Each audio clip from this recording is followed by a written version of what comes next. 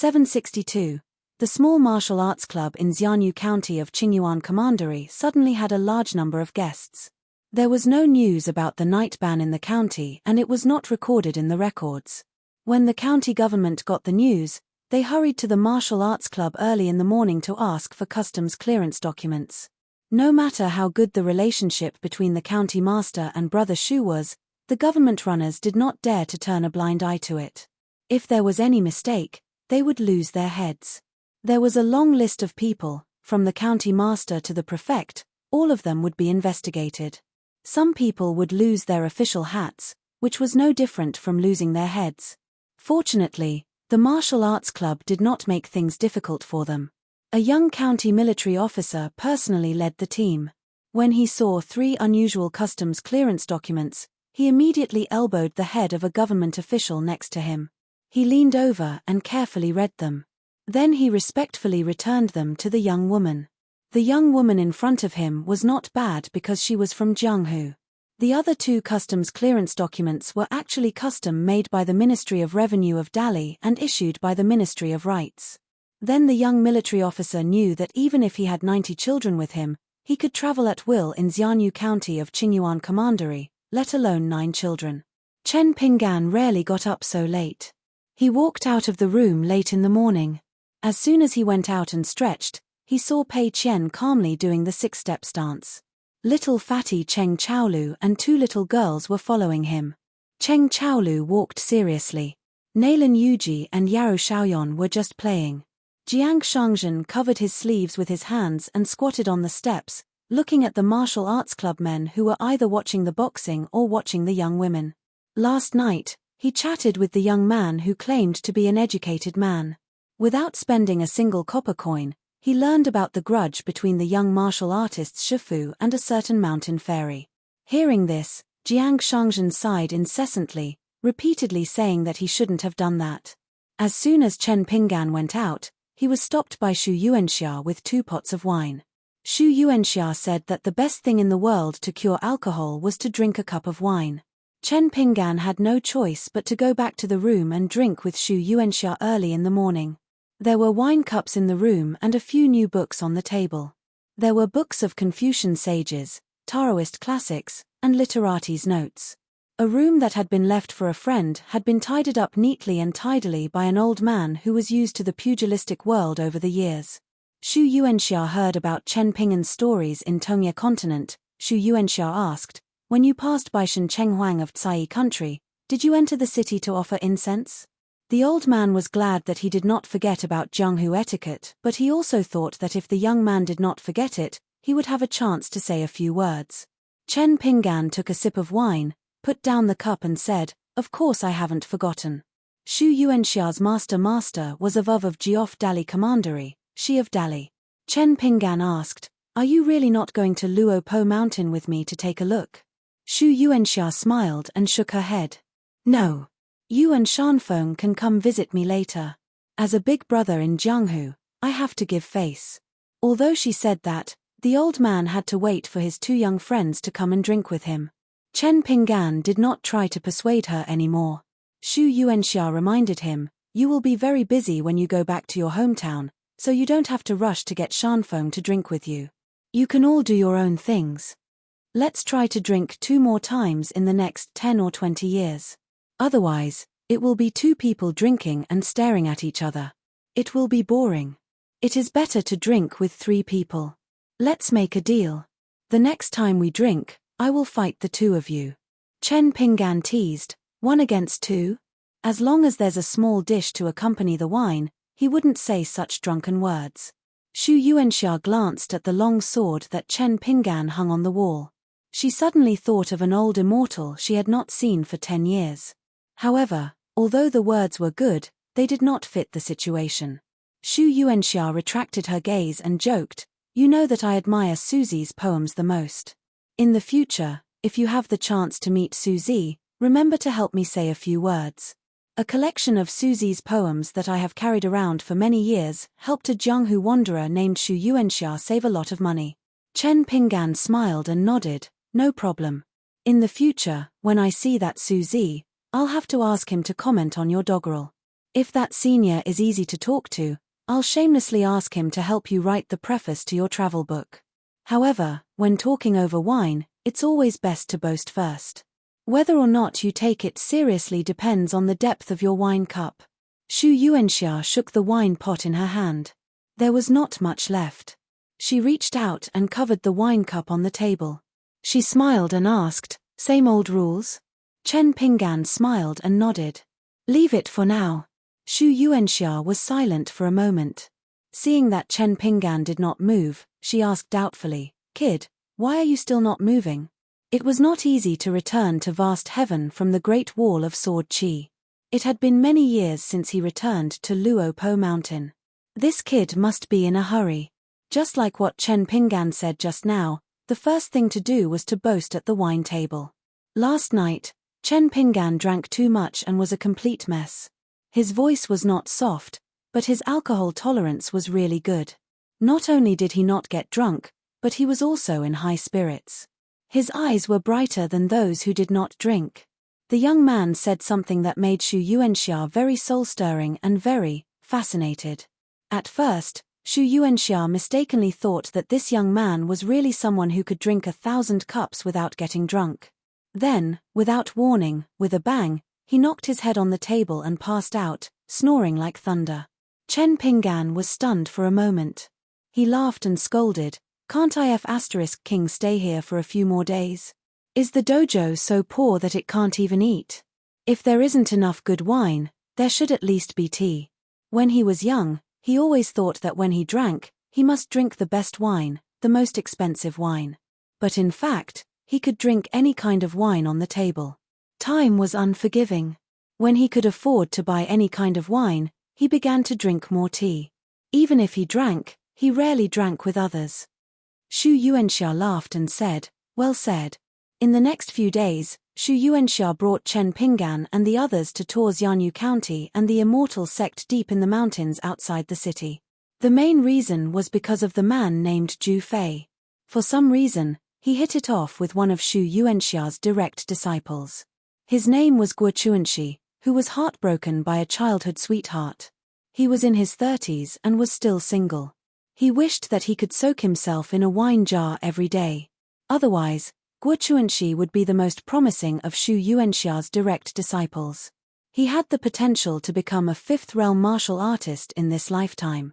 In the Jianghu of a small country, he could be considered as a martial arts master who could establish a sect.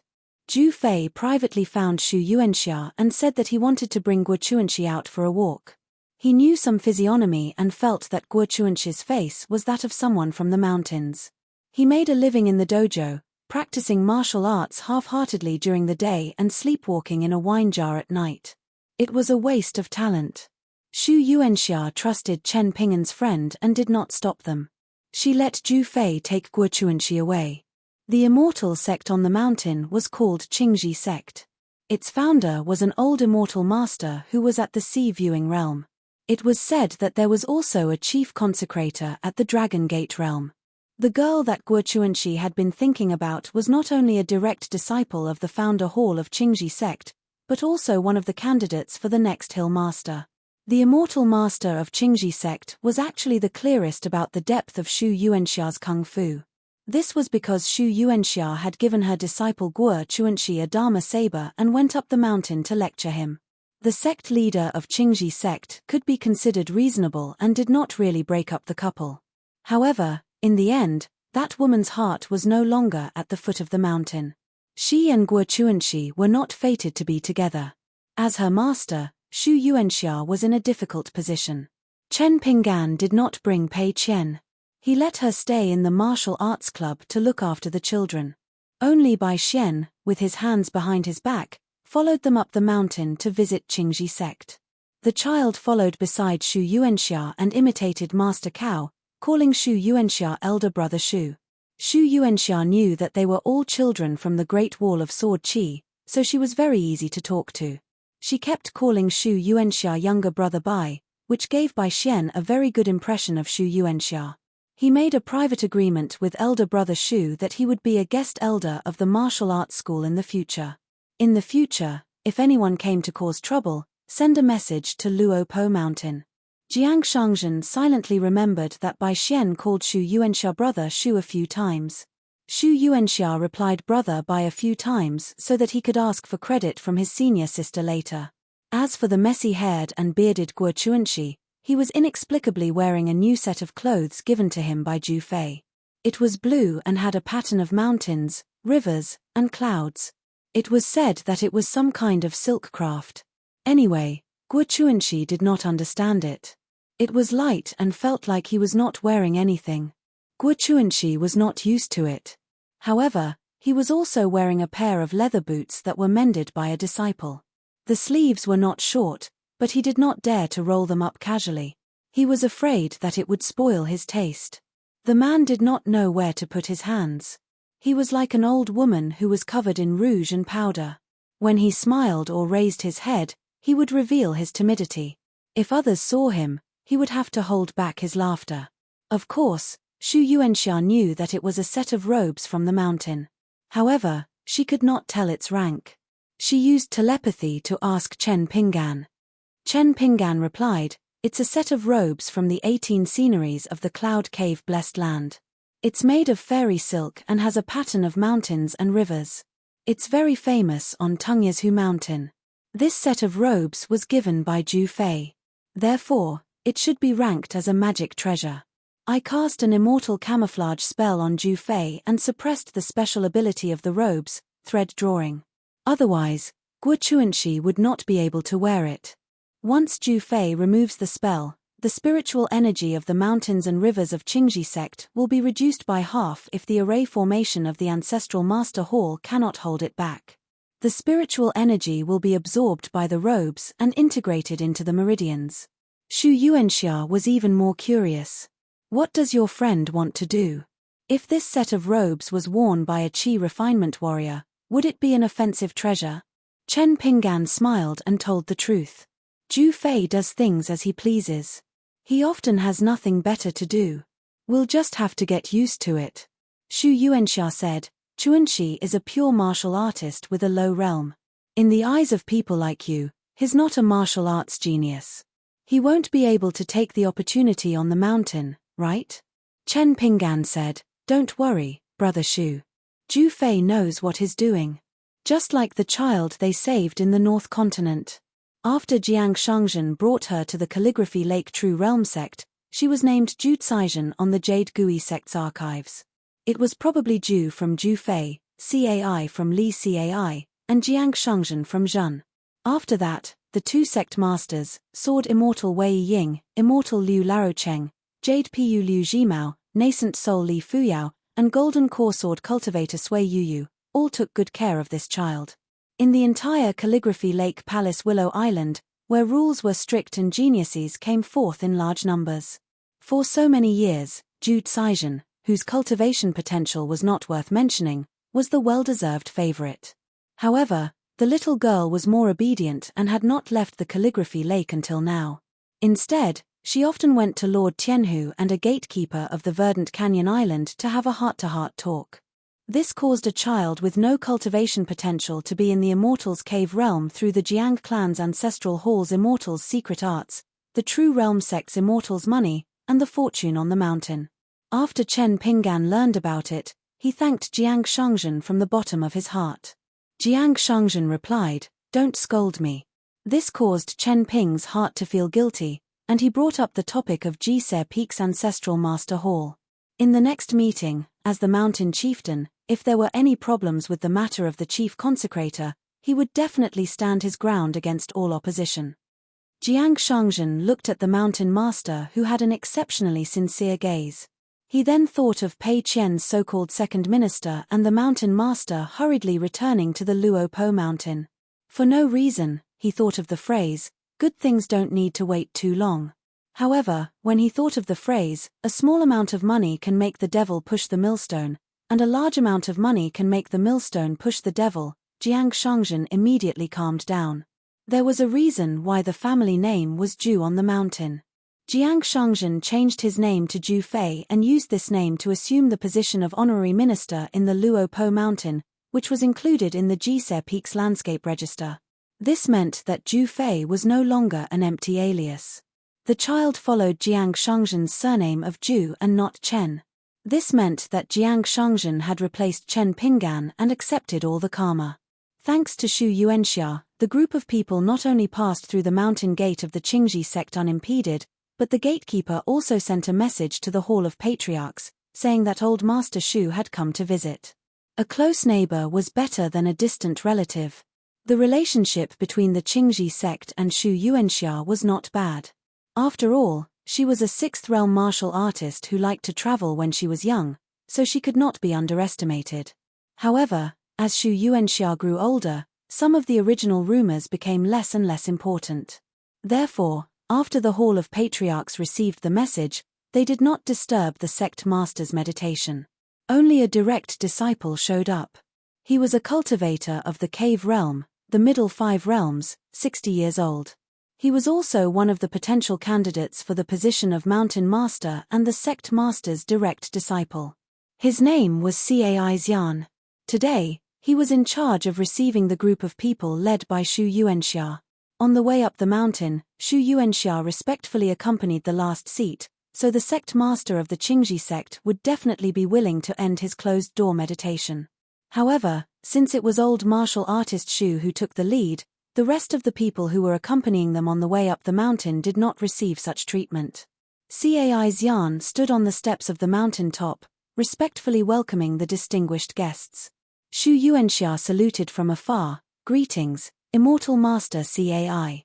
With a smile on his face, Cai Xian saluted back, "Headmaster Xu." In fact, Cai Xian had been sizing up the group of people beside Xu Yuanxia. As for Guo Chuanxi, who had changed into a bright outfit, he only glanced at him. There was no need to pay more attention to him. Beside Guo Chuanxi, there was a handsome man with long and narrow eyes.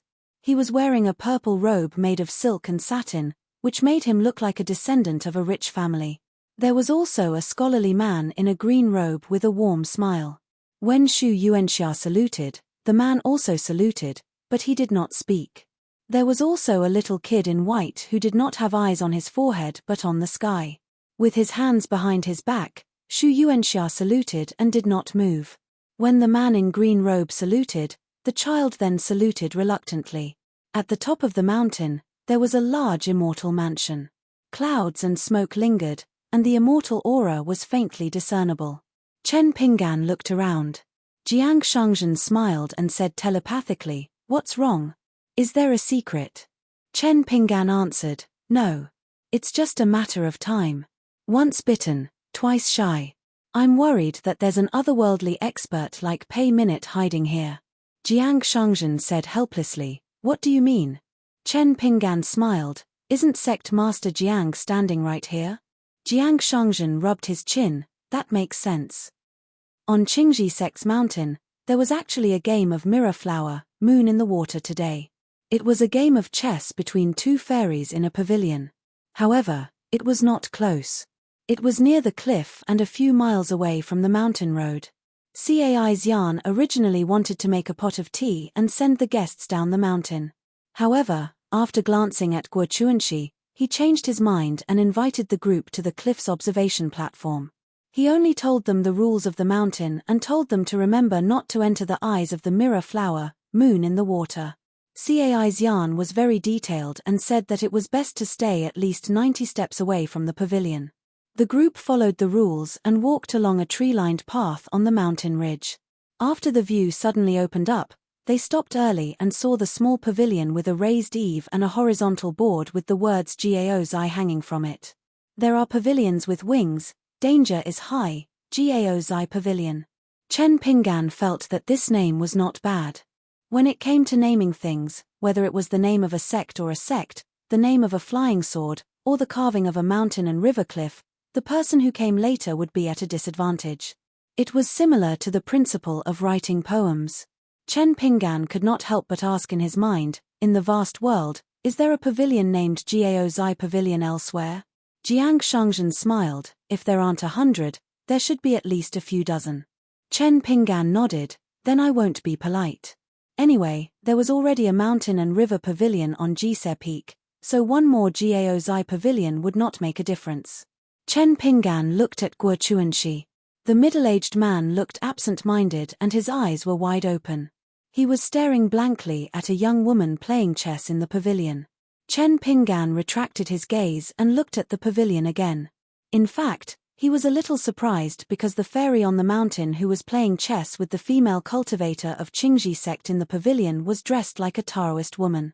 She did not wear a Taoist crown on her head.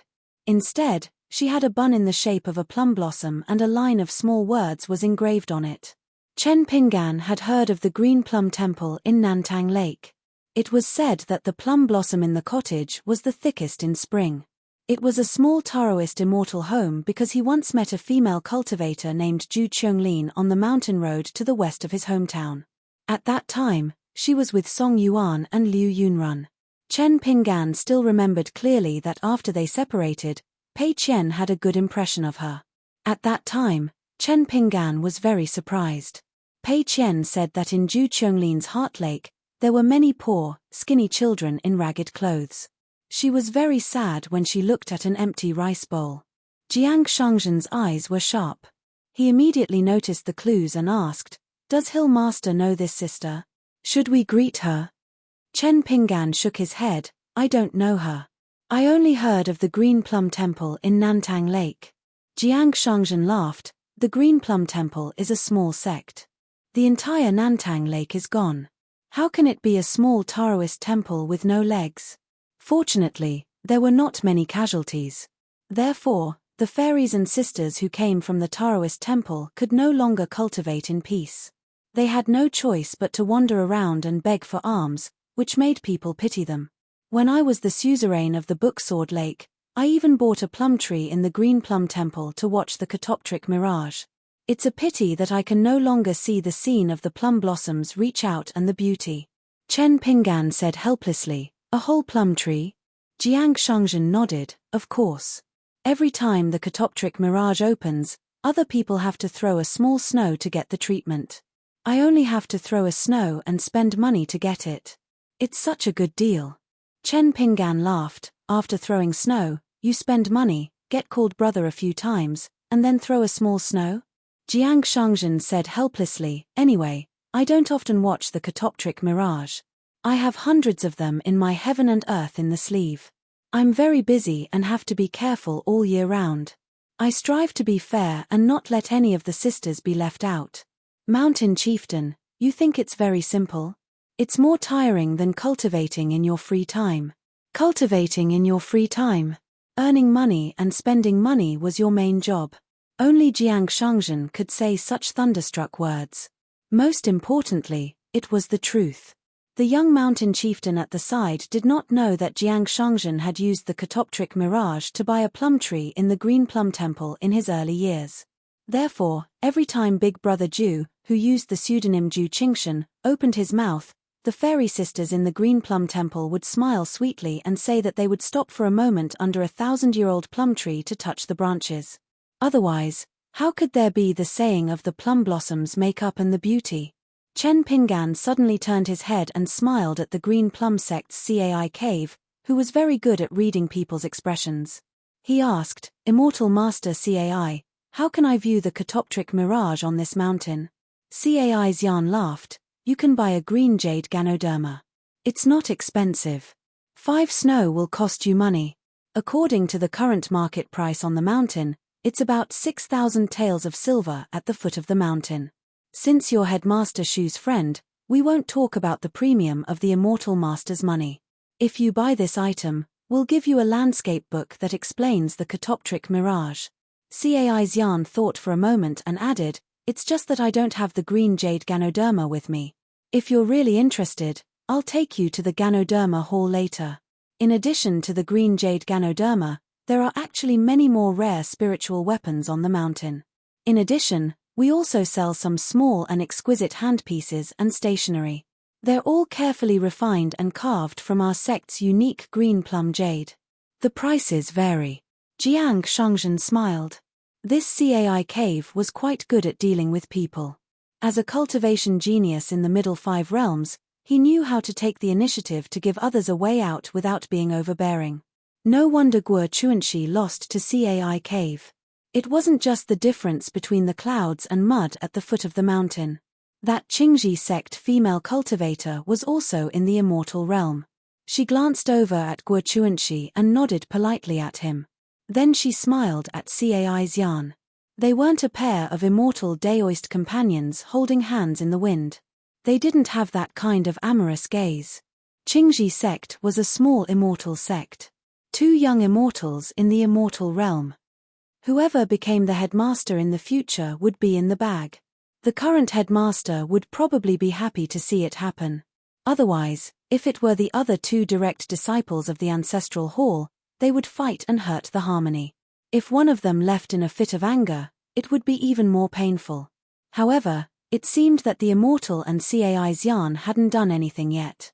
In fact, there would still be accidents. For example, if Cai Xian broke through the realm too quickly and became the first cultivator in the Dragon Gate realm in the history of Qingji sect, she, as the headmaster, would have to look down on him from the top of the mountain again. It was exactly the same as how she looked down on Guo Chuanxi when she entered the mountain. It was a pity that the old immortal in the sea viewing realm was arrogant and didn't show up. Otherwise, he would be able to see the unusual robe on Guo Chuanxi and things would become very interesting after that. For example, when the female cultivator went down the mountain to visit her family and passed by the martial arts school in Xianyu County, her down-and-out childhood sweetheart, the sloppy man, actually became spirited again and went out for a long journey. He disappeared without a trace.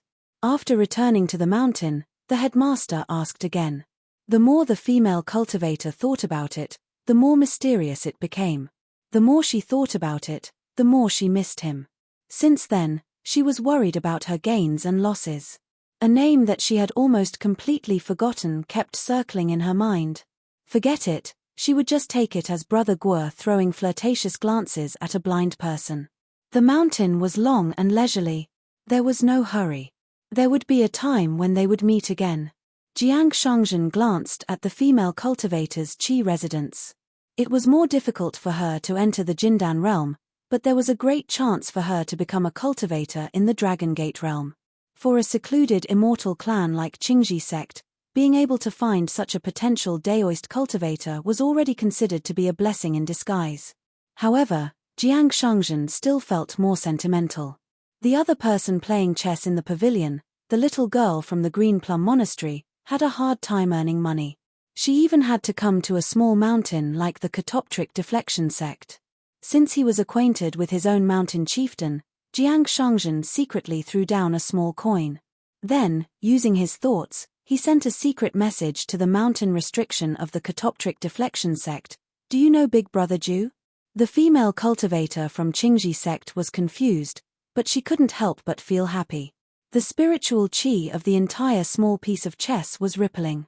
The small pavilion was close by, but the spiritual qi was suddenly abundant, making people intoxicated as if they were drunk. The young female cultivator from the Green Plum Temple was even more excited. She put down the chess piece in her hand and suddenly stood up. Facing outside the cliff, she bowed and then asked, Ju Qingshan? Immortal Master Ju? Jiang Shangzhen was just about to reply, don't call him Immortal Master Ju. Call him Big Brother Ju. However, he was elbowed by Chen Pinggan. He had no choice but to throw another small piece of chess and change it to, Big Brother Ju has something to do today. Let's talk next time. Chen Pinggan frowned slightly and asked doubtfully, if the Green Plum Temple on the mountain is slightly relaxed, wouldn't it also be a kind of mountain and water bulletin? Jiang Shangzhen smiled and said, this is a precedent set by the Dali Imperial Court. In fact, in the beginning, the Green Plum Temple and the Green Plum Temple were banned. However, the Aquarius continent ignored the rules of the Confucian Temple and restarted the Green Plum Temple. However, the Aquarius continent didn't care about the rules of the Confucian Temple and restarted the Green Plum Temple. However, the Aquarius continent didn't talk about the war. Otherwise, it would be recorded by the Ministry of Rights of each country. If the Dali cultivators came to find them, no one would be able to bear the consequences.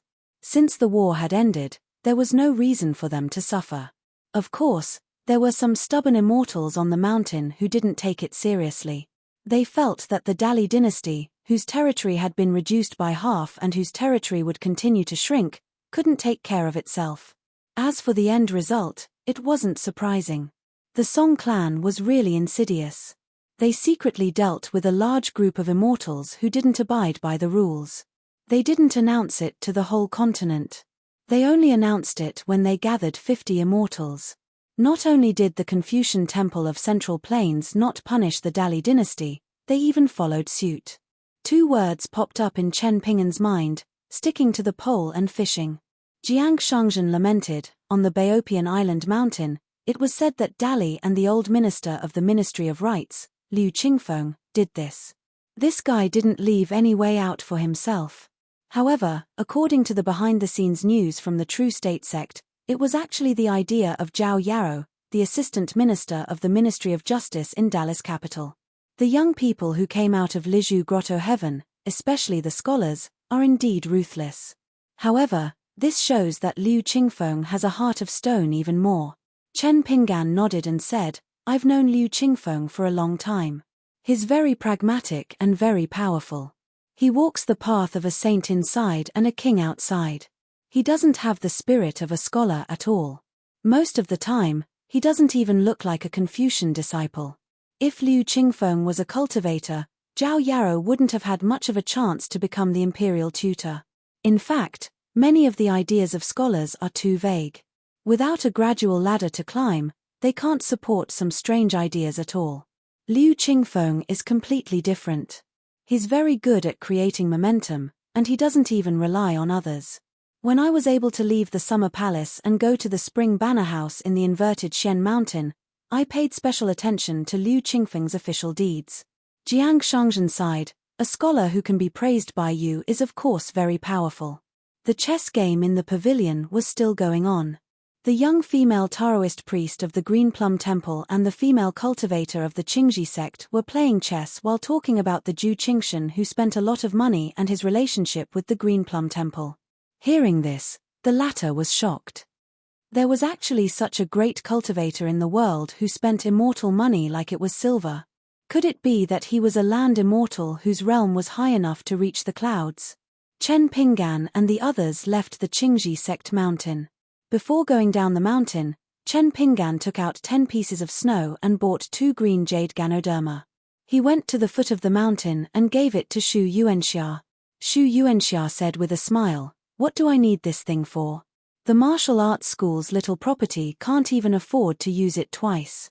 Chen Ping'an explained, if it's really urgent and it takes too long to send a letter, you can go to the Qingji sect mountain and use the green jade ganoderma. I'll come as soon as possible.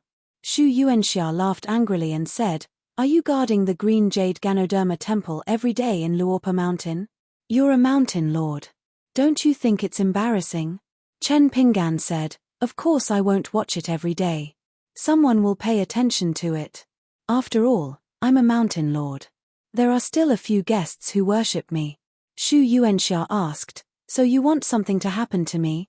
Chen Ping'an thought about it and agreed. It was indeed inauspicious.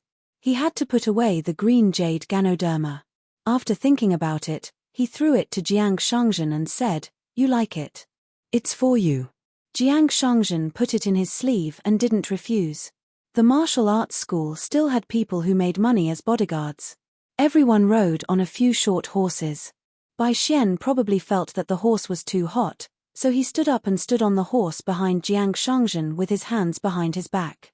Without waiting for Master Cao to speak, Bai Xian said that he would sit down obediently if he met someone on the road. Bai Xian suddenly patted Jiang Shangzhen's head and said, "Old brother Ju, why are you galloping so fast? You're even slower than me walking on 2 legs." Jiang Shangzhen laughed and said, "Why don't you lie on the ground and walk on 5 legs? How many years had it been since he rode a horse in Jianghu?" Jiang Shangzhen thought about it carefully. It was about a few hundred years. It was all thanks to the mountain lord. Bai Xian was angry. He bent down and wrapped his arms around Jiang Shangzhen's neck. "How dare you? How dare you talk to me like that?" Chen Ping'an and Xu Yuanxia rode at the front. When Chen Ping'an turned his head, Bai Xian immediately let go of his hand and rubbed Jiang Shangzhen's head. Then he patted Jiang Shangzhen's cheeks and said, "Ride slower. Your face is covered in dust. Old brother Ju is not handsome anymore." Jiang Shangzhen laughed and said, "Bai Xian, you can also rely on your face to make a living in the future. If Luo Po Mountain has catoptric deflection, you will be the boss in a few decades or 100 years." Bai Xian sneered and said, "I can't afford to lose face like that." Chen Pinggan heard this and turned his head to look at Bai Xian. Bai Xian immediately knew that something was wrong and said anxiously, "Master Cow, we can't be too greedy. Nailan little money grubber, Yarrow little muddlehead, he nerd, you little dayoist, they're so suitable for this. Me, cross-eyed, and dead fish, I can't do it. Even Cheng Chaolu, the little chef, is better than the three of us." Chen Pinggan turned his head and ignored the little bastard who liked to give people nicknames. Guo Chuanxi, who was riding side by side with Jiang Shangzhen, suddenly said, "Big brother Ju, you and Chen Pinggan are both from the mountain, right? If they weren't from the mountain, they couldn't take out so much immortal money." 2 treasures from the mountain, 10,000 taels of silver, were given to the Qingji sect without blinking an eye. Guo Chuanxi really didn't expect that his master would have such a Jianghu friend.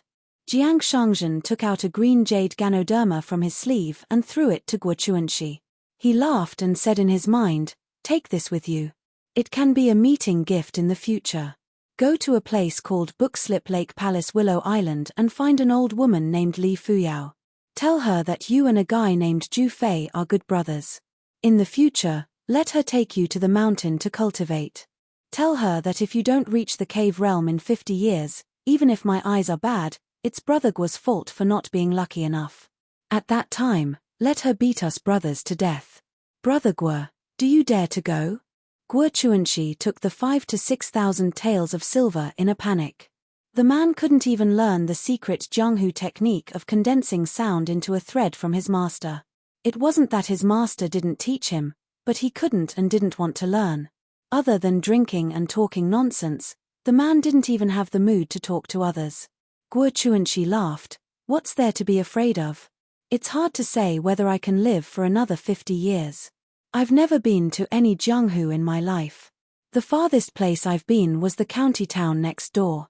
The martial arts club didn't even call me because I drank too much. Indeed, I should learn from my master.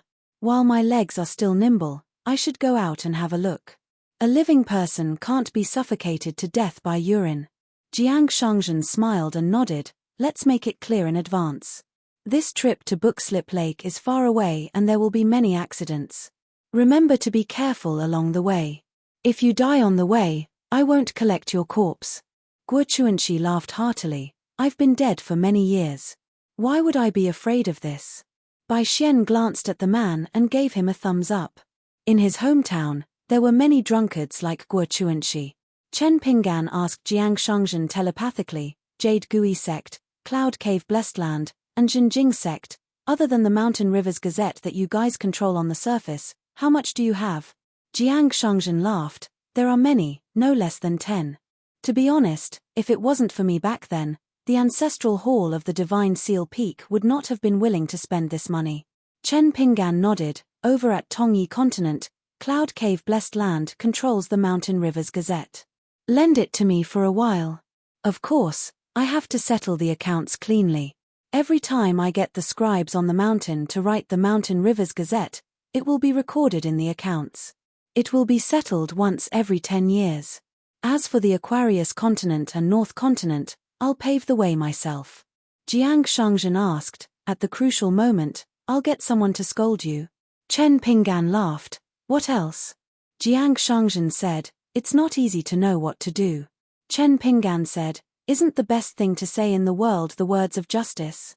Jiang Shangzhen sighed, "The Mountain Rivers Gazette that I fiddled with previously, it just so happened that the word justice was missing." Chen Pinggan laughed and replied, "Don't have the heart to harm others, but don't have the heart to guard against others." After a moment of silence, Jiang Shangzhen laughed, "You bunch of scholars. Some Mountain Rivers Gazettes combined with some Mountain Rivers Gazettes could gather many mountain cultivators that could not be hidden. They could just let it be for a few decades or 100 years. During this period, as long as Luo Po Mountain paid attention and recorded the words of righteous indignation, they could follow the vine to the melon, and casually find out the big and small mountain records. Raising fish. To be able to have such a telepathic connection with the young mountain lord, to be able to speak with him, and to think far ahead without hindrance, Jiang Shangzhen and Kui Dongshan could easily do it. Secretly supporting a few mountain rivers gazettes that were allow me to say a few words of justice, and at the same time paying attention to the future of the Aquarius continent's mountain rivers gazettes. Chen Pinggan actually already had a candidate in mind, the blind old Daoist from Riding Dragon Alley, Jiao Cheng, and the bookkeeper of Luo Po Mountain, Zhong Jiazhen. But Chen Pinggan missed the summer palace of the past. In truth, the hidden officials' sword cultivators were all experts, even if they personally went to the battlefield to write the mountain rivers gazettes, they were all experts. Lin Junbai, Jiyu Jianlong, Cao Gun, Xian Kan, when the matters of the sect and the lower sect are settled, it was time to make a trip to the Central Plains Divine Continent. Returning to the county's martial arts dojo, Chen Pinggan took down the sword from the wall and carried it on his back. Xu Yuanxia, who was sitting at the table, stood up. Chen Pinggan was about to say something that he had long prepared, but he did not expect the old man to wave his hand and walk in front of him. He stretched out his hand to tidy up Chen Pinggan's clothes and scolded softly, "Smelly brat, you think that Xu Yuanxia's entire life is just to drink with you two? After returning to my hometown, for so many years, do you think I have been waiting for you two to come and see me every day? Of course not, opening the dojo, drinking with my friends in the Jianghu, building relationships with the government, teaching my disciples martial arts in the day, revising the Mountain Rivers Gazettes at night, I am very busy. When people come to this world, they have to go through this journey, and when they live to my age, they will live if they can, and when they should leave, they will leave." Chen Pinggan wanted to say something but stopped. Xu Yuanxia took 2 steps back and nodded her head with a smile. Chen Pinggan's appearance was rather decent, and was slightly more handsome than Zhong Shanfeng. The old man finally said, "In the wilderness under the 3 bright moons, many swordsmen died in foreign lands, but didn't they all leave just like that? Think about them, and then look at Xu Yuanxia, you shouldn't dawdle like a girl." Chen Pinggan cupped his fists. "Brother Xu, take care." The white-haired old man straightened his back and cupped his fists.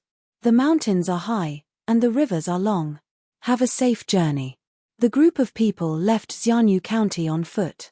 At a secluded place, Jiang Shangzhen shook his sleeves and kept the group of children into his heaven and earth sleeve.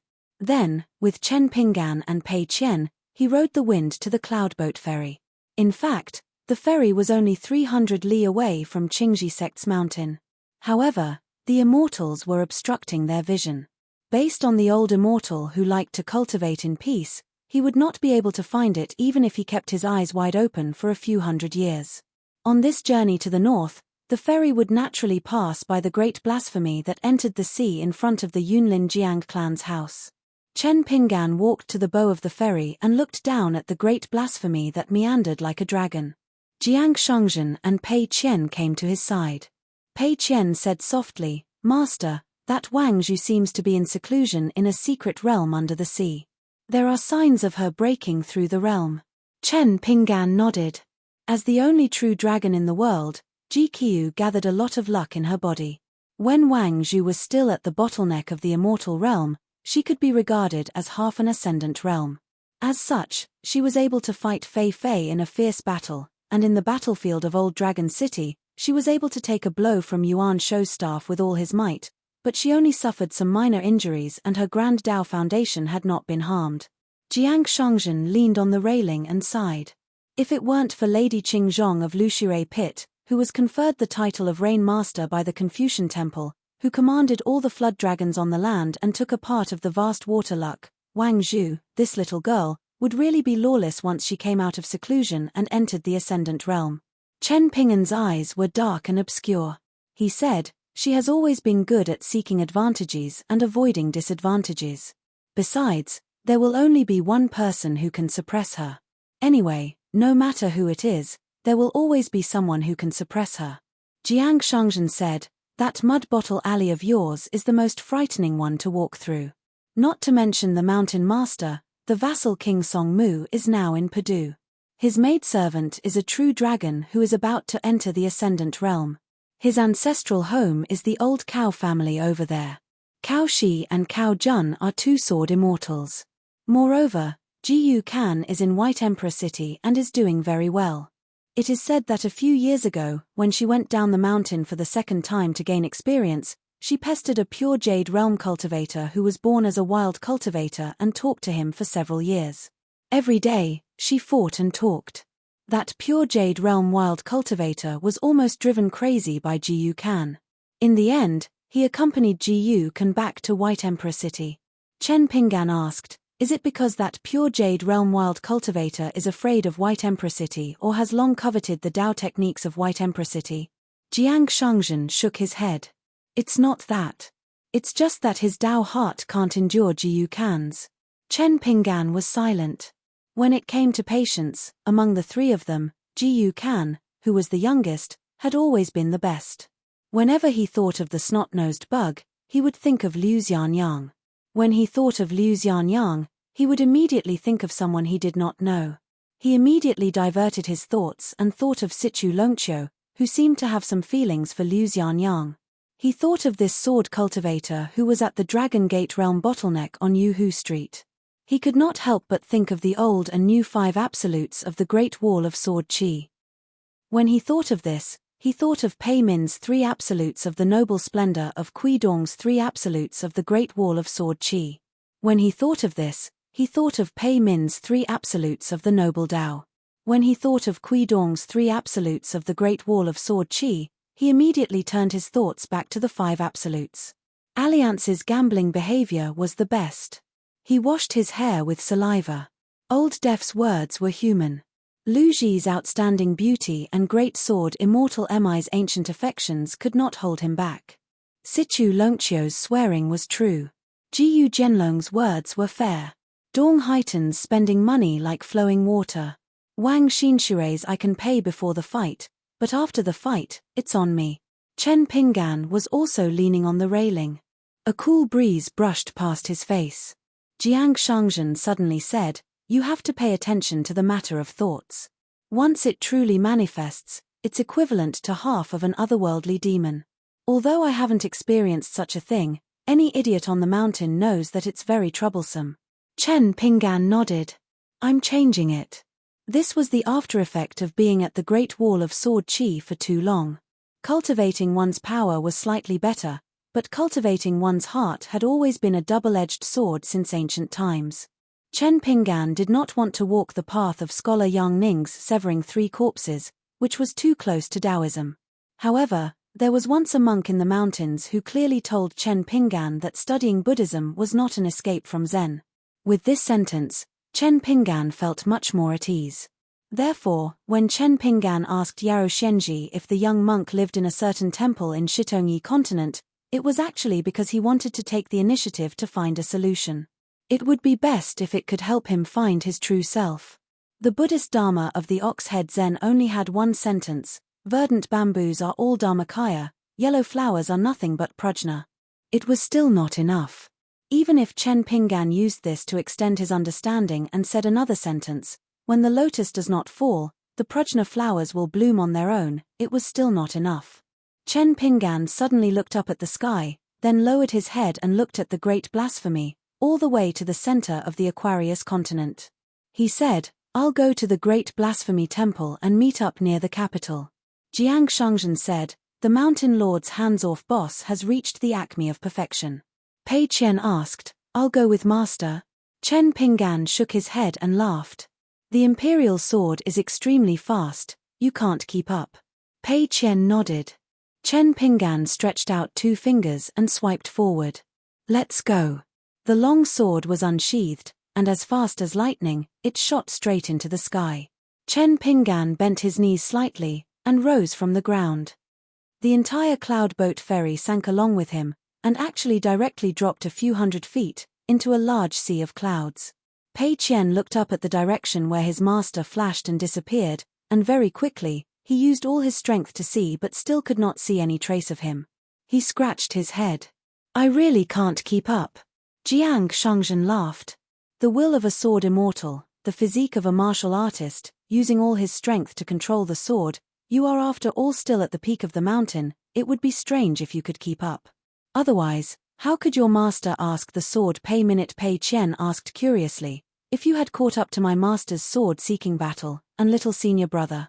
Master was a jade unpolished realm sword cultivator, a martial artist. Zhu Fei was an immortal realm sword cultivator who had fallen from the ascendant realm. Little senior brother was at the bottleneck of the immortal realm. There was no need to say anything more about master. The other two were extremely proficient in fighting and escaping. Spells, divine abilities, dharma treasures, and trump cards were even more plentiful. If Pei Minute was not a sword cultivator, but just an ordinary ascendant realm chi refinement warrior, Pei Qian did not even need to ask such a question. If he fell into the hands of master and the other two, he would either be beaten to death alive or slowly exhausted to death. In the end, Jiang Shangzhen said almost the same words as Kui Dongshan: there are ways to save one's life, and there are ways to fight desperately. Pei Qian leaned on the railing and looked into the distance. Lord Jiang, thank you. Jiang Shangzhen looked into the distance and smiled. Thank me for rushing to Mirage City? Pei Qian shook his head. Thank you for the Cloud Cave blessed land, which allowed me to meet master earlier. Jiang Shangzhen sighed. He could keep up with the young master's thoughts, but he really could not keep up with Pei Qian's thoughts. Pei Qian looked indifferent. Lord Jiang, in the future, if there is someone who is not suitable for you to fight, let me know, and I will go to ask the sword-seeking battle. But you have to promise not to tell my master, and if master knows later, he will not be too angry. Jiang Shangzhen said with a bright smile. Deal. Pei Qian smiled and squinted his eyes. Jiang Shangzhen suddenly became sneaky and asked softly, Senior sister, why did I hear that Liu Yuju has some thoughts about you? Pei Qian looked suspicious, then shook his head. That can't be. Who would be so stupid to spread such rumors? I only met him once at Lei Gong Temple, and did not talk to him. Anyway, he looked like a fool. Pei Qian truly felt that it was impossible. Why would he like her? And she was not good-looking. Pei Qian's only impression of the Baijin continent's Liu family was that they were rich, and when he was traveling alone in Duan dynasty, Pei Qian had personally experienced it. As for Liu Yuju, his only impression of him was that the fool's bamboo robe looked extremely valuable. In the sky, a green-robed man hovered on his sword. Chen Pinggan covered his sleeves with his hands as he looked down at the world. It was a pity that the current Aquarius continent did not have any Confucian temple sage to oversee the sky curtain. Chen Pinggan took a step forward, his figure falling to the ground, and his sword automatically returned to its sheath. About 10 li away from the Great Disrespect Temple, a green robe landed. There was a lot of traffic on the official road. Chen Pinggan walked beside the Great Disrespect Temple, removed the camouflage, and turned around with a smile. Excuse me. Mr. Shu. A man with a sword behind his back appeared out of thin air, smiled and nodded. I was wondering who was so daring to fall from the sky like this. The Mohist Ranger, Sword Immortal Shu Ruo. Chen Pinggan bowed with his hands folded in front. Shu Ruo returned the gesture. The two of them walked towards the Great Disrespect Temple. Chen Pinggan asked, Lin Shuyi is still the temple attendant. Shu Ruo shook his head. Unfortunately, Lin Shuyi has just left his position in the temple and returned to Cliff Academy, and will soon be appointed as the Deputy Hill Master. Chen Pinggan asked, Does Cliff Academy have a new Hill Master? Shu Ruo nodded. Chen Pinggan had already handed over a bottle of moonlight wine. Shu Ruo naturally took the bottle, took a sip, and praised the wine. It's a great gentleman from Lakeview Academy, Chen Pinggan. You won't hold a grudge against him, right? Chen Pinggan smiled. Why would you say that? There's no such thing. Shu Ruo walked Chen Pinggan all the way to the square outside the Great Disrespect Temple, and half-jokingly said in her mind, Between you and me, let's just drink. It's best if we don't talk about swords. Chen Pinggan smiled and nodded. It's very difficult. Shu Ruo turned and left. In the eyes of ordinary people, he was just a lazy man. Chen Pinggan straightened his clothes and walked towards the temple gate alone. Chen Pinggan suddenly stopped and turned to look at the three people. Most of them were acquaintances. the former neighbor of Clay Bottle Alley, Song Jisin. Now, the vassal of Dali, Song Mu. Ma Kushwan of Apricot Blossom Alley. There was also a young Earth Immortal Realm cultivator whom Shu Ruo didn't know. He was undoubtedly a sword cultivator, but his martial arts fate was a bit unusual. Perhaps it was the half-friend that Ma Kushwan had described as half-friend. Yu Shuwu, a sword cultivator of Martial Mountain. This person seemed to be called the third Li Tuanjing of the Aquarius continent, because the second Li Tuanjing once belonged to Wei Jin of the Wind Snow Temple. However, it was said that Wei Jin was now a great sword immortal. This praise for Wei Jin's excellent talent in sword cultivation seemed to have become a curse, so Shu Ruo had to let bygones be bygones. Ma Kushwan clicked his tongue and said, "The third battle. I've waited for more than 20 years. Chen Pinggan, you're really something." Chen Pinggan turned around and faced the three people. He smiled and said, "One of the young candidates. I can't afford to offend him." Yu Shuwu stopped and raised his hands. "Don't drag me into a battle between immortals." Song Jisin stood shoulder to shoulder with him and nodded. "Same." Ma Kushwan continued walking forward, his eyes blazing. The Wildlands Kui Yu, the Azure Immortal Mountains Chunqing, and the Yangjiang Taigong. One is one of the top 10, and the other two are substitutes. I've already seen them all. Ordinary, very ordinary. They don't live up to their names. Chen Pinggan smiled. "Then I'll fight with you. It seems like all three battles will be the same. Let's make it clear first. Don't do it more than 3 times. Cherish this last chance." Ma Kushwan stopped and crossed his fingers. He pressed down lightly. "Where shall we fight?" Chen Pinggan said, "Let's call it a day. It's up to you whether you want to go to Martial Mountain or Luorpa Mountain." Ma Kushwan smiled. "Why don't we fight here?" Chen Pinggan was silent for a moment. He suddenly smiled and shook his head. "Let's call it a day." Song Jisin walked towards Chen Pinggan. "Do you mind if we fight together?" Chen Pinggan didn't say anything. In the end, the two of them walked towards the entrance of the ancestral temple and stepped over the threshold. The person he truly feared wasn't Ma Kushwan, but Yu Shuwu, who had made up his mind to watch from the sidelines. Ma Kushwan and Yu Shuwu stayed outside. The latter smiled and said, "If we fight, I don't think we can win." Ma Kushwan knew Yu Shuwu's temper. He wasn't insinuating or fanning the flames. This half-friend either didn't speak or spoke the truth. When Ma Kushwan first went to Martial Mountain, he hated this blabbermouth Yu Shuwu the most. However, after staying on the mountain for so long, he didn't hate him anymore. According to seniority, the young Yu Shuwu was Ma Kushwan's martial granduncle.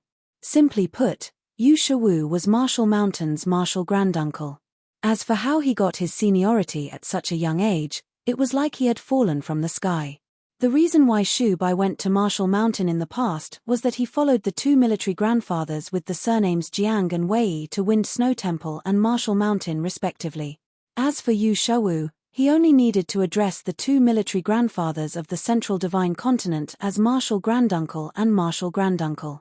After a great battle that engulfed 2 heavens, the wind and rain would always blow away the wind and rain. Countless people met their ends, but at the same time, the truth came to light, and the times arose. There were many who struggled to overcome it and rose to prominence. However, Ma Kushwan hadn't fought with that guy for the 3rd time. It was hard to say whether it would be him or him. However, Ma Kushwan was sure that it wouldn't be Kui Yu, Chun Qing, or Shu Bai. As for Yu Shuwu, he was half a friend. As a Qi refinement warrior, he relied too much on martial arts fate. Moreover, his appetite was too big. He could only wait. Even if the military grandfathers received permission from the Confucian Temple to give Yu Shuwu 2 portions of martial arts fate, he still needed 2 more portions. Now that the great battle had ended, this guy could only continue to stare. This was probably all part of Embroidered Tiger's plan. The Confucian Temple and the 2 military grandmasters of the Central Plains could only accept it. Ma Kushwan and Yu Shuwu walked to the Great Blasphemy Water. Ma Kushwan chewed on a grass root and held the back of his head with his hands. Yu Shuwu sat at the side and sighed. "Chen Pinggan seems to have seen through my roots. He is indeed a martial artist who has reached the peak of martial arts. Ma Kushwan smiled. It's not like I'm at the 11th level. Yu Shiwu persuaded. Ma Kushwan, listen to me. Don't fight this time. Ma Kushwan leaned back and crossed his legs. The corner of his mouth twitched. Do you really think that if I don't go to him, that guy won't come to me? Yu Shiwu was puzzled. You don't like to talk about your hometown. I wasn't curious about it in the past. Do you have an unsolvable feud with Chen Pingan? Ma Kushwan spat out the grass that he chewed and closed his eyes to rest. He did not give an answer. Some things were too old to be forgotten. Someone had to tear them apart. Walking slowly in the ancestral temple, Song Jisin smiled and asked, "When will you return the 3 books to me?" Previously, the two of them had each offered 3 incense sticks. The ancestral temple was crowded with people. It was crowded everywhere. Chen Pingan said, "I didn't take them." Song Jisin laughed angrily. Chen Pingan, can't you be more open? Back then, Mr. Chi left Song Jisin 6 books. 3 of them were Confucian books, primary school, rites and music, and reflection. The 3 miscellaneous books were subtle, a chess manual called Peach and Plum, and an anthology called Mountain and Sea Strategy. Song Jisin left Pearl Grotto Heaven with the servant girl GQ and followed Song Jankyung to Dallas capital. They left the first 3 books in the house in Mud Bottle Alley and only took the 3 miscellaneous books with them. Chen Pingan said, "I really didn't take them. If the books have legs, you can find them yourself. Let me remind you, ask the people around you. Don't be blind under the light." Song Jisin was skeptical. Chen Pingan said, "I don't know the market price of those 3 books in Dali. You didn't know the market price back then, so it doesn't make any difference whether you have them or not. I found a total of 8 editions of primary school, including Dali, the Great Sui Kingdom, and Huangting Kingdom. The most expensive one was 65 copper coins in Red Candle Town, and the cheapest one was 36 copper coins in the capital of the Great Sui Kingdom. I didn't need to take your books. I knew what was written in the books by heart more than 20 years ago. If the price of primary school in Dali is still higher than other places, then I advise you, as a vassal king, be careful when you walk at night." Song Jisin sighed and then smiled. "You seem to talk more than before." This former peer from Clay Bottle Alley was a taciturn person who didn't cry out when he was beaten, who didn't cry out when he was suffering, and who liked to be mute all day long. After Chen Pingan crossed the gate of the temple, he stopped covering his sleeves with his hands and looked indifferent. "It depends on the place." Song Jisin suddenly said on purpose, "Do you want me to help you clear the place? I'm a vassal king after all, so I still have this ability. That temple attendant has already recognized me. Should I go and say hello to him?" Sure enough, the former neighbor with a sword on his back obviously tried to hold back, but he still couldn't hold back and cursed in his mind, "Are you King crazy?" But Chen Pingan soon fell silent. Song Jisin laughed. "You don't seem to be any different from before. I almost couldn't recognize you before, but now it's all right, you're still very familiar." In the square outside the main temple, Chen Pingan stopped and turned to ask, "Why don't I wait for you to finish first?" Song Jisin shook his head. "No, I'm tired of talking with you so much. After the incense offering, we'll go our separate ways." The temple was bustling with people. There were many devotees who came here to offer incense piously. Song Jisin lit 3 incense sticks first. He just faced the main hall, bowed 3 times, and put the incense stick in his left hand into a big incense burner. As for the kowtow ceremony in the main hall, whether it was Song Jisin's identity as a vassal king of Dali or as a former student, it wasn't appropriate and didn't need it. Chen Pingan, who held the incense stick in his right hand, after lighting the incense, bowed 3 times in 3 directions.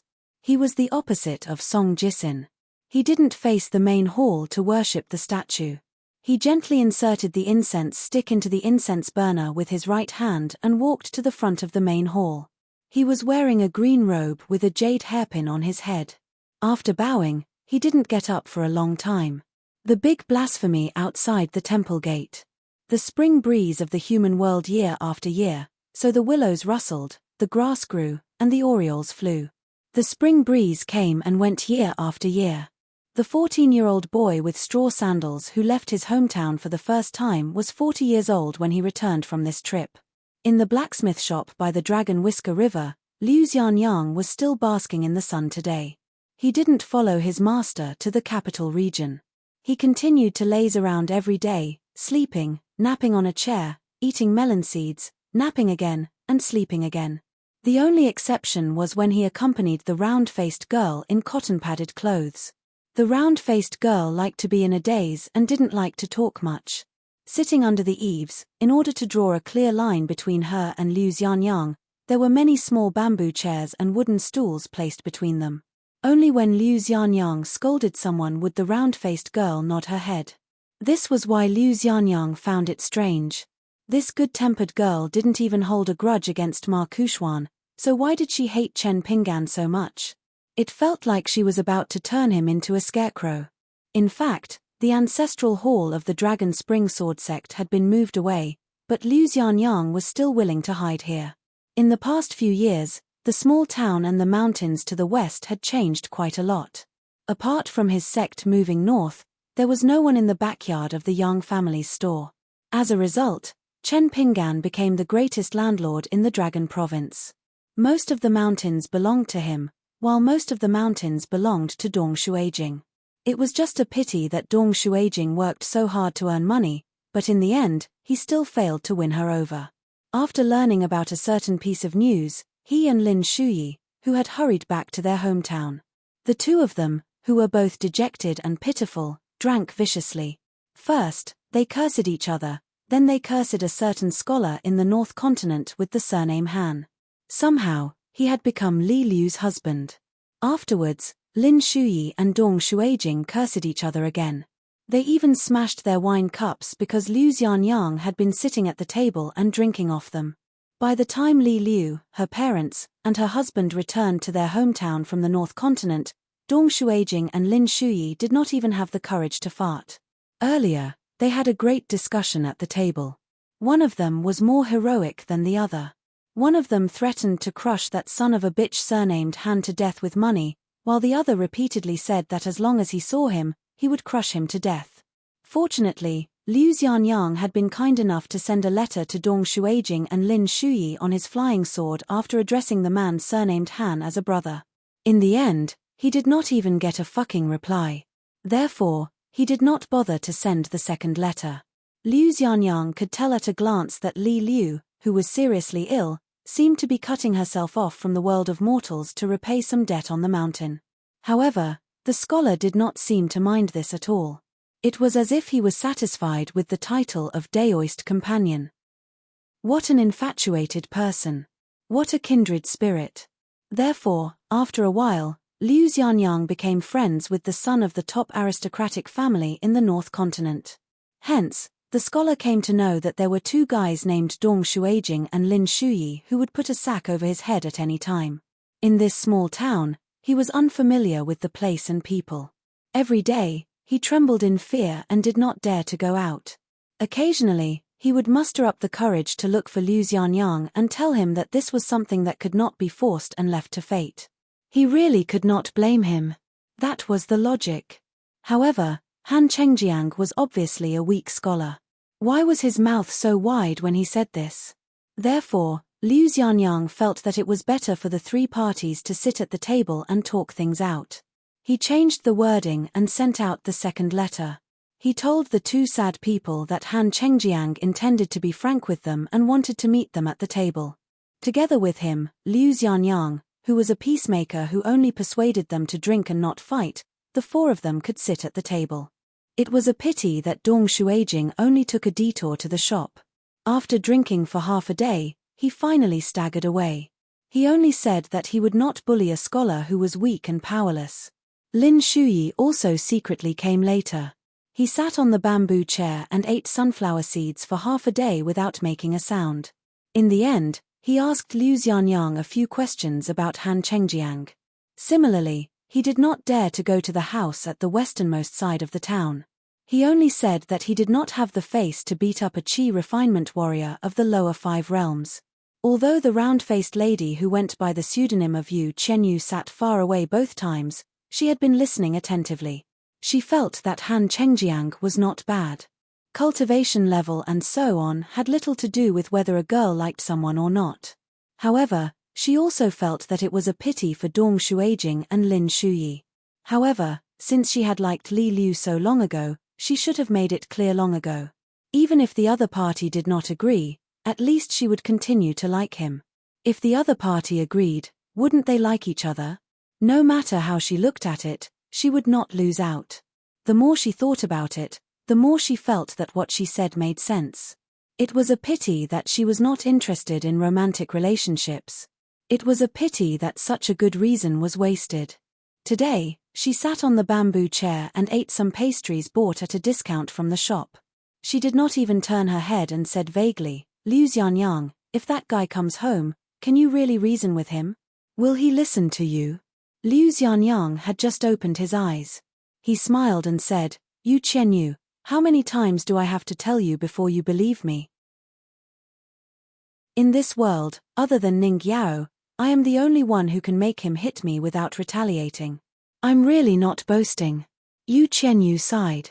"Fine, the words of scholars like you really can't be trusted." If he said that he did not retaliate, Yu Qianyu could barely believe this Liu Xianyang.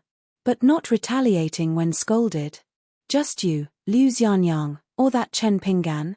Liu Xianyang asked, "Since you are so afraid of him, why are you still here?" Yu Qianyu naturally had her own reasons. She said slowly, "Don't the books say that the most dangerous place in the world is the safest place?" Liu Xianyang said helplessly, "You really believe it?"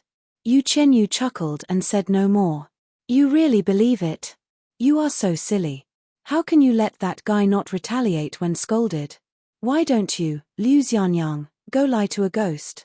Liu Xianyang leaned back in his chair and looked up at the sky. At the beginning of the Ancestral Sword Manual, Liu Xianyang did not take it seriously. Later, he found that it was true. Within 100 years, as long as the cultivator was diligent enough, he could really travel to the ancient battlefield in his dreams.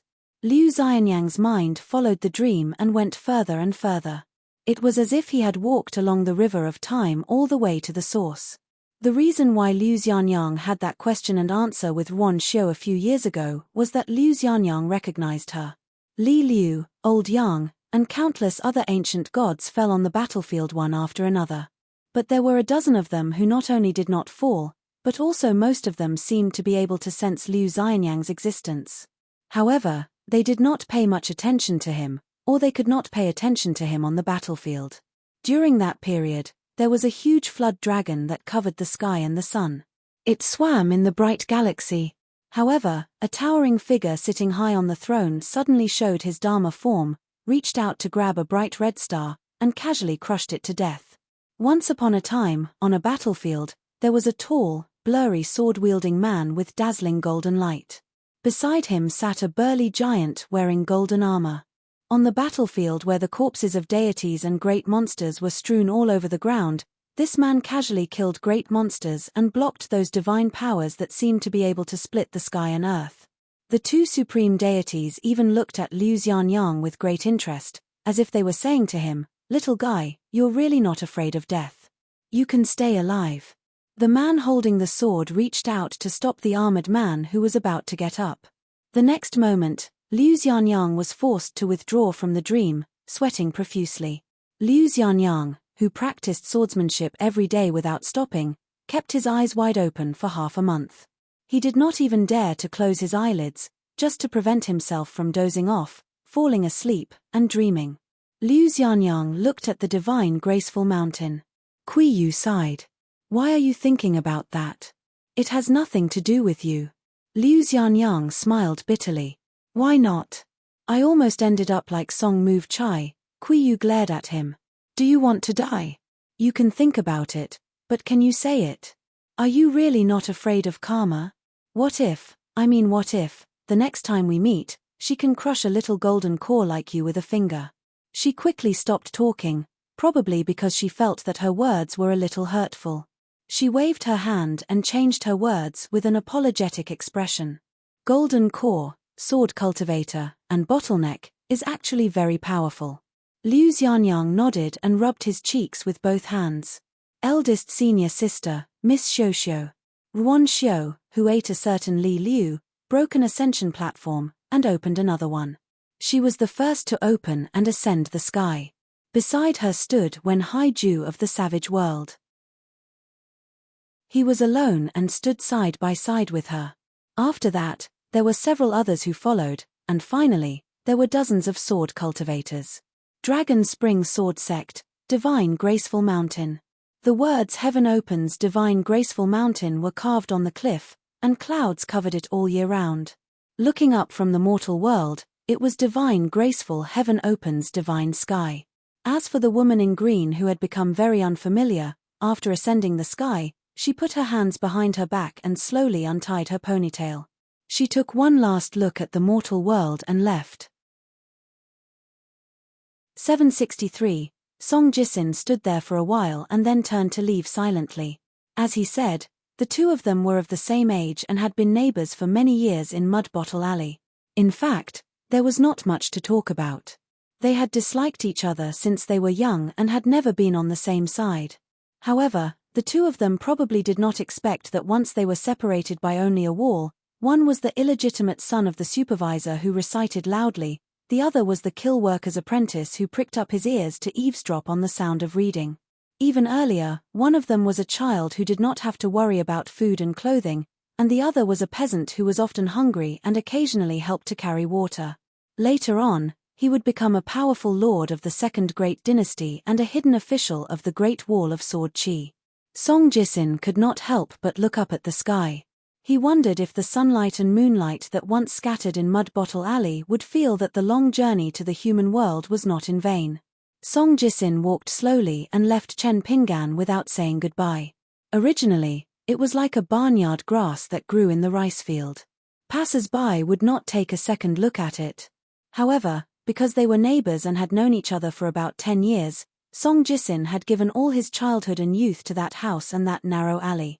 Song Jisin was really tired of looking at it. Until today, when things had come to this, he gradually felt that the grass was like the wormwood from a young age. What did it have to do with him? Unexpectedly, Chen Pingan stood up and called out to Song Jisin. Song Jisin turned around and asked, "What's the matter?" Chen Pingan walked to his side and said, "Is there a house for pilgrims in the Great Blasphemy Temple?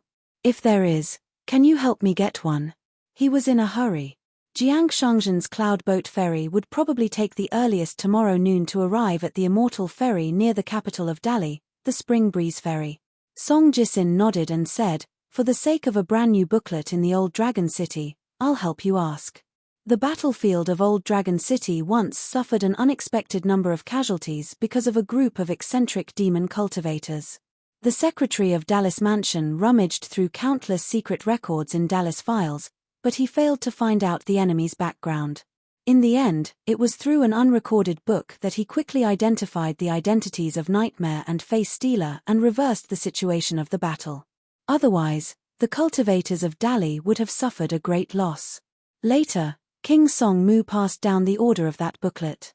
Thousands of copies were printed on the same day in Old Dragon City and were widely circulated. Almost every cultivator who participated in the battle in Old Dragon City had a copy. Later on, with the help of this booklet that recorded more than 100 types of unorthodox cultivators of the demon race, many cunning demon race hidden in the mountains and markets of various continents were found. This nameless booklet was known as the Mountain Search Record by later cultivators. Of course, it could not be compared to the earlier Mountain Search Map, but it could help the latter find and fill in the gaps. Chen Pingan just pretended that he did not know what booklet it was. Song Jisin looked at this expressionless neighbor of the past. Probably because this appearance was too similar to his childhood, he could not help but get angry and habitually said a few more words. He laughed and said, "It seems that every time I talk to you, you are always so expressionless, with dead fish eyes and a taciturn gourd. I can't beat you with a few sticks." Song Jisin seemed to have sensed the limit of the other party's patience, so he changed the topic and smiled more sincerely, "But you're lucky. According to the old people in the nearby alleys, your temper is like your father's, and your appearance is like your mother's. Also, about the matter of Mountain God Song of Luorpa Mountain, before the Mountain God's ancestral temple was moved, Wei Shanjun did not make things difficult for him. In the end, he gave Chiduan Mountain a place with good feng shui and let mountain god Song rebuild the ancestral temple. I owe you another favor. As for whether Chen Pinggan recognizes it or not, and whether he wants to ask for it in the future, it is all your business. Anyway, Song Mu is very grateful. Chen Pinggan said, if you had known how to be a good person earlier, you would not have been beaten up. Song Jisin subconsciously reached out and rubbed his neck. Don't say it so lightly. You almost strangled me to death. That matter, I did not do it properly. Now I apologize to you. I know you are the most vengeful person. Let's make a deal. We are even now. Song Jisin once made up a random feng shui saying and tricked Chen Pinggan into becoming an apprentice in the dragon kill to earn a living. He made Chen Pinggan break an oath. After Chen Pinggan knew the truth, he almost strangled Song Jisin to death in Mud Bottle Alley. Song Jisin, a dark and skinny teenager with a body like a bamboo pole, was astonishingly strong. Song Jisin, who lived like a prince and lived like a prince, had a close brush with death. After that, he was actually angry for many years. But looking back, even if Chen Pinggan was determined to kill him back then, he certainly would not have died, because the Dali spies in charge of watching Mud Bottle Alley were actually secretly watching that scene. Before the rise of Dali, before the imperial uncle Song Jianqiang took him to the covered bridge to offer incense, and before the imperial uncle changed his name from Song Mu to Song Mu in the archives of the imperial clan court in the early years, there was no way that Song Jisin would die. Chen Pinggan nodded and said, I don't have a death feud with you. It is best that we are even. Song Jisin hesitated for a moment and asked, then what about you and Dali? Chen Pinggan said, God is watching over me. Every step I take is right. Song Jisin dismissed it with a smile. He took Chen Pinggan to find the temple attendant and told him that his friend on the mountain wanted to stay for the night. Of course, the temple attendant did not dare to say no to a vassal king. No matter how tight the pilgrim rooms in the ancestral temple were, he could still find a way to free up a few rooms. The present temple attendant was a chi cultivator who studied at the Cliff Academy in Dali in the early years. He was 100 years old, but he was still hale and hearty. He was a Dragon Gate cultivator and could be considered the first batch of scholars to study at the Cliff Academy. The old man was not from Dali, so he took the initiative to study Dali, which was very unique. During that time, Dali in the north was still recognized as a barbarian land. The local scholars of the Dali dynasty were famous for their modesty at that time. They were proud of being able to sing with the scholars of the Lu dynasty and the Great Sui kingdom. They sent many letters, but few replied. Even if they had the embroidered tiger Kui Dong and the head of the academy Qi Jingchun, they still did not want to deal with the two in terms of writing. At that time, there were many widely praised sayings in the literary circle. For example, the sunset scene of the mountains and rivers of the Lu dynasty was the best in the north of the continent. The half-moon of the Great Sui kingdom was better than the full moon of Dali. Fortunately, the hooves of the Dali cavalry were loud. These sayings were written in a literary style. The wind at the border was strong, and the sound of the horses' hooves was blown away by the wind. After getting a definite answer from the ancestral temple, Song Jisin turned to look at Chen Pinggan and asked with a smile, then I won't bother you anymore. If you really have something to say it now. If you want to go to the mansion in Padu later, you have to follow the rules of the mountain. So, do you have anything else to talk about? Chen Pinggan first bowed to the priest in the temple to express his gratitude. He smiled at Song Jisin and said, since you talked a lot about the Mud Bottle Alley, I have nothing to talk about with you. Song Jisin also didn't mind the presence of an outsider and whether or not he would lose face. He joked with Chen Pinggan, a few night banquets have greatly depleted the vitality of my personal purse. So I won't go to your celebration in the future. Chen Pinggan smiled and said, it doesn't matter if you don't go. I can't miss the ceremony in Padu. Song Jisin shook his head, you're still a moneygrubber. Chen Pinggan said, you're someone who's always had something in your pocket. You can't say that to me. The priest in the temple was shocked. He really did not know who this unfamiliar green-robed swordsman was. He was lucky enough to be so familiar with the vassal king Song Mu. It seemed that he was not an ordinary person. Could it be a fellow villager from Liju Grotto Heaven? For example, the previous priest in the temple, Lin Shuyi, had some personal friendship with the vassal king. When they chatted, it was not too official. But the priest in the temple did not talk about taboos, and was not as casual as the man in front of him. The number of times that Song Mu came to the temple to burn incense could be counted with one's fingers. It was not even once in 3 years. Every time, he liked to visit incognito, and did not like to put on a show. The vassal king of the entire Aquarius continent, who was above tens of thousands of people, actually personally asked for a house for someone, which was even more unprecedented.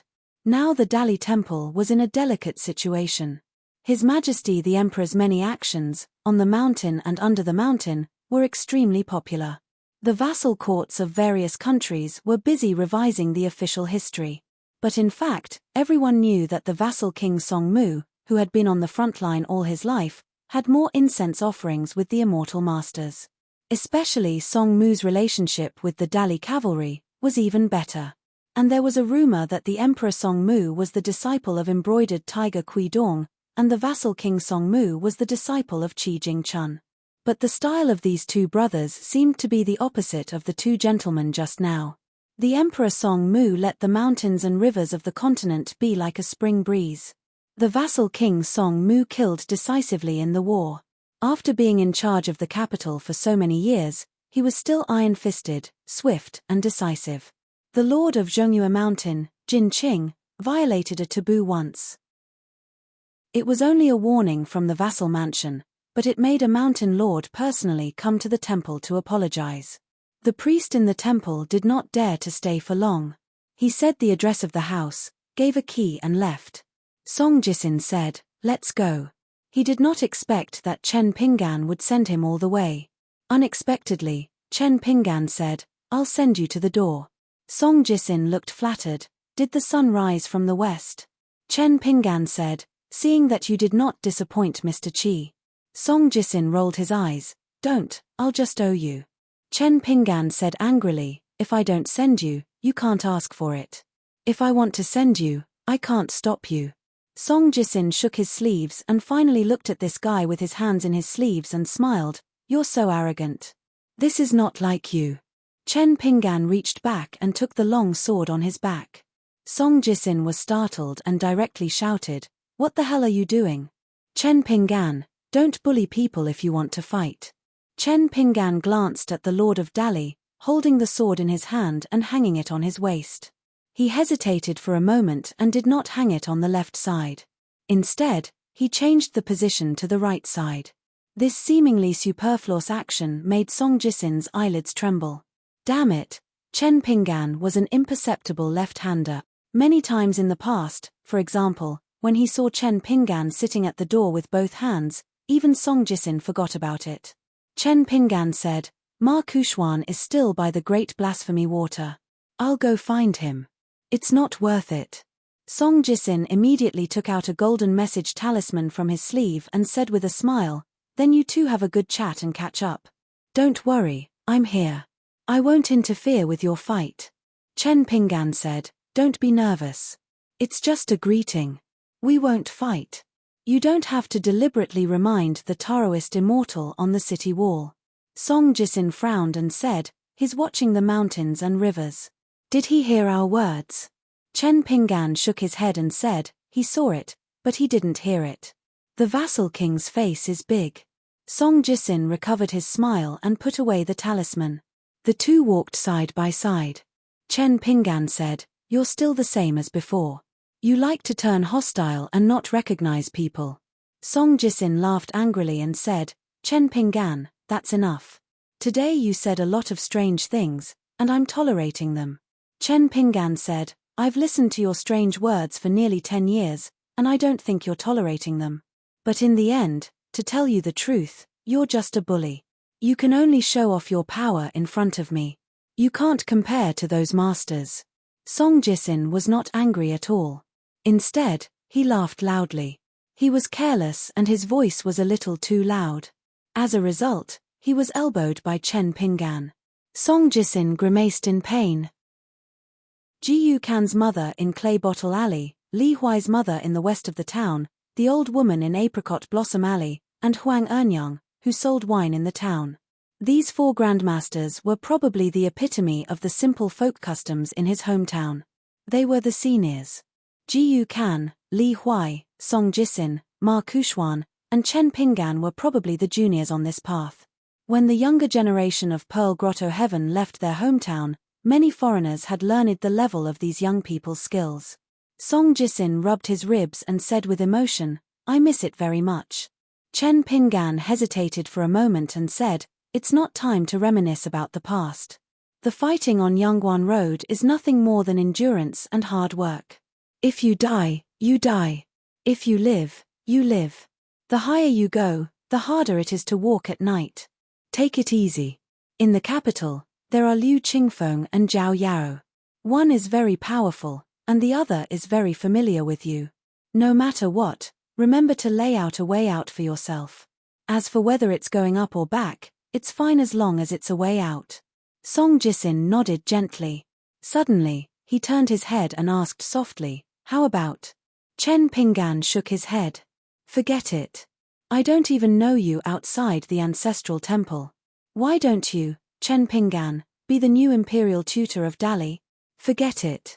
I, Chen Pinggan, don't know any king, Song Mu. Today, I'm just in the ancestral temple with one of Mr. Chi's disciples, an unlikable neighbor, Song Jisin. After all, they have been neighbors for many years. They asked questions in riddles, but both sides were well aware of it." Song Jisin, however, was in high spirits. He reached out and grabbed Chen Pinggan's arm. He lowered his voice and said, "Don't worry, I can wait." Chen Pinggan's arm shook slightly and bounced Song Jisin's arm away. "You'll change your bad habit of being greedy." When they arrived at the gate of the ancestral temple and were only 1 step away from crossing the threshold, Song Jisin suddenly said, "Remember to distinguish between public and private affairs. Don't give others any chance." Chen Pinggan's right thumb had quietly touched the hilt of his sword. "Don't forget that your right hand is burning incense and your left foot is stepping forward." Song Jisin smiled and stepped over the threshold with his left foot. He walked out of the ancestral temple, went down the steps, and turned to look at the couplet. Chen Pinggan did the same. He stood side by side with Song Jisin again. Song Jisin asked, "Do you have any ideas about the blank plaque? If you have it, I can do it quietly and flawlessly." Chen Pinggan was silent. Song Jisin said softly, "In fact, the people at the top of the mountains in each continent know who is worshipping the deity, and they also know that the statue in the main hall is just a decoration now. I believe that soon, someone will propose to Dali and replace it with a more worthy GQ. After all, she is the only true dragon in the world. You know GQ's temper very well. She definitely won't refuse. She even thinks that it's right and proper. The key is that GQ also doesn't want others to taint the ancestral temple. Of course, she also has the selfish intention of sulking with Mr. Chi. I can't reason with her. When that time comes, His Majesty will probably reject it once or twice and then agree. Speaking of which, it's actually right for you to break the contract with GQ early and not earn that water luck. The benefits are great, but the consequences are not small." Chen Pinggan nodded and said, "In the future, as long as it's a method against us, whether it's in front of the stage or behind the scenes, Chen Pinggan and Luopa Mountain will accept it. Of course, you shouldn't be idle either." Song Jisin smiled and said, "I can't imagine that there will be a day when the two of us will work together." Chen Pinggan nodded and said, "It's quite troublesome." Song Jisin was speechless. Song Jisin was silent for a moment. He thought of something and his expression became serious. You have to be careful of a group of Qi refinement warriors from other continents. If you encounter them, it's best to take a detour. Apart from the 2 old men who are leading the group, the rest of them are young and have extremely special identities. They are even more secretive in their actions. They don't seem to like riding the wind and prefer to travel on foot. Some of the sword cultivators from the North Continent who stayed in the Aquarius continent have suffered a lot previously. Now, no one knows where they are. They have disappeared into thin air. One of them is a sword immortal of the pure Jade realm. Besides, apart from a few people in Dali, There are less than 5 people on the mountain and at the foot of the mountain, including me. The rest have no right to know about this. The reason why I know about this is because the other party has greeted our Song clan. It's considered being polite to a host, so that we won't have to look for more than 10 sword cultivators from the North Continent. However, the possibility of you meeting them is not high. Chen Pingan thought for a moment and nodded. If I'm not wrong, the Confucian Temple of Middle-earth should be leading the Qi refinement warriors from the school of Yin-yang and the school of Shu. They should be revising the scale of time, as well as determining the length, weight, volume, and so on. This is the most important thing in the world after the war. Someone needs to travel all over the 9 continents before they can start revising the measurements that the Sage of Rites had set. Whoever dares to go against them at this time is courting death. The Confucian Temple is already very reasonable if they end up in jail for a few years.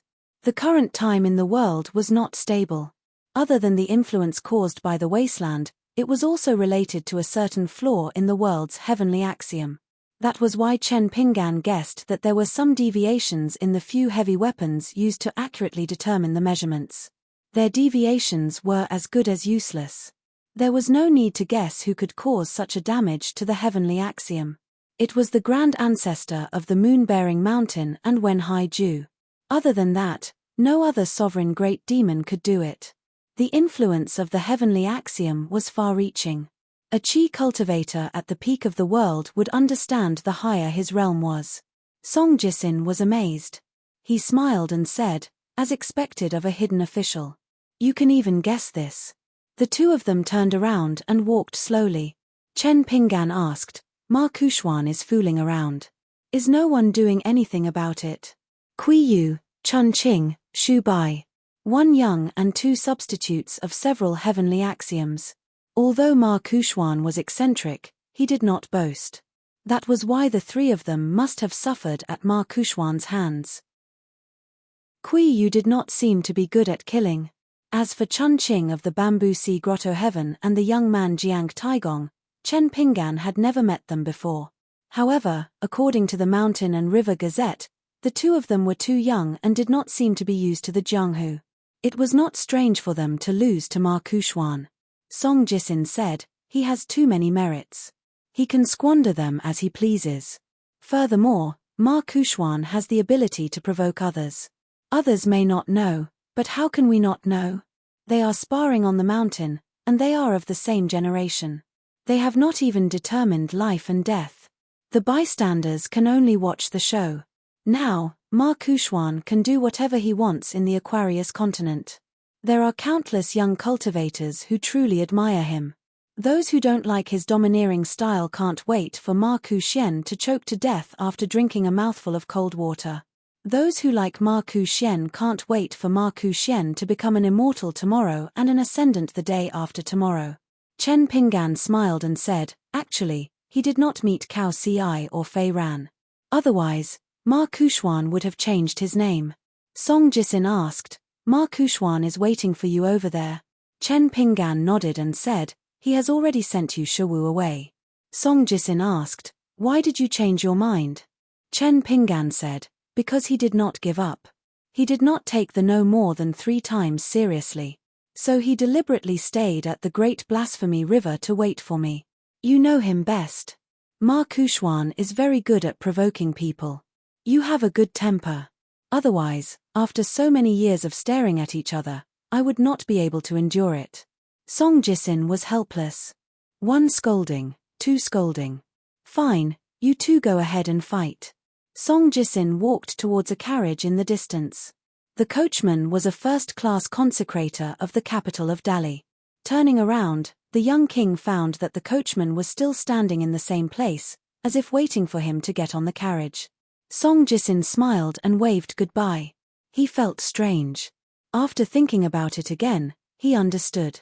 After all, they were neighbors for many years and half of the same sect. Our literary sage's lineage. After thinking about it again, Song Jisin's expression became strange. According to seniority, is Chen Pingan my martial uncle? How can such a person become the last disciple of the literary sage? Song Jisin sat in the carriage and began to think about this question. People who have not been neighbors with Chen Pingan could not imagine how this bumpkin was crazy about money. From day to night, from year to year, since he could not afford to go to school, there were only two things he wanted to do: earn money and save money. According to the old saying of the bumpkin, for a poor person, saving money is earning money. He remembered that after Chen Pingan said this sentence, GQ was dusting the quilt in the courtyard. Song Jisin was sitting on the wall, shaking a money bag, and asked Chen Pingan if he wanted to borrow money to buy the Spring Festival couplets and door gods. Chen Pingan said no at that time. This guy often went into the mountains to pick herbs and would only sell them to the Yang family shop at the lowest price in the market. The bumpkin never haggled. As long as the people in the village needed help, Chen Pingan would help. Farming, water in the middle of the night, red and white weddings, every time he would keep vigil until dawn. When his relatives could not stay up and went to sleep, the young man would still sit there alone. Every year, the young man who helped to kill the pigs would only eat a big bowl of rice and a piece of meat at the table according to the village customs. When someone killed a chicken, if there were unwanted chicken feathers, they would first say hello and take them home to make feather dusters and shuttlecocks. When chopping firewood and burning charcoal, because they were worried about conflicts with the young men, they had to travel a lot of mountain roads to burn charcoal. Every year, there would be a surplus. They would carry bags of charcoal out of the mountains, carry them home, and then carry them home to give to the neighbors. They would also say that the firewood was not good and the charcoal was not good, so they could not sell it for money. If someone asked him to stay for dinner, or if the elders wanted to give him some eggs or something, he would not agree and just find an excuse to run away. He would go to the bamboo forest to dig bamboo shoots and dry them. He would slowly collect the discarded porcelain from the dragon kill. When he glanced at the neighbor's house, he would bring the little snotty bug with him to the old porcelain mountain to rummage through it. He would make a wooden frame himself and choose the porcelain pieces that were more complete and similar to the pattern. He would then piece them together to make a hanging screen. Chen Pingan once asked Song Jisin if he wanted to buy it. At that time, Song Jisin was actually quite envious of a hanging screen made of broken porcelain with dragon patterns. However, at that time, the little snotty bug's voice was so loud that it was enough to buy 10 GQ to warm their beds. If he did not buy it, even the coffins of his ancestors would not be able to hold him down. Song Jisin was annoyed when he heard this. The little brat stepped on the bench in the yard next door and shouted while blowing his nose in Song Jisin's yard. Song Jisin said that this thing was too crude and that no one would want it even if he gave it away. It was too unethical to rely on this to make money. After that, Chen Pingan no longer went to the old porcelain mountain to pick up scraps. The hanging screens that he made were all given to Liu Xianyang, Jiyu Kan in the mud bottle alley, and some neighbors whose children were in school. Before the age of 14, the kill worker apprentice who grew up eating rice from hundreds of families seemed to have paid off all the favors he owed when he was young. For some reason, the king, who began to close his eyes to rest, only remembered that year when he returned to the mud bottle alley with a maid, he happened to see the boy with straw sandals standing in front of his house. Before he took out the key to open the door, he quickly glanced at the neighbor's door and wall. When he opened the door, he could not help but take a few steps back and take a few more glances. Song Jisin was a little regretful. If he had known earlier, he would have spent a few copper coins to buy that porcelain hanging screen. He vaguely remembered that the craftsmanship was actually very good. The craftsmanship was very good, and the craftsmanship was very good. He remembered that when he was a child, Song Jisin would occasionally leave GQ behind and take a walk alone. When he returned home late, Song Jisin was actually not very courageous. He was afraid of ghosts, so he would run while shouting Chen Pingan's name. Every night, his peers, who did not light the lamp, would squeak open the door and answer from afar. After Chen Pingan went to the dragon kill to learn how to make porcelain, Song Jisin became older. He learned a few principles from the books about not talking about strange forces and gods, so he stopped making trouble. He also felt embarrassed. In addition, he was also afraid that he would disturb GQ. Later on, both of them had a quarrel. Even if one of them was willing to shout, the other would not answer. However, the little slug, who lived at the other end of Mud Bottle Alley, replaced him. For some reason, every time Ji Yukan went to the ridge alone to fish for eels, she liked to take a detour to get home. She insisted on going through the entire mud bottle alley. The little slug had a small bamboo fish basket around her waist. As she ran, she shouted Chen Pingan's name with all her might. As long as Chen Pingan was home, he would walk out of the house. Most of the time, he would stand outside the courtyard and chat with Ji Yukan. Liu Xianyang would occasionally be annoyed by it and would yell at the top of his lungs. Before Ji Yukan stopped, he would reply, "I'm calling your ancestors' names. Hurry up and wake up the lazy Wang Zhu so that they could burn incense together and pray that their ancestors' graves would be lit." In fact, Song Jisin knew that if it were not for Chen Pingan stopping the little slug and persuading Ji Yukan, Song Jisin's house would change the spring festival couplets and door gods every day. Song Jisin did not care about the money, but who wouldn't be annoyed by it? Ji Yukan, that little bastard, was more vengeful than Chen Pingan. She could really grit her teeth and stay up late into the night before coming to his house to throw stones at his window. Back then, he had thought it was funny, but the more he thought about it, the more terrifying it was. Every time it rained, snowed, and muddy, a string of footprints would be left in the alley. It was an adult's footprints. Furthermore, the two slightly separated sets of footprints would only appear in half of the alley. This meant that after Ji Yukan left his house in the rain and snow, she would take a detour to the other side of the alley. Then, she would walk towards Chen Pingan and Song Jisin. After throwing stones, she would run along the original path and escape. Even today, Song Jisin was still very curious about the pair of adult shoes. Who exactly did Ji Yukan frame? Who exactly did she steal it from back then? How exactly did this little slug walk all the way? It had to be known that Ji Yukan was only 4 or 5 years old at that time. The current Ji Yukan, who was not even 30 years old, had already become the last disciple of the White Emperor City's city lord. She was already famous in the central divine continent for being a reasonable person. When Chen Pingan was young, he could not help but be afraid of trouble, so he was used to it and became very unafraid of trouble. However, Ji Yukan's patience was truly innate. Even though Song Jisin had reunited with Chen Pingan today, he still felt that Ji Yukan was actually more of a pure cultivator than Chen Pingan. She was a natural wild cultivator, or perhaps a natural direct disciple of the White Emperor City. Furthermore, Song Jisin was certain that in the next 100 years, Ji Yukan would definitely be one of the most outstanding genius cultivators of the central divine continent. Perhaps there was no such thing as one of them. When Song Jisin thought of this, he smiled and said softly, "Our clay bottle alley is a good place. I shouldn't have been afraid of ghosts when I was young." By the great blasphemy river, Ma Kuxuan was alone. He stretched his back and stretched his muscles. Then, he crossed his fingers and waited quietly for the cue-seeking fist that he had been waiting for many years. However, it would probably be cue-seeking sword now. Yu Shiwu, who was half a friend, had already left tactfully. Yu Shiwu was the best in this aspect. He was willing to say those unpleasant words once or twice, but he would not say them too often. He would not annoy others. His back was facing the gate of the blasphemy temple.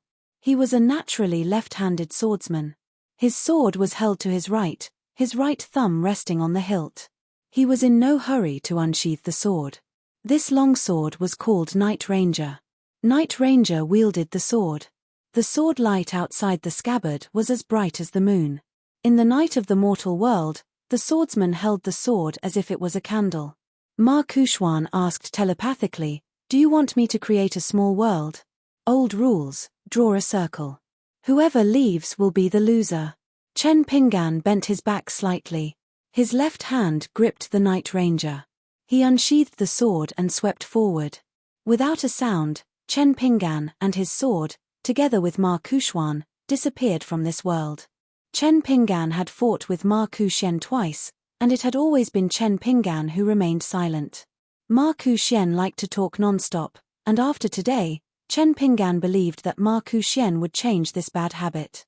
Ma Kuxuan narrowed his eyes as he saw a speck of light suddenly appear in the sky. It was as if he was a bird in a cage, surrounded by boundless sword chi and crisscrossing sword chi. Between the motionless Ma Kuxuan and the speck of sword light in the sky, the heavens and earth shook. Gradually, many golden godly spirits appeared. Some of them were real golden body images, while some were Ma Kushwan's visualizations. There were a total of 12 of them. The 12 majestic godly spirits floated in the sky. Beneath their feet were ancient stars that Ma Kushwan had visualized. Ma Kushwan had shrunk to the size of a mustard seed. He was like a chi cultivator's yin spirit that was roaming the heavens. He could see the sun, moon, and stars in the distance. He formed a small world of his own within the small world of others. The sword slashed down, and the sword light that was originally a straight line was bent 11 times. It was still a single slash, and it slashed apart the 12 golden bodies of gods that were both real and fake. Ma Kushwan sneered. His mustard seed body turned into nothingness. However, after Ma Kushwan's body disappeared, the small world of the sparrow sword chi in the cage started to expand. This was because an ancient ruin appeared. It was a large galaxy with a whirlpool. Vaguely, there were 4 towering heavenly gates, each in a different direction, hidden in the dazzling galaxy. Within the galaxy whirlpool, there was an eye-catching golden thread. To the east and west, the sun and moon hung high in the sky. Each of them was dragging a spiral path to the heavens. Before the war that engulfed the 2 worlds, there were 2 ascension platforms. One was the crab square of Liju Cave, which was still relatively intact. The other was the moon-holding mountain of the desolate land, where the path had long been cut off. The ascension platform was the heavenly court, where even the patriarchs of the 3 sects could not completely break the restriction. This was because the restriction of mountains and rivers over there was made up of tens of millions of stars, which were all split up from the corpses of gods. They were then connected to the river of time, where the Great Way had manifested into a certain truth. In terms of arrays, the ruins of the heavenly court were the source of several arrays in the world. During the war, there was a group of human cultivators who didn't leave the ruins immediately. They stayed in the ruins for a long time. At some point, they became skinny and formed golden bodies. Finally, under the guidance of the arrays, they automatically merged with the great Tao with a certain type of divinity in their bodies. They were quickly stripped of their humanity and became brand new godly spirits. Then, some of these godly spirits were detained in the ancestral halls and sects of the military school. Some of them were killed by sword cultivators. Even if their golden bodies were completely broken and their souls dissipated, they were imprisoned in the ruins forever and integrated with the arrays. Rumor had it that the Buddha was the last to leave the ruins, but he still couldn't break the restriction. That was because even the slightest difference would make a world of difference. The result would be the same. The heavenly court that seemed to be in ruins would return to the old one. Once the godly spirits returned to their original positions, they could fill in the gaps and even restore the appearance before the war. At that time, the people who guarded the arrays for Gautama Buddha were near the 4 broken heavenly gates. They were the Holy Master, the Taoist ancestor, the patriarch of the military school, and the young sword cultivator Chen Qingju. These old stories that were destined not to be recorded in books were all told by Alliance to Chen Pinggan when he returned to the Great Wall of Sword Chi. The Beko Keikyung building suppressed the otherworldly demons, the ghosts suppressed by the Western Buddhist kingdom, and the Sage of Rites guarded the outer space to a large extent to prevent any loopholes that could be exploited by the remnants of the ancient godly spirits to strengthen themselves. It was extremely difficult for the human race to reach the top of cultivation. However, no matter if it was the otherworldly demons, ghosts, or even some new people in outer space, as long as they were detained by the gods and thrown into the ruins, as long as they were compatible with the Great Way, they would instantly become new godly spirits with supernatural powers. In the later tens of thousands of years, the reason why some high-level godly spirits were reincarnated into humans was that they were obstacles in the competition of the Great Way. Even if there was a chance, the new godly spirits that rose in the ruins couldn't occupy certain key positions, especially the few supreme positions. The Sage of Rites, the sages of the Confucian Temple, and a small group of ascendant realm cultivators, as well as the ancestors of the 100 schools of thought who were compatible with their own Tao, would all manifest their great ways after the Sage of Rites opened the door. Only then would they be able to kill those new godly spirits. That was a battle between the old and new great Taos, where the great Taos of the old and new great Taos wore each other down. This was the reason why the great grandmasters of the 100 schools of thought rarely showed themselves in the vast world, even though almost all of them were using their knowledge to prove their Tao. It was because they needed to eat their fill in the vast world before they needed to follow the rules and head to the outer world. Therefore, in the past at the Great Wall of Sword Chi, Alliance and his senior apprentice brother were all extremely respectful to the Sage of Rites. Alliance even said that there were 4 people in the world who were popular wherever they went, and everyone sincerely respected them. One of them was the Sage of Rites, who was the most reasonable and the best at fighting in the vast world. The rules were heavy, and the principles were heavy. They only fell on the experts at the peak of the mountain, but they were light on the shoulders of the ordinary teachers.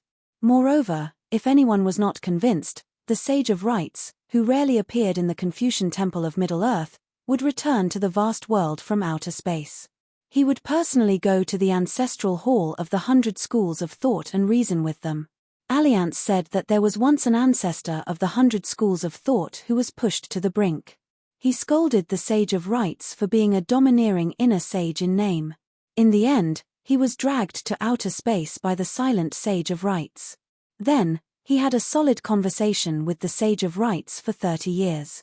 If the Sage of Rites did not help to fill in the gaps in the knowledge of the 100 schools of thought and stopped when it was appropriate, the 100 schools of thought would have transferred to Confucianism and become a sage. Another one was the first disciple of the Daoist ancestor, the headmaster of the Beko Keikyung building. Another one was the Bodhisattva from the Western Buddhist kingdom who swore not to become a Buddha until hell was empty. Chen Pingan said that there was no need to talk about the 4th one. Alliance, who had worked hard to lay the groundwork for half a day, held back for another half a day. In the end, he said resentfully, "I never thought that our boss, the Sword Immortal, had no place in your heart." At that time, Alliance was walking on Taixiong Street and teased Chen Pingan. As the old saying goes, even if the sky falls, there are tall people to hold it up. It was really not a lie. At the same time, he gently kicked away a little kid who dared to spit at him and express his admiration for him. He kicked the kid until he fell to the ground and cried loudly. Then, a woman immediately ran out and scolded Alliance for being heartless. How could he be so cruel to his own son? At that time, Alliance glanced at the crying child who was sitting on the ground and asked Chen Pingan, "Do they look alike?" Chen Pingan said that it was okay, that he probably looked more like his mother. The woman immediately gave the hidden official a thumbs up and said with a smile that she planned to let her son recognize a godfather. Looking at the 2B asterisk stards who pretended to be deaf and dumb and left quickly, the woman laughed. Later, the child followed the Ascension City to the 5th world. The woman and her husband did not leave because her husband was a nascent soul cultivator, even if she was not an earth immortal. Chen Pingan was now standing outside a heavenly gate with a sword in hand. He asked, "Can't you move freely without a Tao protector by your side?" Ma Kuxuan's laughter resounded between heaven and earth. "Find me first. Let's see who runs out of spiritual chi first." Chen Pingan was not in a hurry to use the second sword. With one hand behind his back and the other holding the sword, he looked up at the magnificent heavenly gate that towered into the clouds. Regarding the ruins of the heavenly court, there were no secret records in the summer palace, which piqued Alliance's interest. Chen Pingan also asked the Sword Immortal a few questions. The Sword Immortal gave a vague answer. He only said that the sword cultivators were divided into 2 groups. The first group was led by him. They felt that since there were no deities above their heads and they could not take over this territory, it was fortunate that they sealed it completely. At least it would give the future generations a chance. At least on this matter, Chen Qingju, the Dragon Monarch, and Guan Zhao were on the side of the patriarchs of the 3 sects. However, the other group of sword cultivators and the military patriarchs did not think it should be so. One felt that they had contributed the most, while the other was ambitious. They thought that there was nothing to be afraid of even if the surviving deities attacked crazily. It would be better if they came. At worst, they would completely destroy everything to prevent future troubles. They would not care about the collapse of heaven and earth, the explosion of the river of time, the loss of spiritual chi of heaven and earth, and the inability of the future generations to cultivate. At worst, the small group of people who reached the top would not care about the deaths of the living beings in the embryonic world. They would just move to another place and recuperate for thousands of years. At that time, the human race would still be in a dominant position. As for the future generations of the world, they would cut off the path of cultivation and avoid many accidents in the Great Tao. The Great Tao of heaven and earth would be more orderly and stable. Heaven and earth would be separated, and heaven and man would be separated. Even the Tao ancestors' worries would be dispelled. Ma Kushwan's voice sounded again, full of mockery. If you choose to fight here to determine the winner, you and I will have to fight to the death. Also, let me remind you that I am in both the right place and the right time. I am wasting away material things, but you are wasting away real cultivation. You risked your life in a foreign land to obtain the status of a sword immortal. It was not easy to obtain. How can you not know how to cherish it when you are only a few steps away from home? Ma Kushwan clicked his tongue. You were afraid of being poor when you were young. Now that you have money, you want to show off. Then you are no different from those trash on the mountain who only know how to persuade me to use a few more kilograms of strength. Chen Pingan turned a deaf ear. He only used this opportunity to size up the gate of heaven. Because this world was only Ma Kushwan's visualization object, many details differed greatly from the truth that Chen Pingan knew. As for those stars and the long river of time, they were just decorations to scare people. Chen Pingan sheathed his sword and placed it on his back. He said, "That's enough. The entire visualization site is yours. What are you hiding? Do you really think I can't do anything to you? Today's third match will be a draw. The next match will be how it should be. If you are willing to fight to the death, I will give you a chance." In the next moment, Chen Pingan brought out the moon in the well. 4 sword formations with imposing auras appeared out of thin air. Countless flying swords were like 4 snow-white rivers of stars, majestically surging into the 4 gates of heaven. The world was silent for a moment. Ma Kushwan's consciousness manifested and appeared beside Chen Pingan. He asked, "Are you not afraid that I will reveal the origins of your 2 flying swords?" Chen Pingan said, "That is that. Let's not talk about the grudges between us. You are a person who is arrogant when you gain power, tearing apart all pretense of cordiality at the slightest provocation. But at the very least, you are a person who bites the teeth and bites the blood. To tell the truth, other than being annoyed by you, I don't find your actions disgusting. In my early years at the Great Wall of Sword Chi, I met a sword cultivator whose temperament was similar to yours. Thanks to you, we got along quite well." Ma Kushwan smiled and said, "I took in a direct disciple who is a pure martial artist. His talent is not bad. In the future, you will give him 3 chances to challenge Luo Po Mountain. How about it?" Chen Pingan nodded and said, "Sure, but the prerequisite is that he has defeated my first disciple. Moreover, he can challenge Pei Qian, so he will also be given 3 chances." Ma Kushwan said, "No problem." Ma Kushwan put his hands behind his head. "Languid," he said, "to tell the truth, this world disgusts me." Chen Pingan said, "You have disgusted many people as well. You do not have the right to say that." Ma Kushwan laughed heartily. Chen Pingan tapped the ground with the tip of his foot and his figure flashed back. Ma Kushwan's consciousness also retreated. The two stood side by side, looking at the ancient ruins that hung high in the sky. Chen Pingan said quietly, "Endless wind and moon, there is a world of Tao." Ma Kushwan sneered, "Books are the most worthless." Both sides withdrew their small worlds at almost the same time. Beside the great blasphemy river, Ma Kushwan's figure turned into a streak of rainbow light and headed towards Padu City. Chen Pingan carried his sword and walked back to the great blasphemy temple. While staying in the house, Chen Pingan borrowed a few sage books from the temple. They were books that were no longer banned by the Confucian temple. Chen Pingan lit an oil lamp on the table. He did not sleep for the entire night. He only flipped through the books slowly. Occasionally, he would get up and open the window to look outside. The cool breeze brushed against his face. After Chen Pingan boarded the ferry and crossed the sea from the Tongyi continent to the Aquarius continent, the sun and moon in his mental state, The paintings of time that he could sense at the entrance of Taiping Mountain but could not open, a total of 24 paintings, seemed to have automatically opened the seals of the mountains and rivers. They could all be opened at a glance. For example, during the rainy season, a group of rural tea-gatherers walked into Spring Mountain. One of them was a young lady with a slender figure. Her movements were skillful as she plucked tea leaves with both hands. Suddenly, a gust of wind blew, like a willow branch in the spring breeze. The young lady suddenly raised her head and looked at a mountain top. There was a huge snake coiled around the mountain. Its eyes were deep and were as big as 2 courtyards. It opened its mouth and sucked. The tea-gatherers, regardless of their gender or age, all turned into white bones and fell to the ground. It was autumn. There was a large patch of gold. A young official sat by the edge of the field. His boots were badly worn out.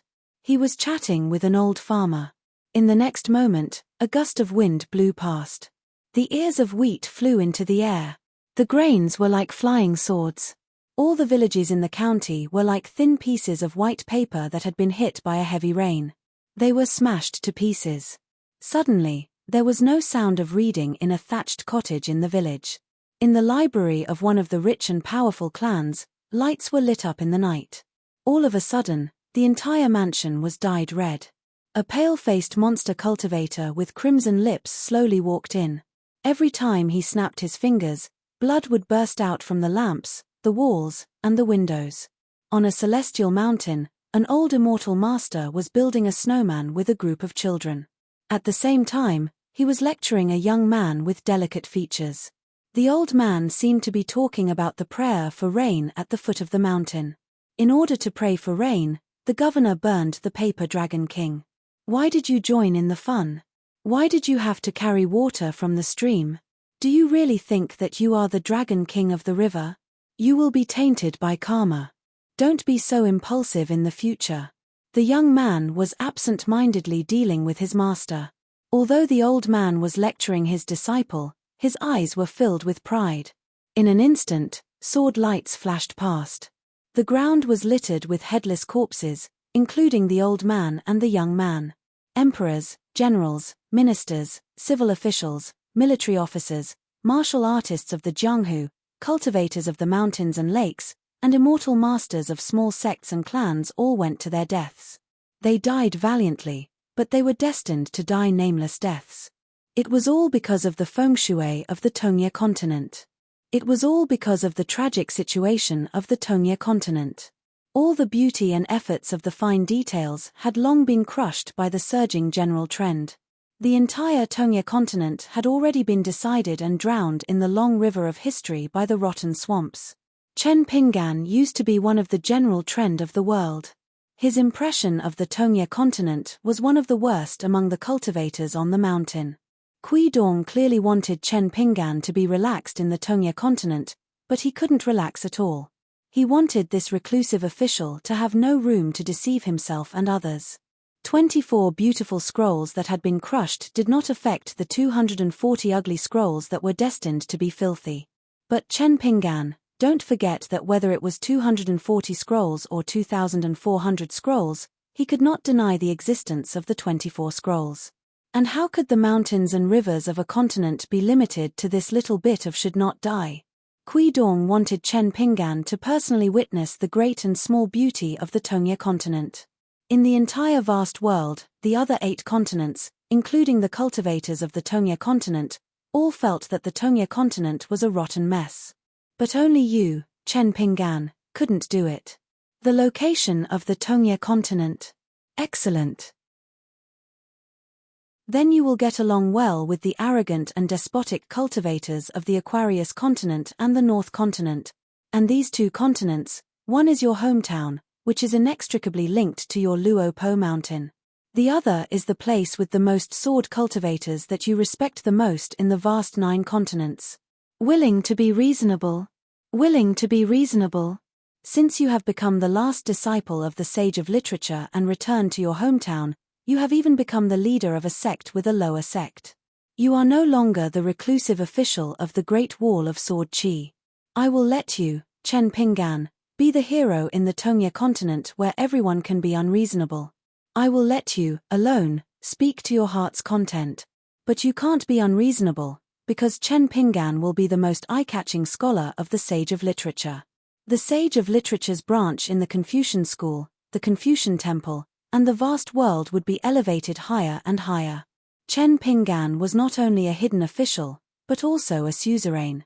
Since he was the last disciple of the Sage of Literature's branch, he was bound to be a virtuous person.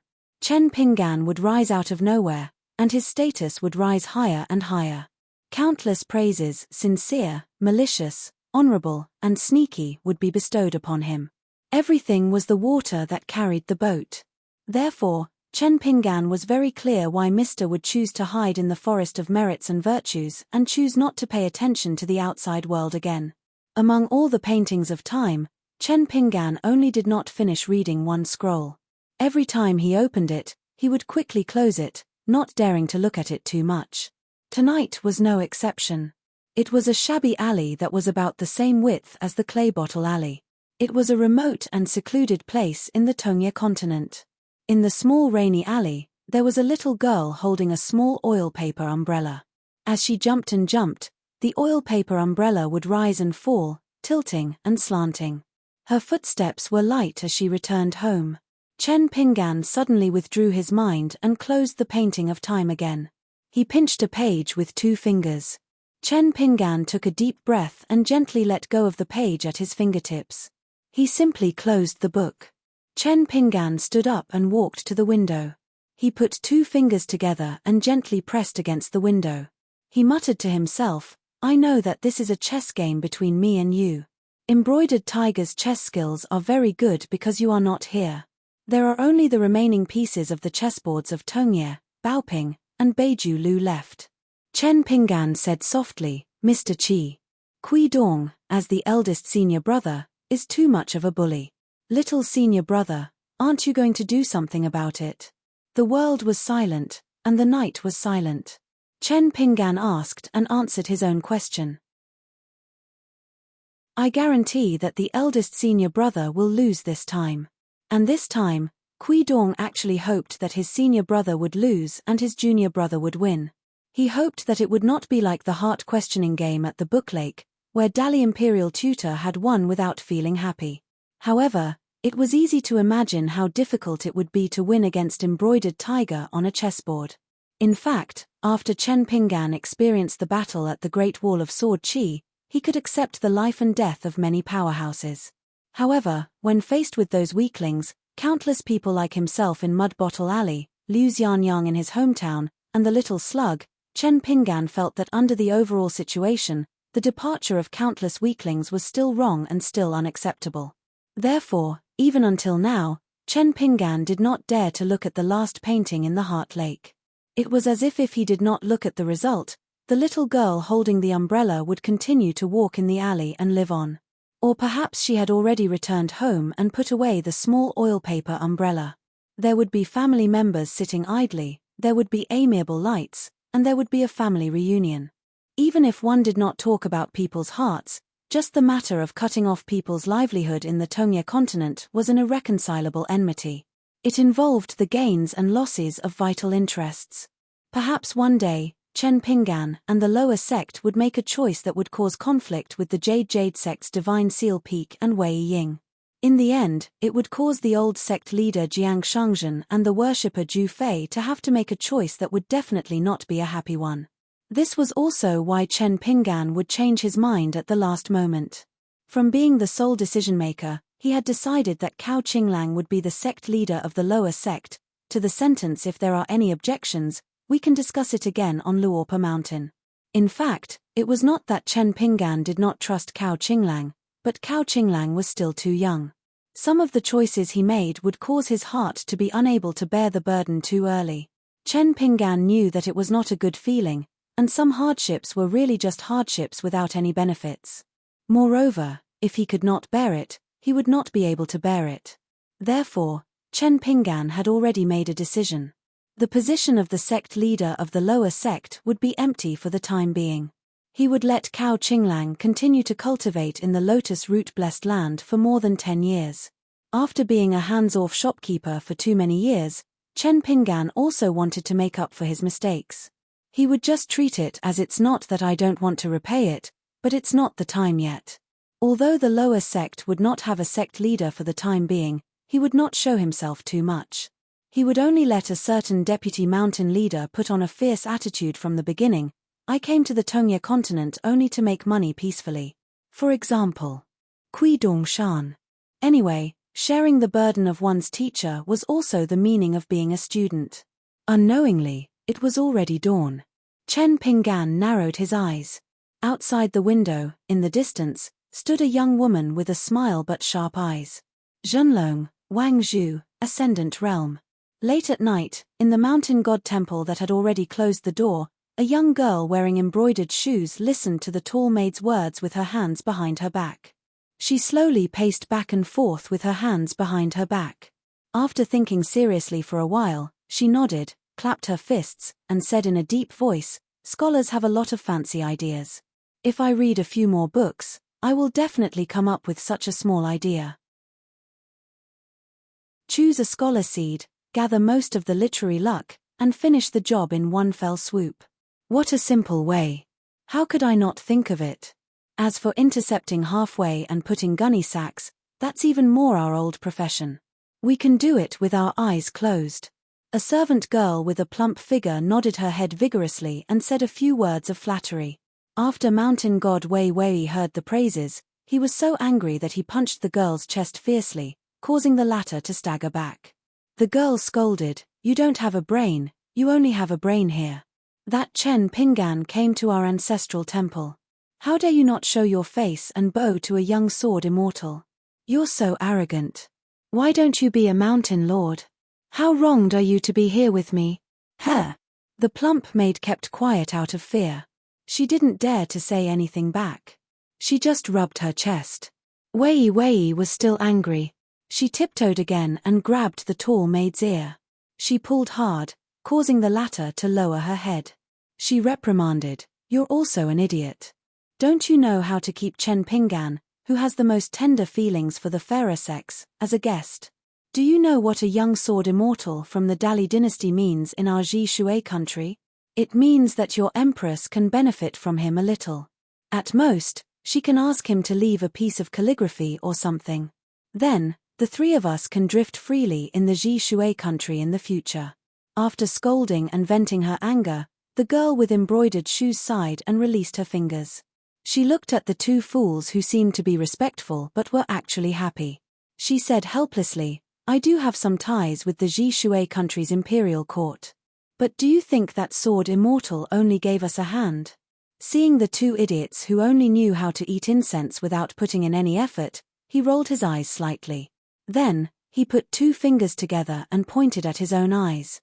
Then, he pointed at the tall maidservant. Suddenly, he clenched his fists. His mouth rumbled like thunder. He smiled bitterly and said, "Think about it. Chen Pinggan is a sword immortal. How many times has he come to our place?" The tall maid said timidly, 3 times. Wei Wei said angrily, "In less than 30 years, a young sword immortal has visited a small mountain 3 times. What does this mean? It means that there will definitely be a 4th time. Why do you think the first thing he said was to ask about the placement of the temple's statue? If you say something wrong, if our mountain god temple does something wrong, do you think he will leave? Believe it or not, even if you chase him away, he will still stay and chat with me. He is a smiling tiger who hides a knife in his sleeve. He is a ruthless person who doesn't even discuss when he kills someone. If I didn't predict the future and know that he would definitely come again, I would have taken care of those broken stones early on. It's hard to say if the 3 of us would still be able to talk now." The tall maid said cautiously, "Could it be that Empress is thinking too much? He came to our ancestral temple this time and looked quite amiable. He didn't have the slightest air of a sword immortal." Under the shade of the ancient pine outside the door, the green-robed sword immortal sat on a stone bench. He smiled warmly and talked to her. He even invited her to sit and chat with him. Wei Wei glanced at her and the tall maid immediately shut her mouth. Wei Wei waved her sleeve and the door opened. She sat on the threshold and rested her chin on her hands. She began to think. The territory of the mountain god encompassed 1.5 counties and had jurisdiction over 6 counties. Wei Wei didn't like to greet the gods of the Confucian and martial temples in the past. They didn't have high official status and liked to be arrogant. At most, she dealt with the county gods who were shorter than her. The latter were more tactful. In the end, Wei Wei said, "The two of you, go to the town god's temple in those counties and carefully check all the merit books. In our own territory, all the scholars who have the potential to become scholars and tribute students should be recorded in the books one by one. Just do as the sword immortal said. Small streams of water flow long. Also, those so-called families of good deeds, sigh, my heart aches so much. You guys should also share some of the yin virtue aura and hide it in the door gods that they put up. You guys can't help much. Our family is too weak right now, so let's first help dispel the evil spirit and the yin wind. When the Jinsha master comes to our ancestral temple to fulfill his vow, he will have a lot of literary luck. Then, we will have a long-term plan." Chen Pinggan was right about one thing. Now is not the same as before. We can't do a one-time deal. As long as we can make a good start, we have to look at the long term. Apart from being wary of a sword immortal who would often visit her as a guest, the reason why Wei Wei was willing to follow orders like this was, of course, because it was profitable and the risk was very small. Wei Wei felt that in the long run, if she did as he said, there was indeed hope that she would be able to enjoy a good harvest.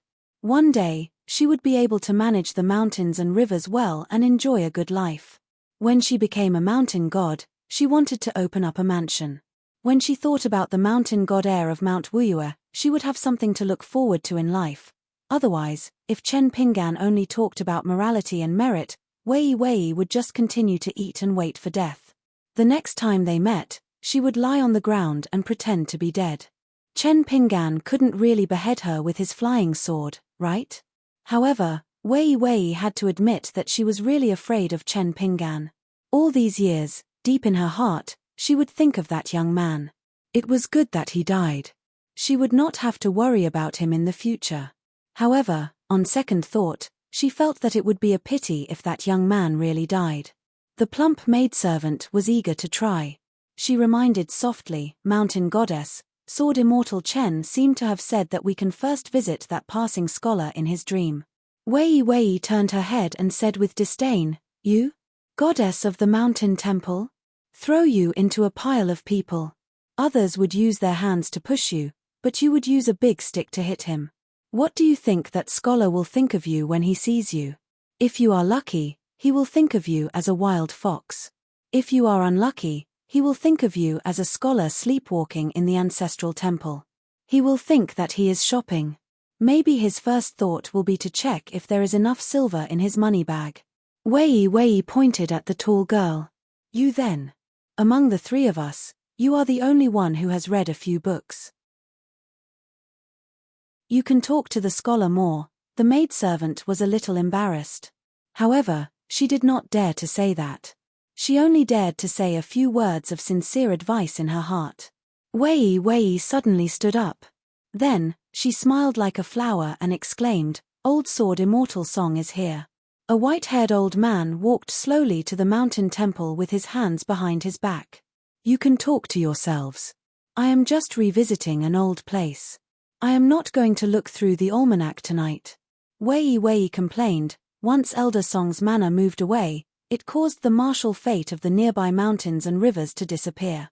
It's not just my little mountain temple that's suffering. All the city gods who are used to living extravagantly have started to scrimp and scrape, living frugally. Song Yu glanced at the plaque of the ancestral temple. His gaze moved down to the 3 golden statues in the temple. He smiled and said, "You must have spent a lot of silver." Wei Wei covered her mouth and laughed. "I have to make do with the bitter life. Fortunately, it is not some divine money. I still have some money left." Song Yu sat on the bluestone bench and joked, "Have you just realized that it is not easy to be one of the 4 evil spirits of the brushing country? You were almost kidnapped by a lecherous mountain god and became his wife. You never thought that it is even harder to be a mountain god now?" Wei Wei shook her head gently. It is very easy. Song Yu sneered. He was an experienced man. He could roughly see the amount of the martial fate of the mountains and rivers. Just this mountain god temple alone would not be able to last for 100 years. It would starve a mountain god queen to the point that her golden body would not be able to withstand the wind and rain. Wei Wei put her hands behind her back and walked down the stairs with light steps. She said with a smile, "Senior Song, I was deliberately hiding my strength before. I was too lazy to move. Why don't I tell you my plan now?" Song Yu nodded and said, "I'd like to hear the details." After listening to Wei Wei's plan, the old man didn't take it seriously at first, especially the shortcut of the mountain and river officialdom, which was unconventional and definitely not a long-term way. However, when Wei Wei came out with a clean source in a genteel manner, especially the sentence "the mountain and river deities, where the soul is, it's in one's heart," the old man was speechless and couldn't refute at all. Looking at the confident mountain deity, Song Yufan was stunned for a long time and asked doubtfully, "Wei Wei, why do you seem to have grown a brain all of a sudden?" Wei Wei raised her head and laughed. She wiped her mouth and waved her hand. "It is not worth mentioning. I only used 30 to 40% of my power." Song Yu stood up and smiled. "That is the best. I will not come here in the future." When he was young, he felt that the mountain and river journey was just a few steps away. When he was old, it was far away. Wei Wei looked at the stooped white-haired old man and sighed.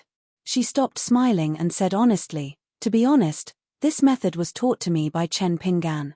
How could I have thought of this?" Song Yushan nodded and said calmly, "I have guessed it already."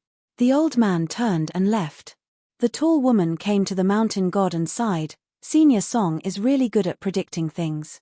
Wei Wei laughed and scolded, "He guessed nothing. Didn't you see that Song Yu was walking up the mountain and running down the mountain?" The old man did not go straight to the mountain god temple. Instead, he went back to the small town near the village and found the restaurant. The old man sat in the same place. The shopkeeper had changed again and again. It was his grandson who was in charge of the business. The hot pot ingredients were actually a little skimpier.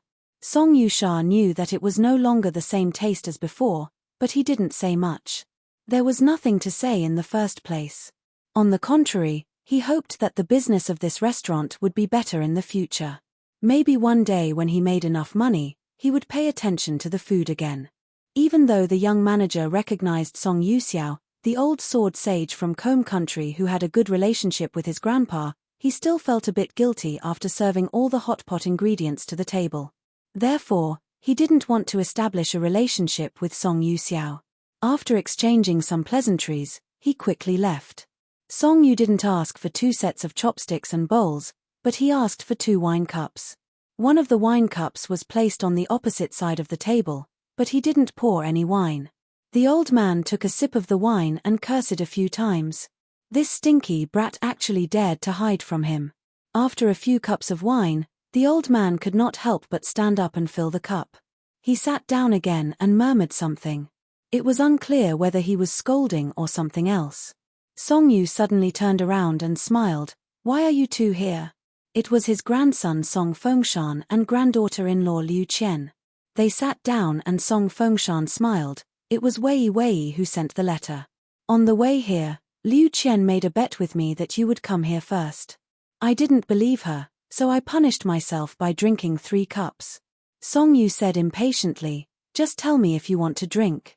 Song Fengshan drank the wine while Liu Qian cooked the hot pot. Neither of them spoke. The old man held back for a long time and said with a smile, "Say it. Have you seen that kid already?" Song Fengshan and his wife looked at each other and smiled. Then Song Fengshan used telepathy to talk to his grandfather. Song Yu listened carefully. He did not drink or eat. After listening, the old man picked up a big chopstick and drank the wine in the cup. He looked at the empty seat on the opposite side of the table and the full cup. The old man put down the cup and chopsticks and looked left and right.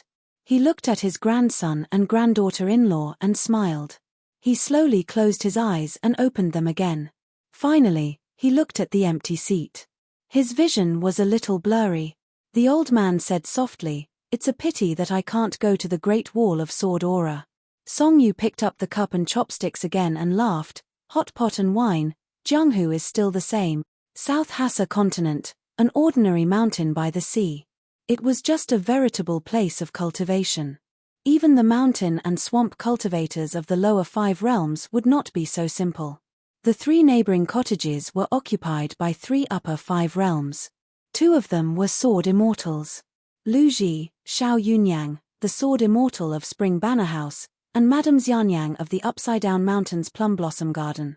After someone worshipped the sword at Taiping Mountain in Tongya Continent, Lu Ji got up and walked out of the cottage. She narrowed her eyes and looked toward the southeast. After Xiao Yunyang and Xianyang walked out of the cottage, Lu Ji said, "The hidden official is back." Madame Shenyan's face stiffened. Xiao Yunyang laughed. The handsome old sword immortal, Qi Tingji, had chosen to establish his sect. Surprisingly, it was not the Central Plains, which had the most vast mountains and rivers, nor was it the Snowy Mountains continent, where the god of fortune, Liu Shi, was located. Instead, it was the South Hassa continent, which no longer had any scholars. Qi Tingji would often come here to chat with Lu Ji. He did not hide anything. It was obvious that he wanted Lu Ji to be the chief consecrator. Even if she had to take a step back and be a guest of the sect, it was fine. Lu Ji was naturally unwilling to be a consecrator. As for being a guest without any restrictions, it was actually between the two. After all, both of them were sword cultivators of the Great Wall of Sword Aura. Qi Tingji's sword attacks in Howran Continent did not disappoint. Especially when Chen Chunan left the South Hassa continent for the last journey to the sea. Qi Tingji was still alone, guarding the scholar with his sword. In the end, Chen Chunan succeeded in keeping the bearded swordsman, Liu Cha, in Howran Continent, preventing the sovereign great demon from returning to the wilderness. But the world, especially the central divine continent, still had a lot of criticism for this scholar who had inexplicably lived and died inexplicably. They felt that the situation was already set. Chen Chunan, who did not even kill an ascendant realm demon, who carried the sun and moon on his shoulders like decorations, did not die when he should die and did not live when he could live. He did not help others in their hour of need. Instead, he added flowers to the brocade. He cherished his life to a whole new level, and in the end, he cherished his reputation to the extreme. In a great battle, other than barely protecting the mountains and rivers of the South Hassa continent, he did not contribute anything else. In the wilderness today, even if there was an additional Liu Cha, what could he do? If Qi Tingji had not used his sword once in the central divine continent, there would only be more complaints. The person who was challenged by Qi Tingji's sword was still extremely stubborn after taking a sword. So what if Liu Cha had gathered his fortune in the wilderness and ascended to the 14th level? Wasn't Xiao Chuo also a 14th level sword cultivator? Wasn't he also chased to the alien battlefield and had yet to return, unable to go to the wilderness? Even if there was an additional Liu Cha, it was nothing. If Qi Tingji was really capable, he could return to the Great Wall of Sword Qi and carve a large word on the city wall. Therefore, Qi Tingji, who was too lazy to say more, rewarded that cultivator with another sword. Qi Tingji had to give an unpolished Jade Realm cultivator 2 swords. He could only severely injure him, but could not kill him. This made Qi Tingji return to the South Hassa continent and find Lu Ji. For the first time, he did not persuade her to join his sect. Instead, he just drank quietly. If it were Lu Ji, she would probably kill that unpolished Jade Realm cultivator with 1 sword and then return to the ruins of the Great Wall of Sword Qi. In the vast world, there were only 2 people Lu Ji was willing to talk to, and they were the 2 people beside her. Wu Yang always spoke in a roundabout way. Her main intention was to persuade Lu Ji to agree. It was just a guest elder, and they were from the same hometown. It was reasonable for her to refuse. However, Xiao Yunyang was resolutely against it. With Wu Yang around, Xiao Yunyang did not dare to speak too directly. He was worried that if he was not careful when he went out alone, he would be inexplicably stabbed. Therefore, Xiao Yunyang only said that Elder Qi was a sword immortal with extraordinary swordsmanship. Naturally, He did not need Mr. Lu to add flowers to the brocade and become a guest elder. If he wanted to be the chief consecrator, he could consider it. Qi Tingji is right. There needs to be a sword immortal in his sect who does not follow the rules. I will agree to let him be a guest elder. Lu Ji said, Xiao Yunyang, take Wu Yang and travel the central divine continent together. Then go to the north continent and finally meet the hidden official. Xiao Yunyang nodded.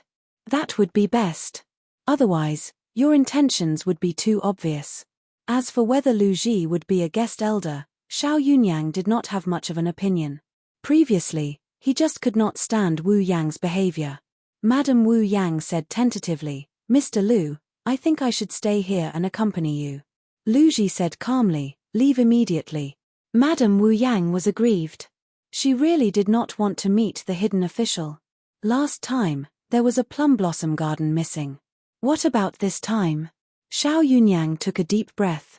Since they knew that the hidden official had finally returned to the noble realm, then Xie Songhua of the White Peak continent, Song Pin of the Gold Armor continent, Zhong Cai of the North continent, all the sword immortals who had walked through the Great Wall of Sword Qi should know about this through the sword ceremony at Taiping Mountain. White Peak continent. In the early years, Xie Songhua had suddenly agreed to be a female sword immortal consecrator of the Liu family. She had also returned to Leigong Temple from the Liu family's ancestral hall meeting.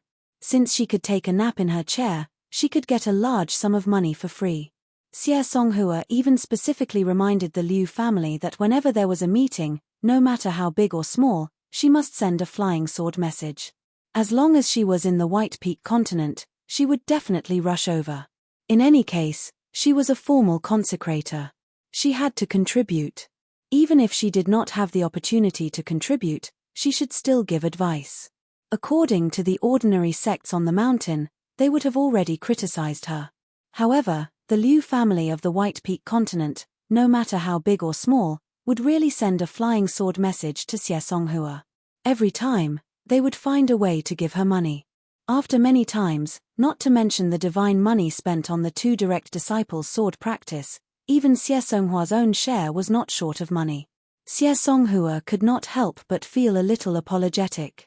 This time, when she left the Liu family's ancestral hall, she asked Liu Jubao if there were any enemies that the Liu family wanted to kill but was not suitable to kill. Liu Jubao said no. Now, the three of them almost treated Leigong Temple as half of their home. Pei Arsyong did not care at all. It was not cold and not too noisy. In fact, it was not bad. It was just that some of the words of the female sword immortal were unbearable. She said something like, Arsyong, you are so beautiful. It is a pity that you don't find a man. Today, Xie Songhua's flying sword landed outside the gate of Leigong Temple. The two disciples sat on the stairs, looking forward to it.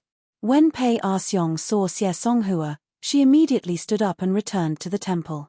After Xie Songhua landed, she joked, Do you want Master to help you find a wife? Chao Mu suddenly realized, so Master is not a woman? Ju Xing looked helpless, so you are an idiot. Xie Songhua stopped joking and spoke in her mind, Master will bring you to the Aquarius continent. Bamboo Sea Paradise, Green Immortal Mountain. Chun Qing leaned on the railing, her hands supporting her cheeks. A woman with a head full of green hair was walking barefoot. She looked at her only disciple who was daydreaming, and smiled. She was once bored to death, leaning on the bamboo railing in a daze. Then, an even more bored scoundrel would jump out and place his head on the railing. Then, he would turn his head and squint his eyes. He had a serious expression and did not look away. The moment he opened his mouth, he was not a decent person. Big sister, be careful not to crush the railing. But it's okay, if Green Immortal Mountain asks you for compensation, just tell them my name. Remember, my name is Alliance, kind as in Liang. When she stood up, he also stood up and leaned against the railing, smiling brightly. You can't be that Green Immortal Mountain's madam, right? Otherwise, Big sister is so beautiful, if I were that mountain goddess, I would be so jealous that I can't tolerate you as a neighbor. Every night, I would squat by your bed and poke your face with a bamboo stick. But I wouldn't really poke it, after all, even a woman would like you when she sees you. I think you are most likely not that mountain goddess. Do you know why? Haha, it's very simple. I actually have a relationship with her, hihi, you know. That man raised his hands, winked, and poked his thumbs. Well, old sweetheart. At that time, she asked him, do you want to die? She was an ascendant realm cultivator, and she was overseeing the mountain. In a bamboo sea cave, there were tens of millions of green bamboos, all of which could be turned into flying swords, so she was also half a sword cultivator. That man's face was full of shyness. He glanced at the house on the side of the corridor, as if he didn't dare to look at her directly. He lowered his head slightly and smiled faintly, wanting to say something. The last person, when riding the wind to escape, hugged his butt. Chun-Ching came back to her senses, looked up and asked, Master, why did that alliance go to the Western Buddhist kingdom inexplicably? She smiled and said, it's better to be a monk. North Continent. Sparrow Mansion, a tea shop at the foot of the mountain. Opposite Wu Jiong, who was the female patriarch of law, was a handsome man in a white robe. His posture was lazy, and he didn't look like he was sitting, almost lying on the table. Wu Jiong said helplessly, UMI, can you restrain yourself a little? The golden core sword cultivator named UMI, who had been a nominal guest of Sparrow Mansion for many years, yawned and said with grievance, Sister Wu Jiong, what's wrong? I didn't say a word, and I didn't even look sideways. I just took a walk on the mountain, can't I? Wu Jiong handed him a cup of tea, picked up the teacup, and put it down again. She stretched out her fingers and rubbed the space between her eyebrows. You're a scourge. If you continue like this, the reputation of Sparrow Mansion will be ruined. Even if you don't provoke them, those little girls who don't know much about the world all have a heart for beauty, and you're a golden core sword cultivator. Speaking of this, Wu Jiong probably also felt that this UMI from Luopa Mountain was not to be blamed. This guy was indeed too good-looking, and he didn't provoke anyone. However, he was just looking at the cliff, or enjoying the scenery in the snow, dressed in white and holding a green bamboo cane, or walking slowly with an umbrella in his hand in the pouring rain, holding a peach branch in his hand. This sword cultivator UMI didn't King speak, but it was the same as speaking. The key was that silence spoke louder than words. UMI felt even more wronged. He lay on the table and twirled the teacup with his fingers. Everyone says that the North Continent is full of sword cultivators, and sword immortals are everywhere. That's why I boldly used the name of a golden core sword cultivator. If I had known, I wouldn't have puffed myself up at my own cost. I would have just been a chi cultivator of the sea observation realm. After UMI arrived at Sparrow Mansion, he didn't make a move. So until now, Wu Jiong still couldn't determine UMI's true level. However, she was sure that he wasn't at the sea observation realm, and was most likely a nascent soul sword cultivator who had hidden his strength. On the other hand, UMI seemed to care a lot about Zhao Luan. However, it wasn't the kind of love between a man and a woman. Instead, it was more like a senior protecting a junior. As such, the chief's proud disciple, Liu Guibao, seemed to be a little strange. Liu Guibao and Zhao Luan were originally very close, but now there was some tension between them. Liu Guibao's face was cold. He walked from the foot of the mountain to the tea shop and placed a secret letter on the table. Miu's eyes lit up. He clasped his hands together and muttered something. Then, he opened the secret letter. He almost burst into tears on the spot. He couldn't help but turn to Liu Guibao and say gratefully, Miss Liu, I can never repay your kindness. In the future, if anyone dares to bully you, except Chief Sun, Sister Wu Jiong, and all the Earth Immortals in the North Continent, then you can tell me openly. I promise to beat them up. Liu Guibao just stared at him blankly.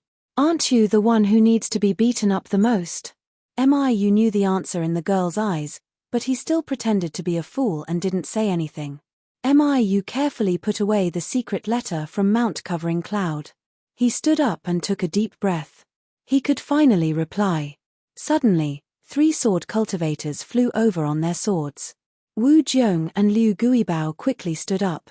It was a female sword immortal, floating duckweed sword lake's chief, Xue Cai. Beside her were 2 direct disciples. The extremely young golden core realm sword cultivator, Chen Li, and the relatively young Dragon Gate Realm Sword cultivator, Gao Yuqing. Chen Li smiled and said telepathically, "Isn't this great sword immortal, am I? You're even more elegant than before. You're almost blinding me. Listen, how familiar. As expected of the little hidden official of the Great Wall of Sword Qi. You can't even scold him back.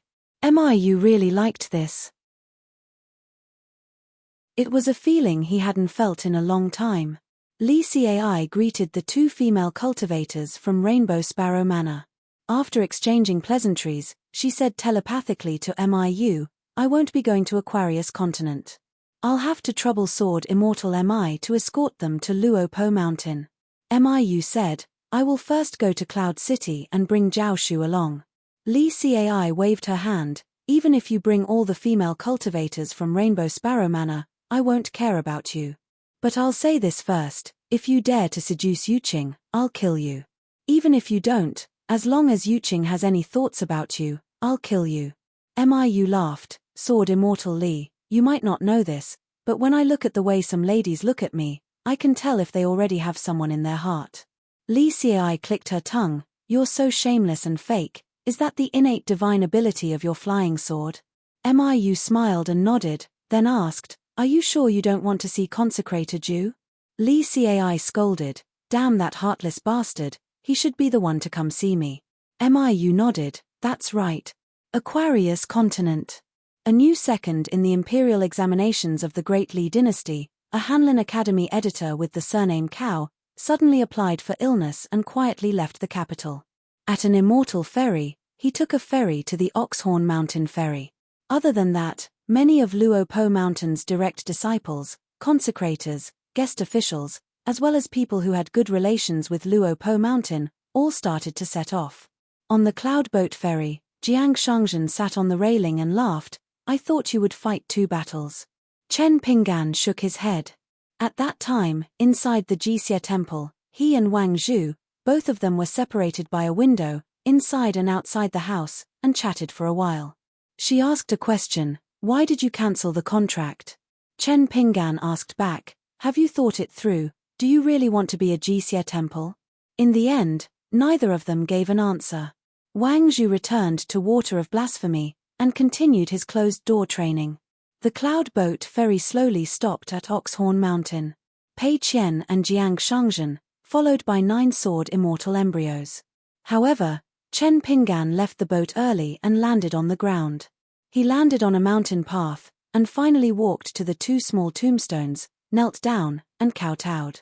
Then, he took out small bags and began to add soil to the tombstones.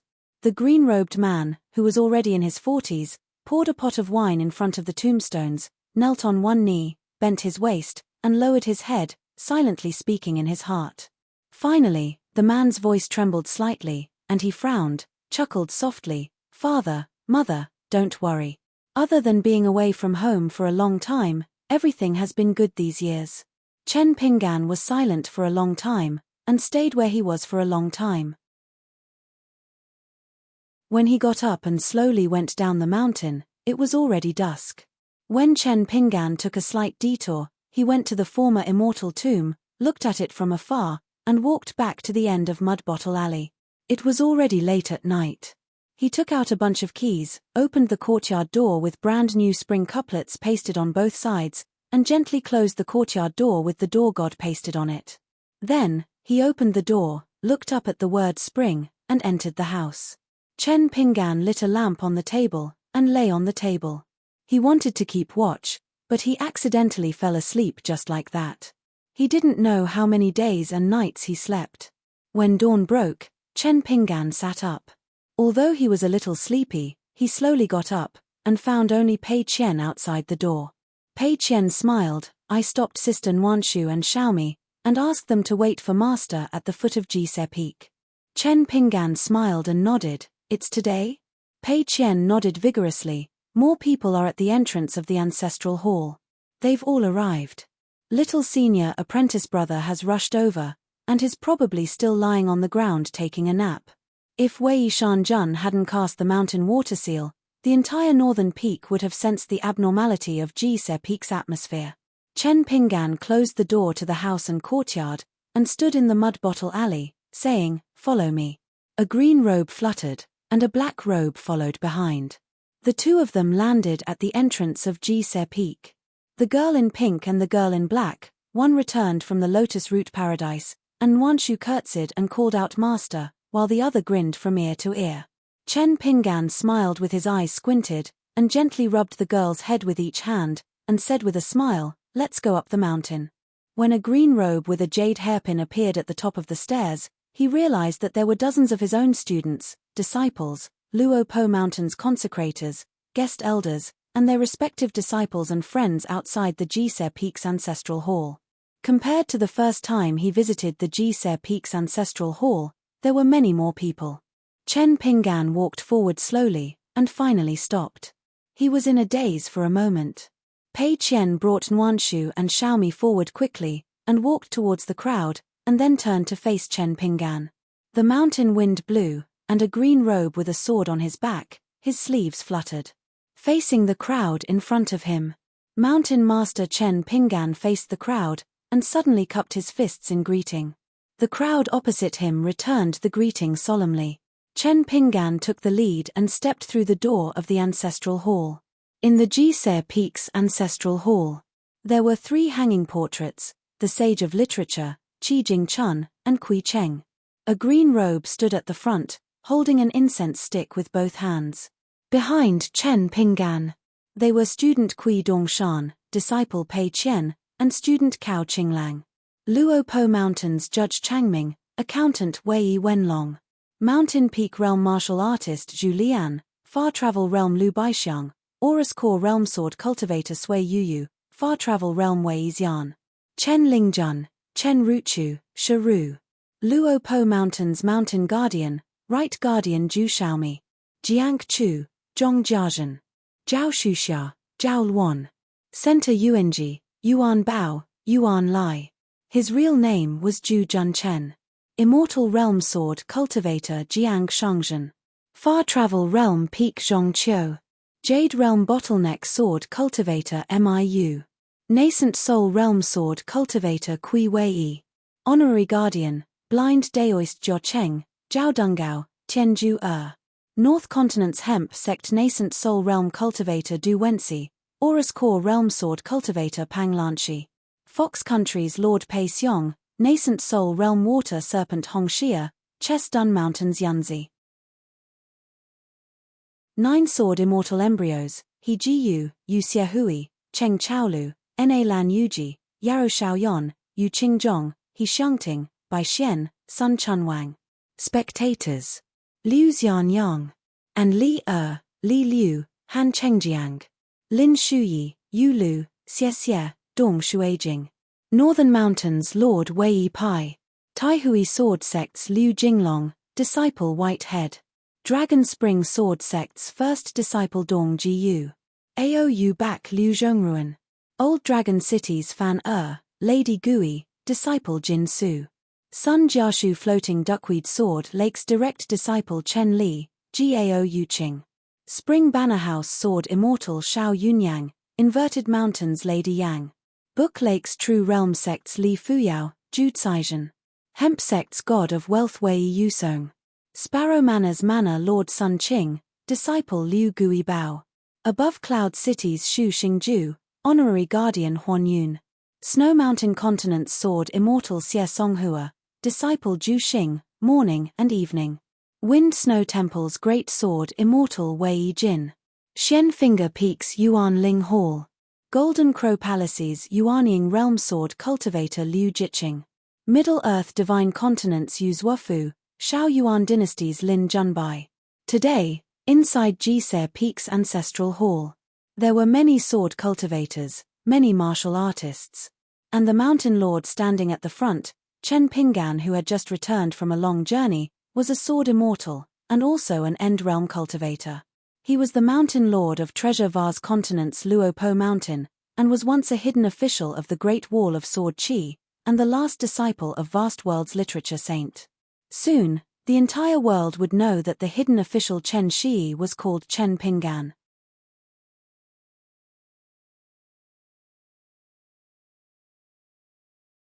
764. The 43G Ser Peak Ancestral Master Hall Records tablet stood in front, while the 36 spectators followed behind. They followed Mountain Chieftain Chen Pingan and offered incense and hung up statues. They bowed 3 times with their hands clasped in front, and then inserted incense into the incense burner according to the order of their respect. As the host, Chen Pingan still had to return the gesture of gratitude to every spectator. Just this alone took up a full 45 minutes. Under the 3 portraits, there was a table and 2 chairs. One was empty, and the other belonged to Chen Pingan. Chen Pingan never sat down. A man in a green robe stood with his back facing the portraits, facing the ancestral master hall entrance. He returned the courtesy to everyone who offered incense. The 30-odd spectators either smiled and nodded at the mountain lord in greeting. Even if they spoke, they were extremely concise and comprehensive. At most, they would only offer a light congratulations. At this juncture, no one would exchange too many pleasantries with Chen Pingan. Nuanshu, whose name was Chen Pingan, was the incense messenger official in charge of the Song of Mountains and Rivers. She was allowed to stand beside Chen Pingan. She needed to call out the name of the spectator, sect, and mountain. Finally, she followed the mountain lord to return the courtesy to that guest. Chen Pingan was the first to take a seat. The host and the guest followed suit in an orderly manner. Today, there were 3 types of seats in the G-Ser Peak Ancestral Master Hall. The first was, of course, those who were qualified to participate in the G-Ser Peak Ancestral Master Hall's discussion. They already had an unshakable seat in Luo Po Mountain's Ancestral Master Hall. Apart from Mountain Lord Chen Pingan, there were also Kui Dongshan, first disciple Pei Qian, and Cao Qinglang. Apart from them, there was also head steward Zhu Lian. Mountain Protector consecrated Zhu Mili. To the right of Sui, Lu Baixiang, Wei Yixian. Zhu Fei, Zhong Qiu, Zheng Dafeng. Chen Lingjun, Chen Ruchu. Of course, a few more of these chairs would be added today. For example, Administrator Chang Ming, Accountant Wei Wenlong. Miu, consecrated Kui Wei, Pei Xiong, Hongxia. Next were the direct disciples who were listed in the Ancestral Master Hall's landscape register. For example, Center Yuanji, Yuan Bao, Yuan Lai, and the others. Then there were the normal consecrated and guests. For example, Jiao Sheng and his 2 disciples of Dragon Riding Alley, Du, and Pang Lanshi. Luo Mountain's honorary guests. Finally, there were more than 30 guests from various continents. The last 2 types of chairs would only be moved out for people to sit on days like today. Today, the G-Ser Peaks Ancestral Hall would definitely have a large number of guest elders. They would all come from the guests who came to observe the ceremony. Chen Pingan was alone, sitting on a chair under the portrait, looking at Kui Dongshan who had just rushed back from the Central Plains Divine Continent. He nodded his head. For the first time, Kui Dongshan changed his snow-white robe into a green Confucian robe. He stood up and said softly, Pei Qian, Cao Qinglang. Pei Qian and Cao Qinglang stood up at the same time. Chen Pingan also stood up. Kui Dongshan took out the Golden Book and Jade Archive from the Confucian Temple and passed them to Pei Qian and Cao Qinglang respectively. Then, he moved forward to hand over a ceremonial item from the Confucian Temple to his teacher. However, Chen Pingan shook his head lightly and took out a stack of books from his sleeves. Kui Dongshan smiled knowingly. He did not care about the rules and etiquette. Everyone in the G-Ser Peaks Ancestral Hall was his family. No one would go to the Confucian Temple to gossip. The Golden Book and Jade Archive were thrown into the sky and turned into a gust of clear air. As for Wan Kui's Dragon Spring Sword Sect, Zhengyang Mountain, and Qingfeng City, they all needed the recommendation of the Dali dynasty's emperor, Song He. In the end, they all became the newest sects of the Aquarius continent. It was said that Zhengyang Mountain had been preparing to become the next sect for many years. However, Jin Qing, the lord of Zhongyue, didn't have a clear opinion on this matter. On the side of the Song clan's imperial court, the emperor of the capital city, and the feudal lords in the capital city also seemed to have some disagreement. Emperor Song, his opinion was that although Zhengyang Mountain didn't have enough military merits, Since Zhengyang Mountain had borrowed a lot from many forces including the Shunguang sect, the Jiang family of Yunlin, and the Old Dragon City, they might as well go with the flow and support Zhengyang Mountain. However, the feudal lord Song Mu, who was supposed to have a closer relationship with Zhengyang Mountain, said that even if Zhengyang Mountain had enough military merits on the Dali Mountains and Rivers merit book, they still lacked a lot of merits. Even if the Song clan recommended them to the Confucian Temple in the Central Plains, it was very likely that they would be sent back to the Dali dynasty and be replied with the word reconsider. Today was different from the past. It was a peaceful and prosperous era. They shouldn't feed Zhengyang Mountain too much. It was easy to make the other sects resent them and think that the Dali dynasty was too biased. In the secret letter that Song Mu sent to the imperial study in the capital city, he wrote a sentence at the end. Unless the sword cultivators of Zhengyang Mountain dared to open up new territories in the wasteland, they could accumulate merits with their military merits.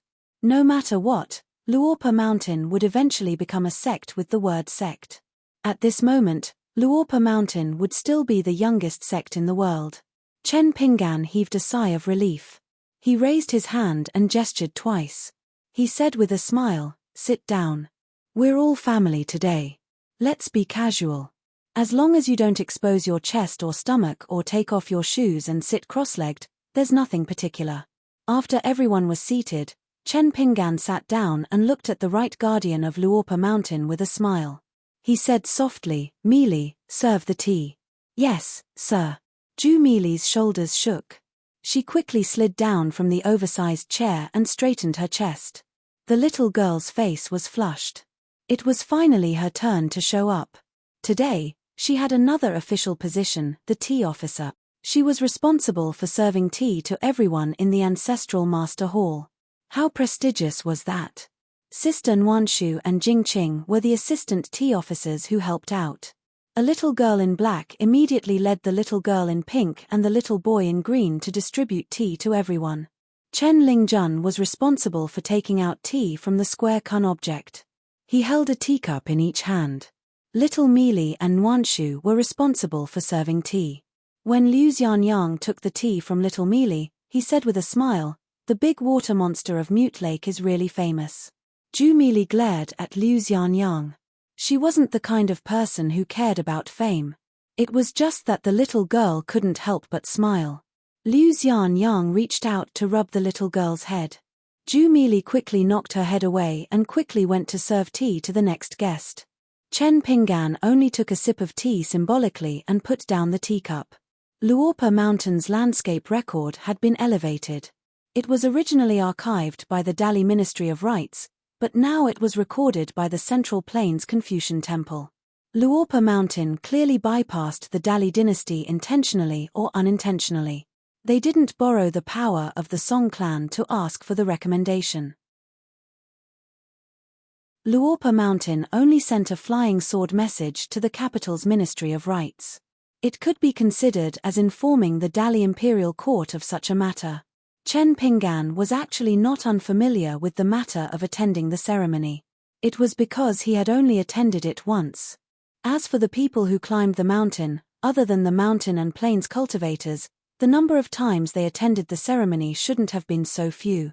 The bigger the sect, the more chances and number of times they had to attend the ceremony. In his early years, Chen Pinggan only traveled around the Qingwan country. He passed by the Gold Laurel Temple of Qingyao Mountain. The Jindan Earth Immortals elder, Zhongguo, wanted to take in 9 disciples. Compared to the Gold Laurel Temple's disciple recruitment ceremony, the Jise Peak's Ancestral Hall's ceremony to become a sect was actually very simple. Both Qingfeng City and Zhengyang Mountain's ceremony were held from morning to night. During the ceremony, it was said that it took 4 hours just to invite the Golden Letter, Jade Archive, and ritual utensils from the Confucian Temple. During the ceremony, the guests would take their seats.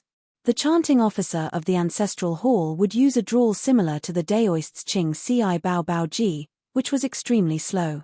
Before the chanting officer took out the Golden Letter and Jade Archive that was less than 100 words, there would be all kinds of celebratory ceremonies.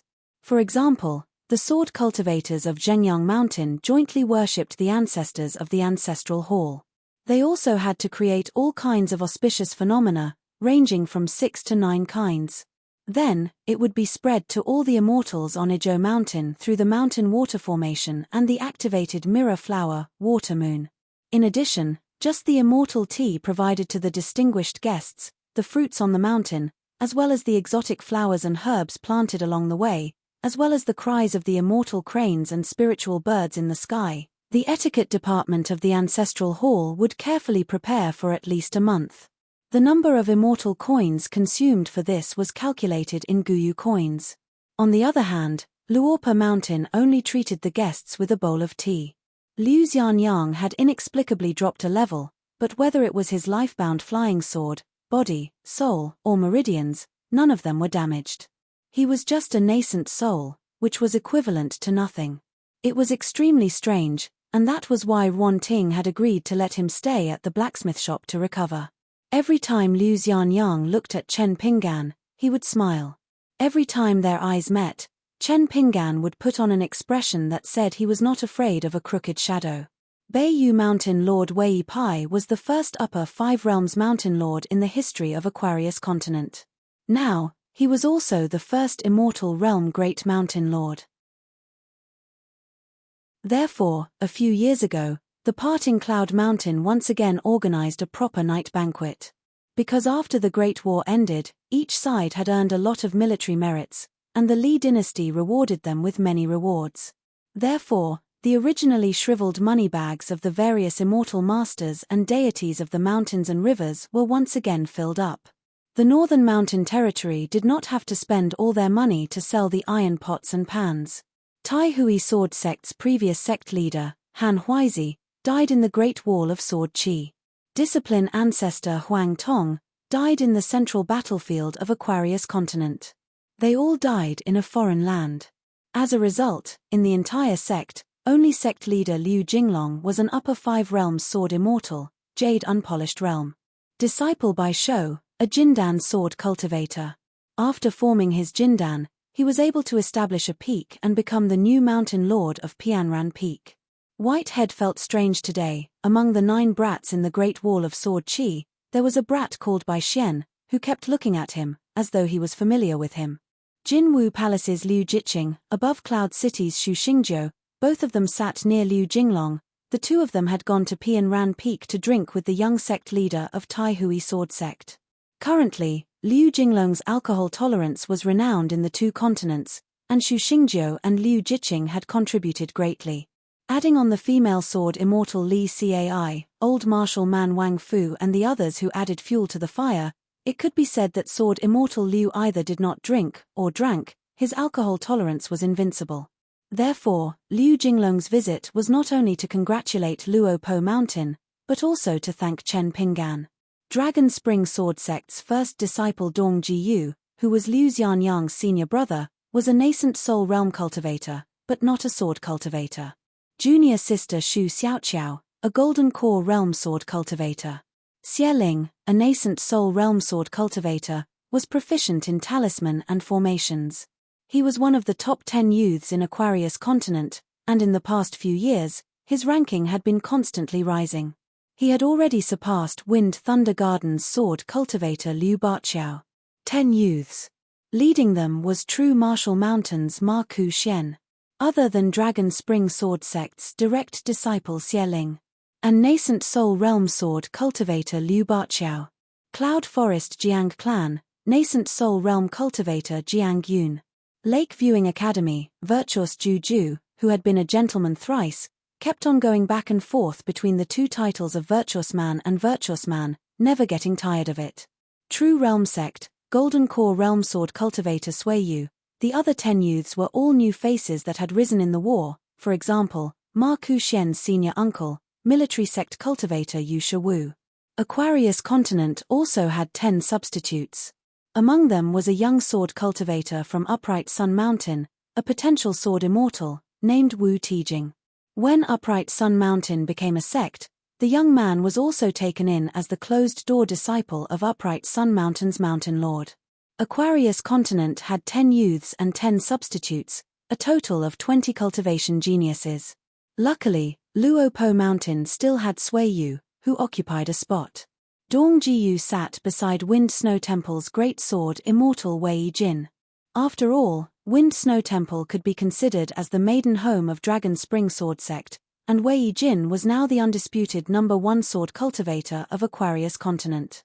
Dong Jiyu was naturally very respectful towards Wei Jin. And great sword immortal Wei Jin, who had always been aloof, made an exception for this Dragon Spring Sword Sect's eldest disciple. Although he did not speak much, he had a slight smile on his face. One had to know that Wei Jin was known for not being courteous. Even after returning to Wind Snow Temple, Wei Jin only went to the immortal platform. In the two battles, sword-seeking Heaven Monarch Xie in the Sword Chi Great Wall and Aquarius Continent, sword-seeking Great Demon did not say a word and only handed over his sword. Sun Clan's patriarch Sun Jiashu and Lady Gui's only direct descendant Jinsu had already become husband and wife. They were also a pair of Dao companions on the mountain. Crouching Ground Peak's venerable fire dragon's beloved disciple Zhong Shanfeng was in seclusion, so he could not attend the ceremony. According to Xian Peak's Yuan Ling Hall, junior apprentice brother Zhong Shanfeng had ascended to Sea Viewing Realm.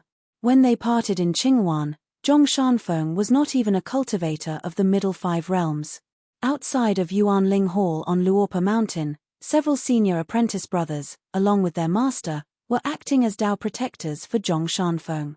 An Ascendant Realm venerable fiery dragon, the ancestral master of the White Cloud lineage, the Peach Mountain lineage, and the Taixia lineage were all guarding a cultivator of the cave-dwelling realm outside the cave. This kind of thing, probably only Lying Ground Peak could do it.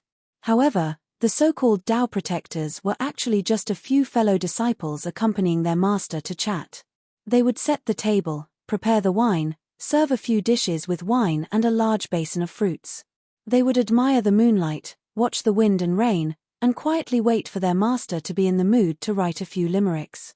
Then, each of them would have a sincere look in their eyes as they slapped the table in praise. Yuan Ling Hall had disliked those two flattering senior brothers for many years, especially this time. Originally, he had already prepared a brush, ink, paper, and inkstone, feeling that he would definitely be able to turn the tables. He never thought that his master would ask him to come to Luo Po Mountain to observe the ceremony. In the end, he did not come in handy. Li Shisheng brought along his attendant Kui Ci to tour the heavenly horizon grotto heaven of the Liuxia continent. Zhong Kuei, together with Jiao Cheng, the city lord of Jingguan City in the Skeleton Beach and the Ghost Valley, were escorted by a quasi-sage who had returned from the moon-bearing mountain in the wilderness. They followed the old monk in chicken soup to the Western Buddhist kingdom. The last disciple of the city lord of White Emperor City, Jiyu Kan, was now in the Fuyao continent. It was said that by chance, he had found a small grotto heaven secret realm and was cultivating in seclusion. The leader of the hemp sect, Zhu Quan, had gone to the high sect of the Central Plains. Xiao Yunyang and Madame Xiuyan traveled together and arrived at the Aquarius continent. Back then, sword deity Xiao had asked Liu Jinglong and Lu Sui of the Water Classic Mountain to help take away the string of gourd vines from the Spring Banner House. Back then, the 14 small gourds were born. Spring Banner House was extremely lucky. It was much more than the expected 7-blade strengthening gourds. There were as many as 10-blade strengthening gourds. Other than the 7-blade strengthening gourds, Xiao Yunyang still had 3 high-grade blade strengthening gourds in his hands. The congratulatory gift for this ceremony was a pair of blade strengthening gourds. It meant that good things came in pairs. At the same time, it was a great help to the poor Madame Xiuyan. Otherwise, Madame Xiuyan would have been anxious all the way. Before climbing the mountain, she almost turned around and left. She planned to stay in the small town and not meet the hidden official. Xiao Yunyang gave her a blade strengthening gourd at the last minute. Only then did Madame Xiuyan have the courage to climb the mountain to congratulate Luo Po Mountain. Lin Junbai and Yu Zhuanfu were brought to Luo Po Mountain by Kui Dongshan. This time, Luo Po Mountain did not invite the cultivators from the Spring Dew Garden. While everyone was drinking tea, Chen Pingan and Kui Dongshan quickly communicated telepathically. Only then did they know that this student was indeed very busy during this trip to the Central Plains Confucian Temple. Kui Dongshan left the Great Spring Dynasty from the Tongye continent and traveled across continents. First, he went to the Forest of Merits and Virtues and met the teacher's teacher, the old Shotsai. He got along well with old Master Dong, who was known as the world's most Confucian sect, and Ju Mi, the head of the old Yufu Academy in the North Continent. They often played chess. Then, Kui Dongshan received instructions from the old Master Dong to leave behind the seal of the library. Then, he received a message from the old Master Dong and a letter from old Master Dong to go to the School of Rites to look for the Grand Chancellor. Maro Xiaodong resigned from his position as deputy headmaster of the Cliff Academy of the Great Sui Kingdom and entered the Li Ji Academy, one of the three great academies. He took up the position of secretary, second only to the Grand Chancellor. According to the rule that the busybodies of the mountains and rivers were the officials of the Confucian Temple, the position of minister of the Confucian Temple was lower than that of chancellor, but slightly higher than that of headmaster of the 72 academies. The headmaster of the Confucian Temple, the minister of the Confucian Temple, the Grand Chancellor of the Confucian Temple, the associate hierarch of the Confucian Temple, and the hierarch of the Confucian Temple. This was the official advancement of the Confucian Temple. Maro Xiaodong took Li Baoping and Li Huai with him. There was also a group of Confucian scholars who traveled south. They traveled to the Swirling Continent, the Rain Dragon sect, and the Great Wall of Sword Qi.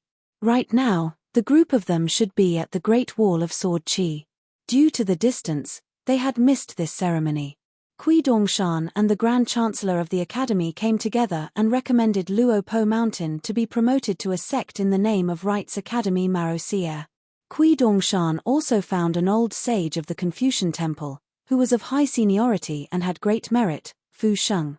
Therefore, he had another recommendation letter in his hand.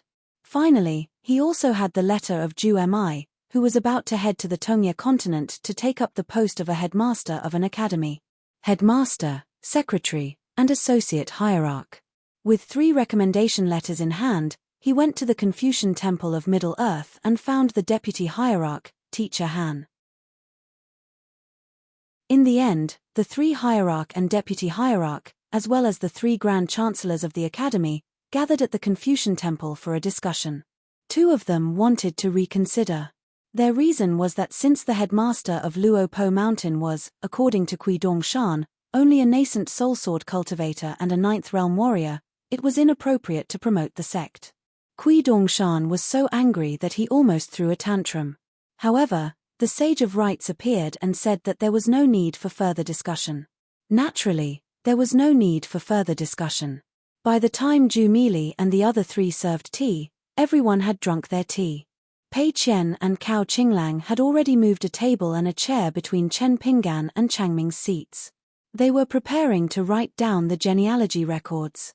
Changming, Miu, and Wei Wenlong were all cultivators who wrote the genealogy records. Since Chen Pinggan hadn't returned to his hometown for too many years, they hadn't really recorded the genealogy records in the Hall of Patriarchs of Jise Peak. Therefore, they had to make it up today. Chen Pinggan stood up and walked to the writing table. He smiled and said, according to the rules of the mountain, the head of law should be in charge of writing down the names in the genealogy records. Our Luo Po Mountain is a small sect, so we didn't have time to set up the position of head of law. Therefore, I'll do it for you today. After I personally write down Changming's name on the genealogy records, I'll let head of law Changming sit here. Although Pei Qian and the other 2 direct disciples of Chen Pinggan were only second to headmaster Chen Pinggan when they offered incense, the ones who were closest to Chen Pinggan's head seat were Changming and Wei Wenlong, the accountant, and then Cao Qinglang and the other 2. This was the rule of the mountain. The head of the law, the accountant, and the head of the Hall of Ancestors would all sit at the front of the Hall of Ancestors. Daoist Longevity stood up. She first bowed to the mountain master before bowing to the rest of the crowd. In fact, all the people who were watching the ceremony far away from Luo Po Mountain were very curious about who this woman in a snow-white robe with a warm smile was. She was able to stand out and become the head of the law of Luo Po Mountain in one fell swoop. How important was the head of the law of Luo Po Mountain? The people present, even the female cultivator Jin Su from Old Dragon City, who had found a good master and a good husband like her, also knew very well that she did not need to pay much attention to the matters on the mountain. Chen Pinggan was originally a person who liked to be reasonable, and the head of the law of Luo Po Mountain meant that she was the only person on Luo Po Mountain who was as reasonable as Headmaster Chen Pinggan in name, and even more reasonable at certain junctures. Chen Pinggan wrote the words Changming in the law column on the first page of the Luo Po Mountain's genealogy record. Then Chen Pinggan smiled and stood up. Changming walked over and replaced Chen Pinggan as the head of the brush. Then it was the head of Luo Po Mountain Spring Manor, Wei Wenlong.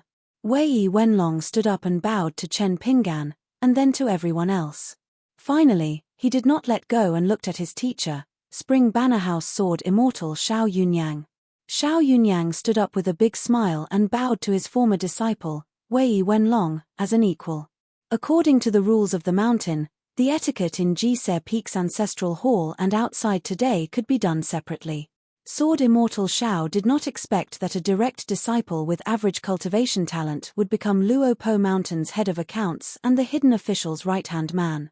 Lady Xianyang glanced at Xiao Yunyang's flushed face and felt a little upset. Spring Banner House was also one of the 4 great residences of inverted Hanging Mountain. Perhaps because it was named well, it was now the proudest. She immediately retracted her gaze and sat up straight. It was the young hidden official who was looking at her with a smile. Out of the 4 madams of the Haoran world, there were 2 in Luo Po Mountain's ancestral hall. Lady Xianyang of Plum Blossom Garden and Lady Gui of Osmanthus Island. After head of Law Changming and Spring Manor Wei Wenlong, it was Sword Immortal Miu who had just resigned from his position as guest elder of Mount Covering Cloud. Then it was nascent soul sword cultivator Kui Wei, Zhong Jiazhen of the head of accounts, and talisman cultivator Jiang Chu Zhao Shuxia, Zhao Luan. Pei Qian's first disciple, Zhu Junchen, who was nicknamed our man nascent soul fox demon Pei Xiong, who had been cultivating in the lotus root blessed land all these years. Nascent soul water serpent Hong, Yunzi, who had just formed his Aurus core. There were also 9 sword immortal embryos from the Great Wall of Sword Qi. After that, there were 3 more ceremonies. The first was Sword Immortal Guozhujiu.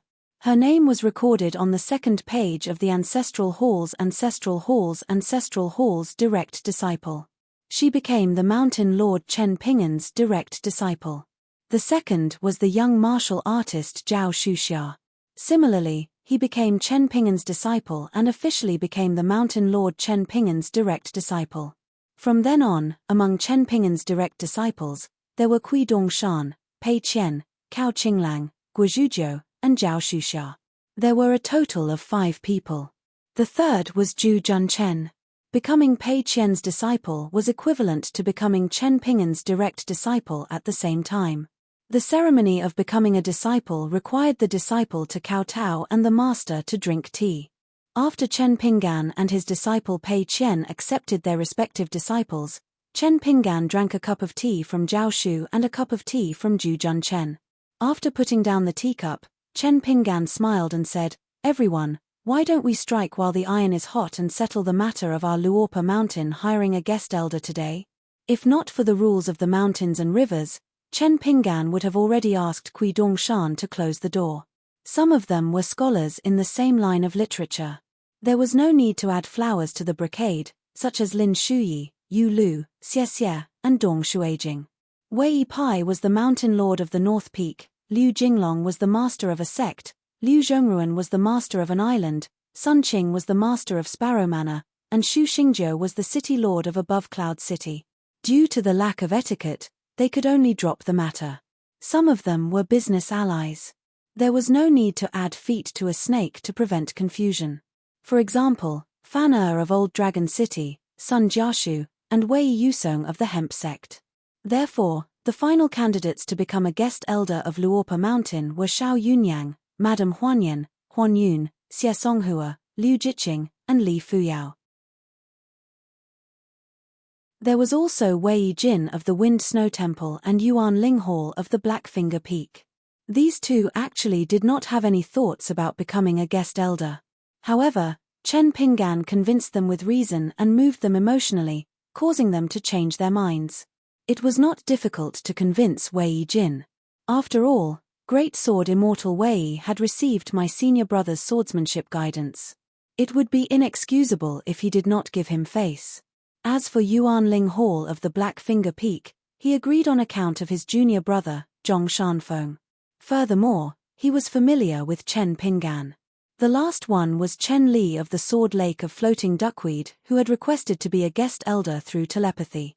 Chen Li had a similar feeling as the White Head. He found it a little strange. Why did the potential sword immortal named Bai Xian seem to have a very unreasonable closeness in his eyes? As for the White Head, he was more tactful than Chen Li. He had a greater sense of danger. He felt that Pei Qian's signature expression and smile made his hair stand on end. The White Head made up his mind to stay away from Bai Xian so that he would not be implicated.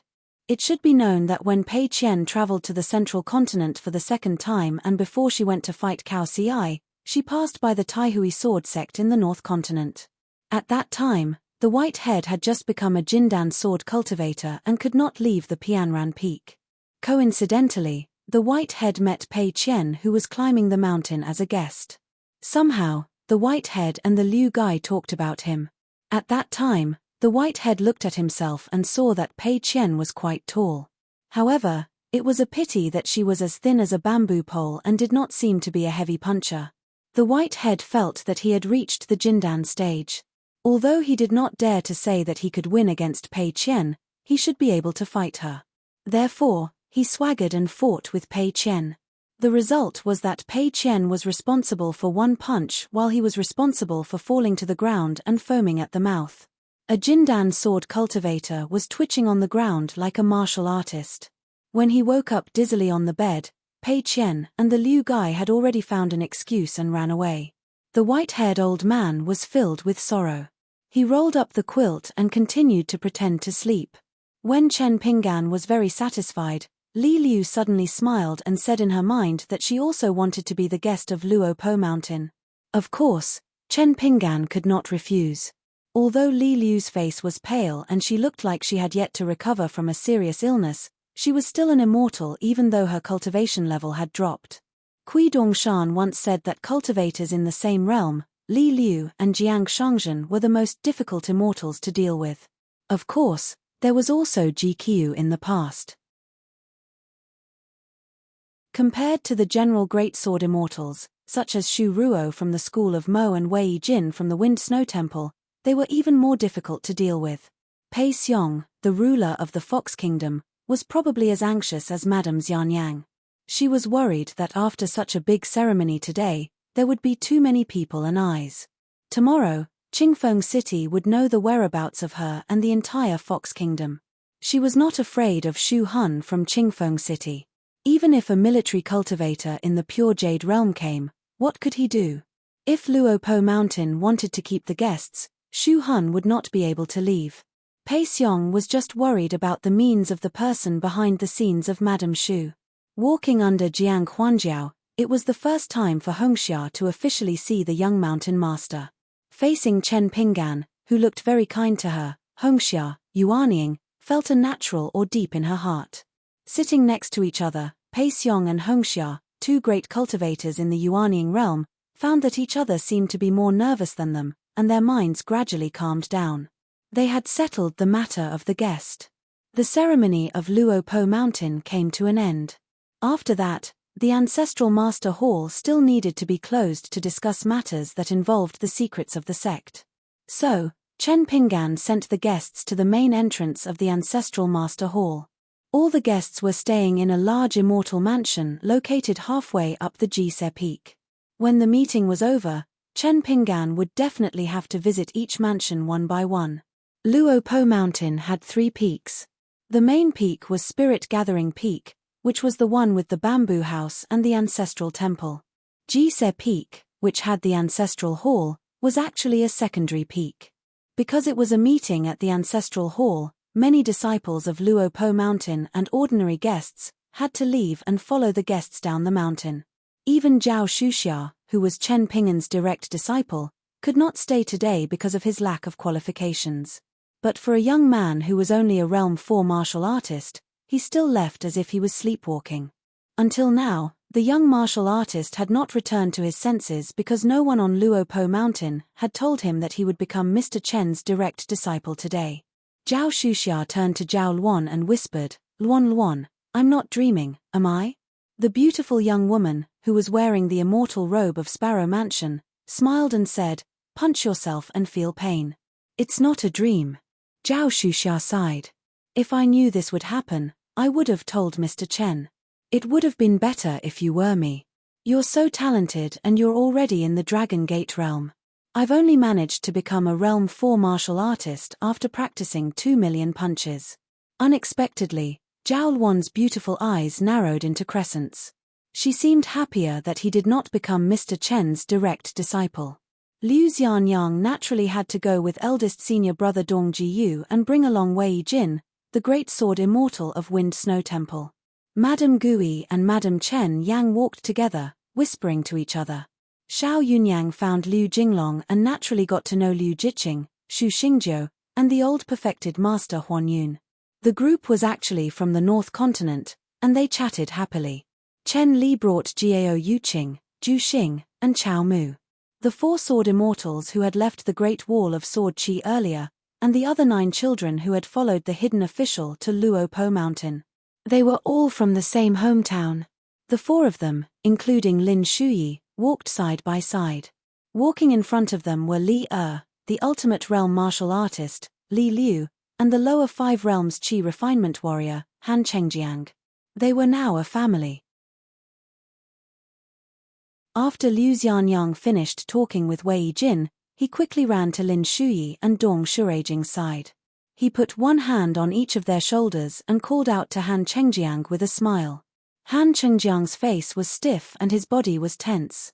He turned his head and forced a smile at Liu Xianyang, looking straight ahead.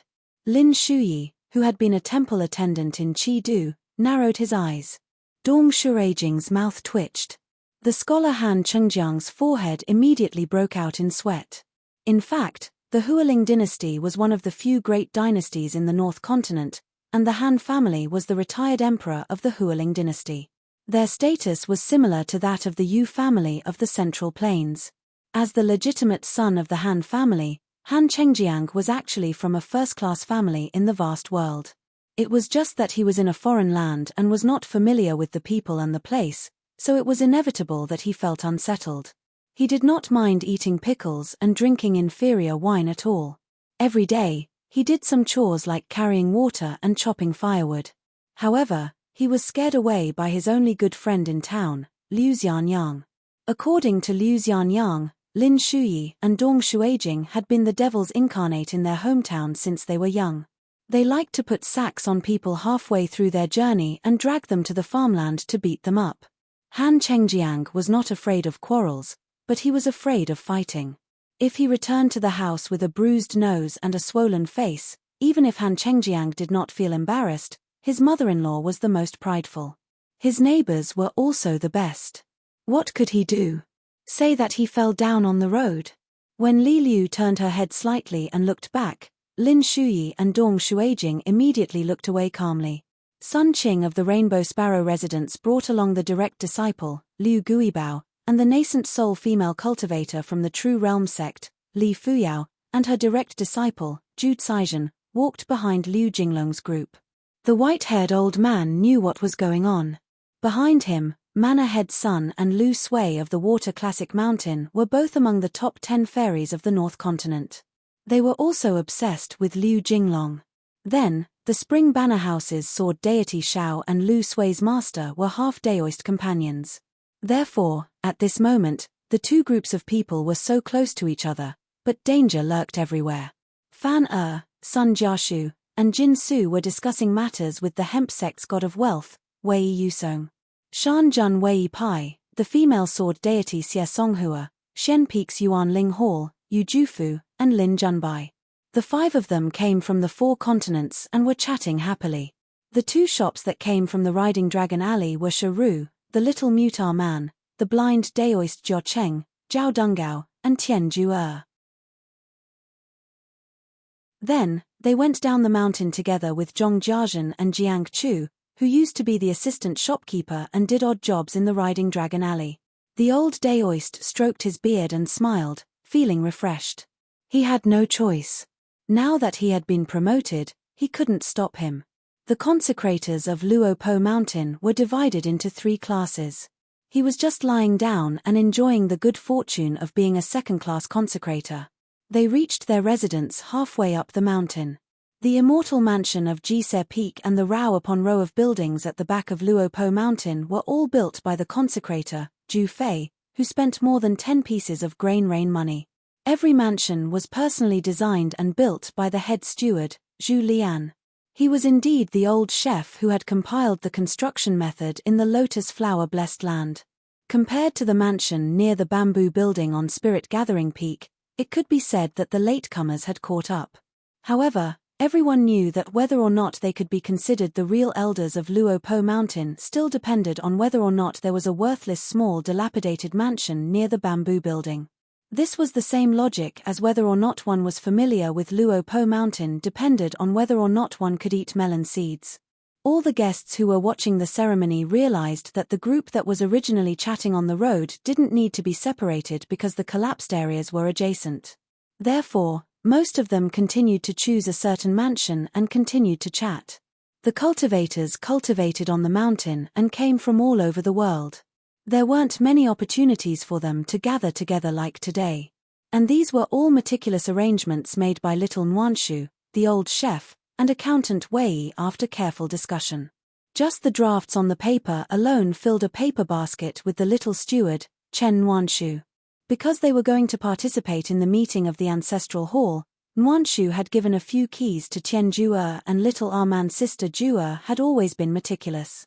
Although Arman looked like a little mute, he was actually very smart. And Arman, whose real name was Ju Junchen, only had a good relationship with the steward, Sharu, at the foot of the mountain.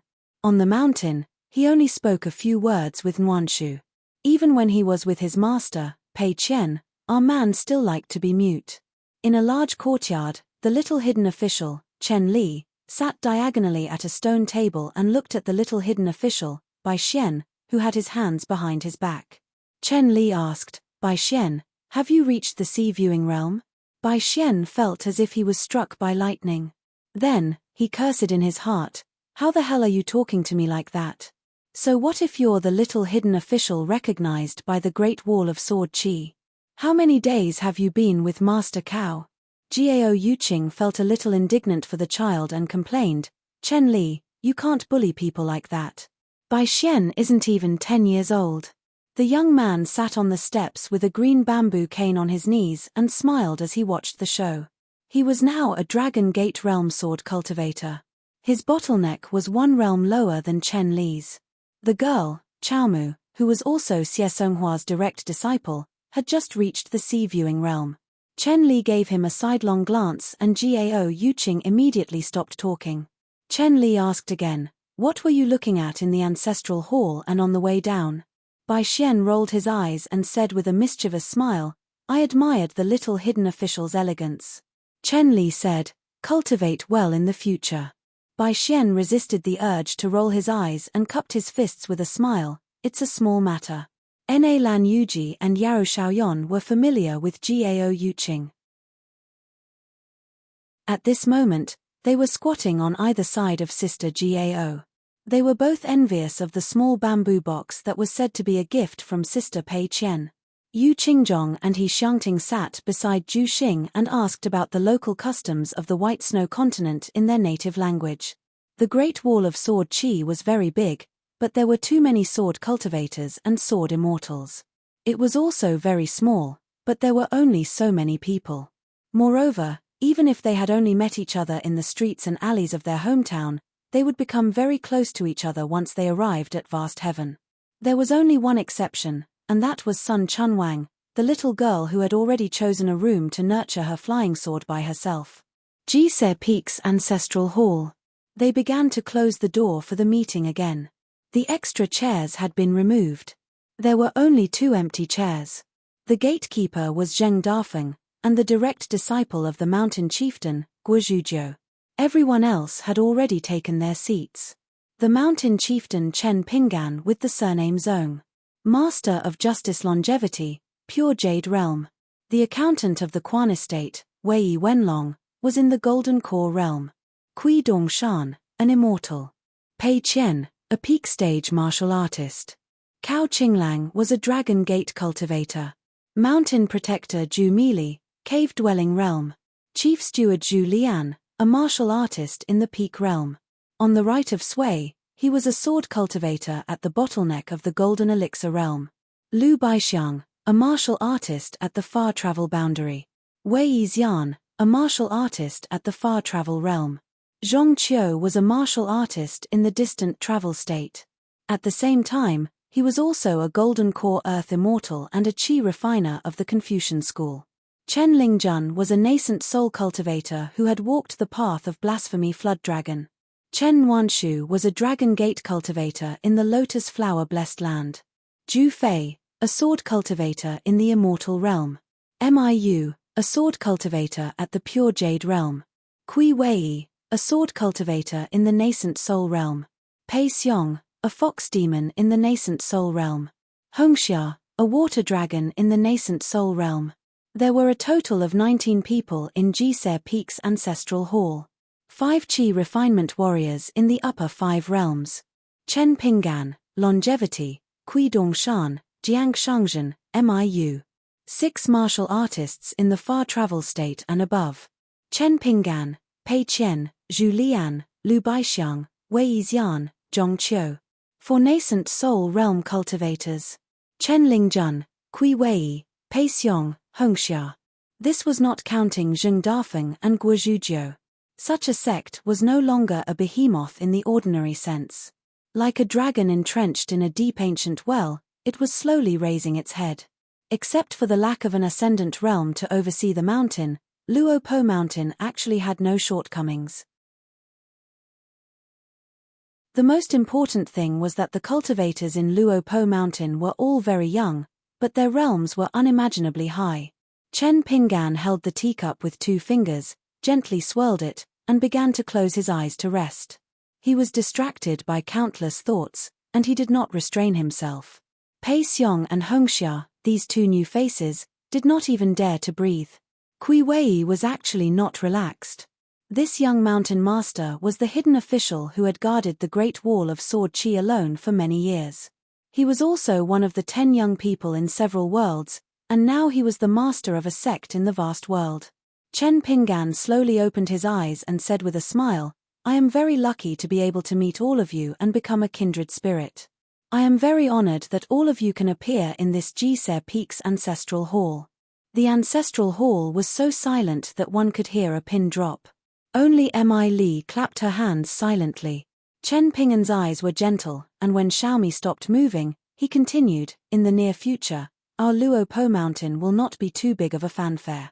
What we say to the outside world is that great sword immortal Mi left the cloud padding mountain and supported our Luo Po Mountain, so we were promoted to a sect in one fell swoop. As for whether the outside world believes it or not, we don't care. As for why we hide it again and again, I will explain it to everyone in detail later." Miu's face was dull. Jiang Shangzhen praised, "It's all thanks to Mi Zhenxian that we were able to deceive everyone so easily without leaving any traces behind." Kui Dongshan nodded vigorously. Yes, Great Sword Fairy Mi is not the chief consecrator, it is unreasonable." Jiang Shangzhen was dumbfounded and shuddered. What the hell? In the previous secret letter, what happened to the chief consecrator? What happened to crying and throwing a tantrum at your husband's place? Chen Pinggan said with a smile, "So the first important thing in today's meeting is to discuss who will be the chief consecrator of Luo Po Mountain." Pei Qian said, "Master, I have no opinion on who will be the chief consecrator. I will only listen to Master and the Law Master. Anyway, I suggest that Zhu Fei be the second chief consecrator, so as not to reveal Zhu Fei's identity as the old sect master of Jade Gui sect." The old sect master of Jade Gui sect. Was it the Jiang Shangzhen who was from the Tongye continent but had made a name for himself in the North continent? The great sword fairy who could almost defend the divine seal peak with his own strength in the end? Chen Lingjuan's eyelids trembled. He immediately began to carefully calculate whether he had said or done anything offensive when Zhu Fei and his brother came to Luo Po Mountain in the past. Hongxia and Peixiang's faces were pale. Jiang Shangzhen, the previous sect master of Jade Gui Sec, the first person to turn the tide in Tongyi continent, Zhu Mili's mouth was wide open. The little girl quickly turned her head and cast the most sincere look of appreciation at Jiang Shangzhen. This consecrator with the pseudonym Zhu Fei was very generous, but he didn't look old. Jiang Shong was truly worthy of being a person surnamed Zhu. Sigh. Zhu Lian smiled and said, "Brother Zhu, being the second chief consecrator is very convincing. If anyone is not convinced, they can fight me. I admit defeat, but I will still insist on my opinion. Except for Brother Zhu, I am not convinced that anyone is the second chief consecrator." Lu Baixiang echoed, "Sect Master Jiang is busy after all.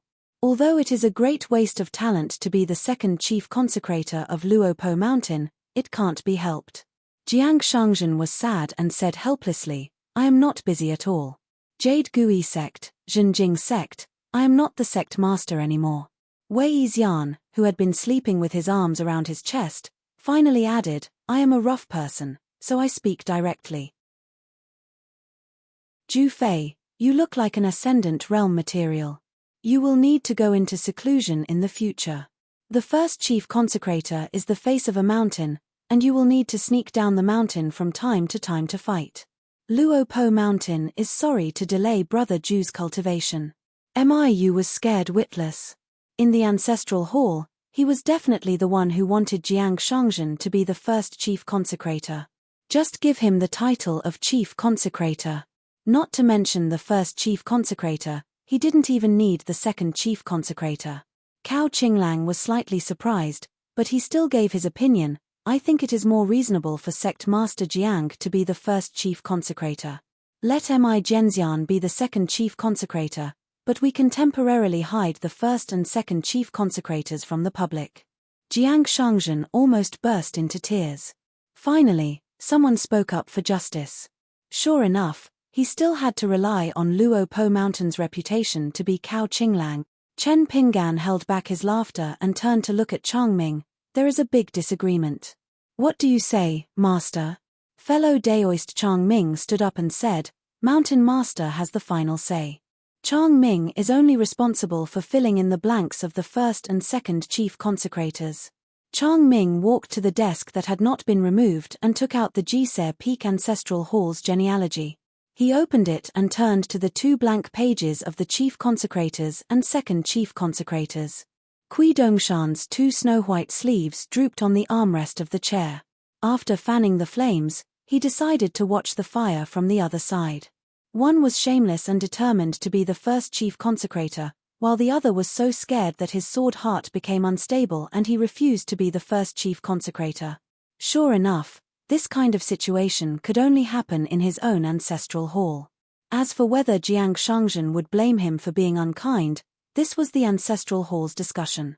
What did it have to do with him, Kui Dongshan? Chen Pinggan suddenly stood up with a smile and cupped his fists towards Jiang Shangzhen. "Congratulations to First Chief Zhu. I will have to trouble you in the future."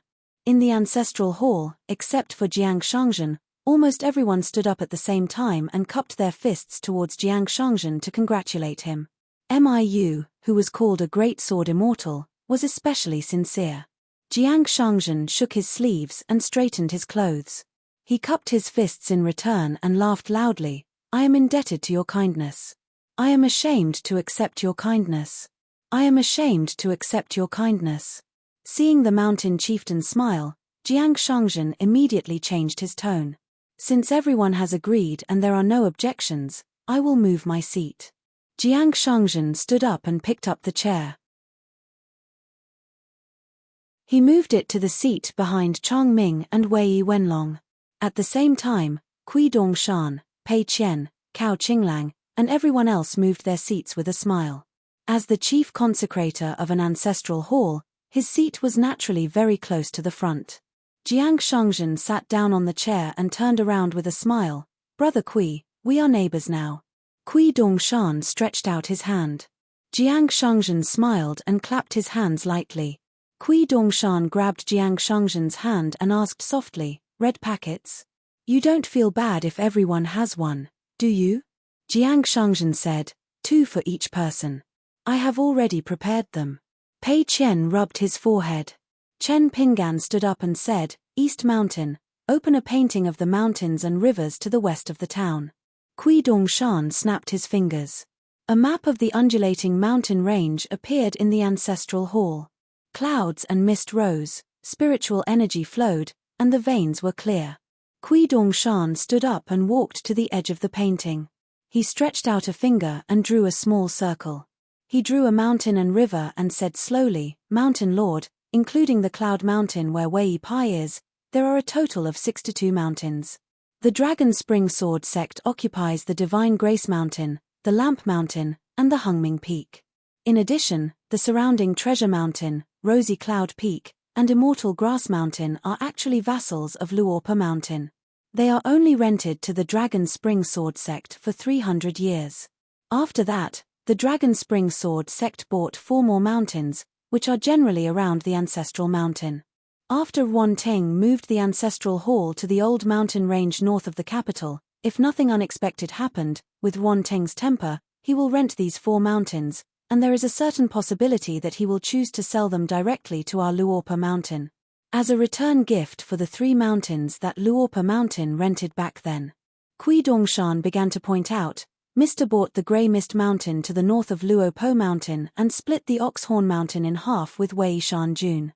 The Cinnabar Mountain that the Shu family of the Clear Breeze City had moved out was temporarily rented to the AOU back of the Pearl Hairpin Island in the Book Lake, the Azure Dawn Peak, the Sword Reverence Terrace located in the westernmost part, and the True Pearl Mountain located in the easternmost part.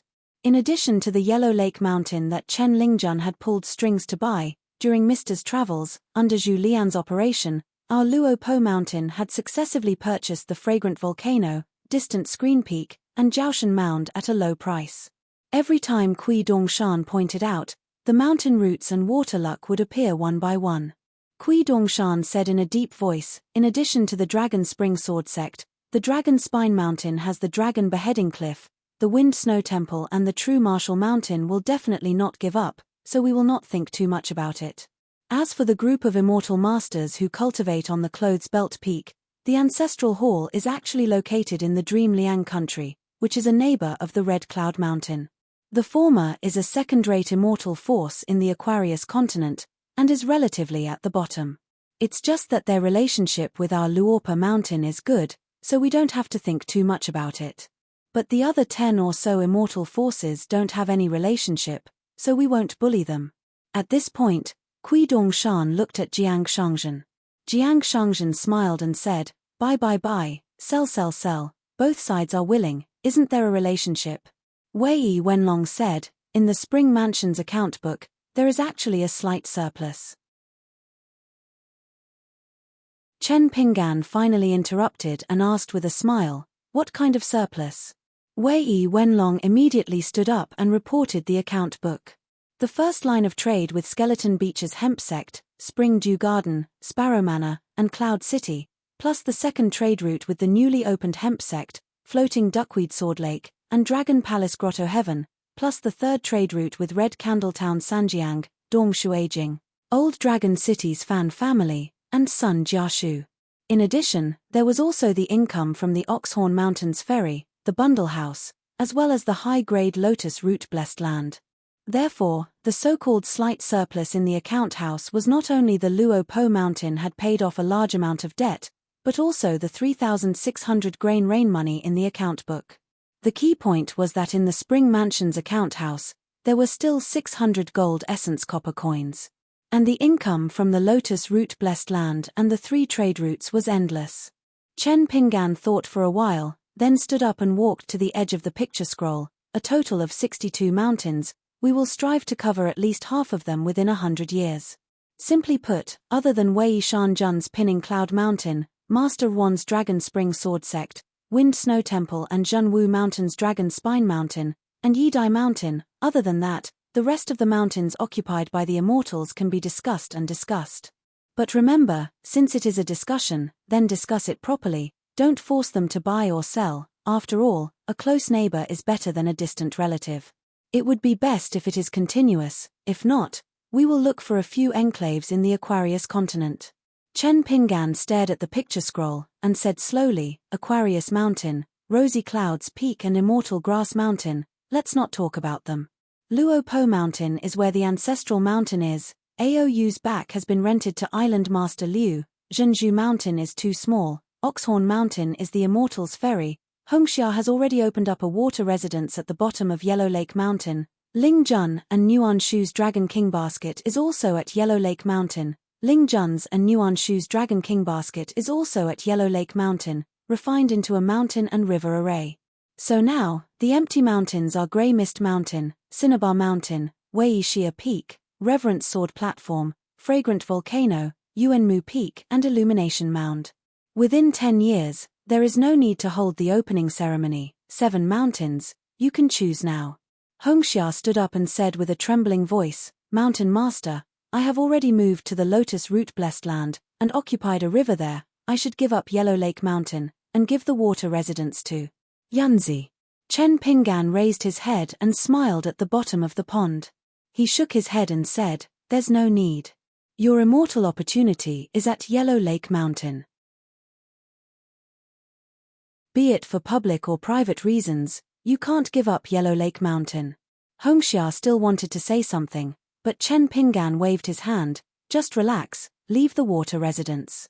Hongxia did not dare to say anything, and hurriedly bowed, thank you, Mountain Master. Jiang Shangzhen was deeply moved, and he still said that he did not have the final say. If it was at the ancestral hall of the Divine Seal Peak, how many people would spit at him and smash his chair? Chen Pingan laughed softly, Hongxia, there is no need to be so reserved, you are a part of the ancestral hall's discussion, you have a chair, here, reason is the most important, if anyone dares to leave the ancestral hall to make things difficult for you, just look for me, I will personally help you judge. Kui Dongshan nodded, yes, yes. Chen Pingan laughed angrily, I am talking about you, don't scare Hongxia for no reason in the future. Kui Dongshan glanced at Hongxia from the corner of his eyes, and Hongxia subconsciously looked at the Mountain Master. Chen Pingan, who had just retracted his gaze from the picture scroll, could only look at Kui Dongshan again. Kui Dongshan had no choice but to raise his 2 sleeves. Sui Yuyu, who had been silent all this time, said, I want the Reverence Sword Platform as a place of cultivation. Chen Pingan shook his head, no. Sui Yuyu frowned and asked, why? Chen Pingan casually found a reason, other sects have golden cores, our Luorpa Mountain needs nascent souls. Chen Pingan had a choice in mind for the Reverence Sword Platform, with Kui Wei as the leader and the 9 potential sword immortals staying there. Sui Yuyu was not a sword cultivator from the Great Wall of Sword Qi, so he was not suitable. Sui Yuyu laughed. Chen Pingan knew why Sui Yuyu was like this, it was not difficult for her to break through the golden core bottleneck. If she really wanted to enter the nascent soul realm, she could have done it at the Ascension platform. But for some reason, Sui Yuyu deliberately stagnated her realm. Chen Pingan added, don't be in a hurry to make a decision. Chen Pingan flicked his sleeves and put away the painting. He took a few steps back and stood by the chair. He placed one hand on the back of the chair and said, there are 3 reasons why Luorpa Mountain continues to hide. First, I have been a hidden official of the Great Wall of Sword Qi for more than 10 years. I have many hidden enemies, and not all of them are demons. Second, I have 2 personal grudges in my early years. The matter of the natal porcelain, the Dali dynasty that was supervised by the Dragon Kill, and the parents of Ma Kuxuan of Apricot Blossom Lane. They have some deep grudges, and there might even be people from the North Continent involved. Second, back then, the Shu family of Clearwind City joined forces with Zhengyang Mountain. Liu Xianyang and I were almost beaten to death. Third, as the last disciple of the literary sage, my identity will soon be revealed. When the time comes, there will be pros and cons, and the situation will be fierce. When the time comes, there will be a lot of trouble. Just relying on flying swords and fists will not be effective. Here, I will inform all of you in advance. Everyone, be prepared.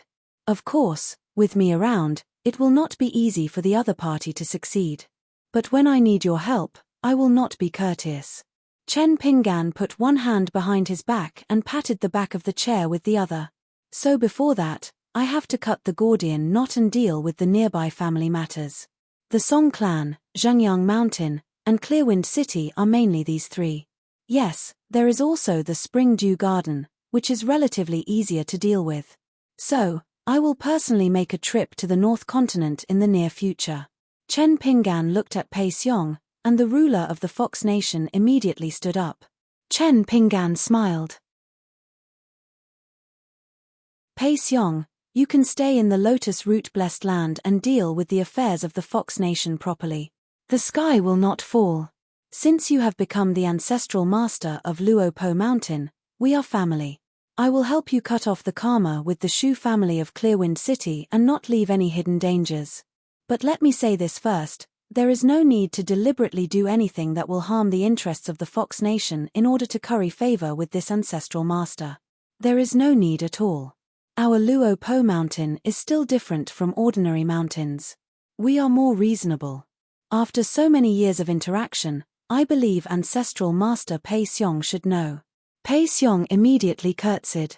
Chen Pinggan nodded and then continued, next, we will discuss the location of the Tongyi continent for the lower sect of Luo Po Mountain.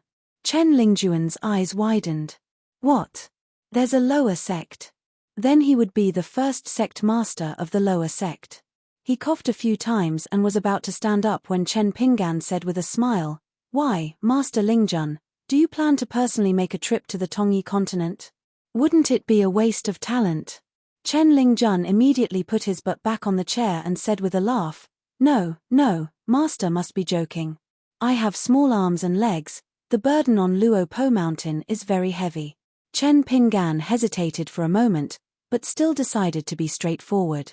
I originally planned to let Cao Qinglang be the first sect master of the lower sect, but I'm worried that the matter of choosing the lower sect won't just be complicated in the three continents. Once my two identities are exposed, there will be many accidents that will target the lower sect. Kui Dongshan said with a smile, I will be the vice mountain elder of the lower sect. Transition. Pretending to be surprised, Kui Dongshan leaned forward and stretched his neck to look at Miu.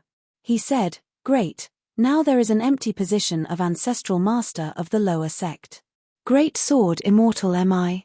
Don't you think this is a coincidence? Miu's body had just been relaxed for a short while, but now it was as if he was facing a great enemy. He looked pitifully at Chen Pinggan and said with a bitter face, hidden official, I really can't be an official. Even if I don't want to be the ancestral master, I still have to be the ancestral master. I will accept it. Over at Sparrow Manor, there was Liu Guibao and many other ancestral masters with burning eyes. This made Miu very worried. Chen Pinggan said with a smile, the ancestral master of the lower sect can be decided temporarily. We will discuss it later. Anyway, as long as you become an immortal, everything will be fine. Miu heaved a sigh of relief. He would drag it out for as long as he could. Chen Pinggan turned his head to look at the right side of Sui and said telepathically, in the Cloud Cave Blessed Land, I saw your teacher. He is now using the name Ni Zon and is an old Hao master who is ferrying boats at Yellow Hedgie. He left Lotus Flower Blessed Land a long time ago and is now a pure Jade Realm Sword cultivator. There is also the story of killing mosquitoes on the river. When you were cultivating in Jade Gui sect, you should have heard of it. The Riding Crane City that we visited before was a place of immortals left behind by your teacher when he ascended and left his hometown. Sui Yoyo's expression was complicated. He nodded slightly and clenched the chair's handle. Chen Pinggan waved his sleeve and a picture of the blessed land Mount Larojun appeared. Chen Pinggan explained the current situation in Tongyi continent to everyone. Taiping Mountain, Yarrow family of Great Spring, Alliance of Peach Leaves, Mountain Drive Crossing, Heavenly Fault Peak, Zhong Qiu said with emotion, choosing a lower sect in Tongyi continent is actually more difficult than choosing a lower sect in Aquarius continent. If we are not careful, we will become enemies with the cultivators of Aquarius continent and North continent. Now that the cultivators of the two continents are coming south to infiltrate Tongyi continent, it is easy to have conflicts of interest with them. If they are just seeking wealth and mind their own business, It will be fine. We might even be able to form an alliance. But if Luopa Mountain wants to be reasonable, it will be difficult. Wei Xian narrowed his eyes and looked at the picture of mountains and rivers. Difficult? I don't think so. After choosing a lower sect, we will cut the Gordian not according to the Mountain Master's wishes. For example, in North Continent, we will cut the Jade Forest sect. In Aquarius Continent, we will cut the big surnames other than Old Dragon City's Fan and Sun family. As long as the knife is fast enough, others will feel the pain even if they don't get cut. Kui Dongshan smiled and nodded. But his gaze, intentionally or otherwise, looked at Cao Qinglang, who was deep in thought. Cao Qinglang was silent for a moment. Instead of stirring up a mess where each side has its own reasons, why don't we listen to Wei Xian and find two forces in the two continents who are completely unreasonable? Then we can reason with them. When others see the sharpness of the knife, they will indeed be more reasonable. At least when they meet us, they will take the initiative to take a detour. However, it is still not enough for us to act so domineeringly. We also need to form alliances. Alliance of Peach Leaves? We will too. Mr. has already picked out the Cattail Fan Cloud Cottage, Heavenly Fault Peak, and the Yarrow family of the Great Spring. Actually, in addition to the North Continent and the Aquarius Continent, he has chosen an ally from each of them. It would be best if he could build a good relationship with the Liu family of the White Mountain Continent. For example, Sword Deity Xie is the Liu family's consecrator and also our guest. Can we trouble her to pass on a message for us? But we must not make things difficult for Sword Deity Xie. Otherwise, the gains will not make up for the losses. We will waste Mister's precious relationship.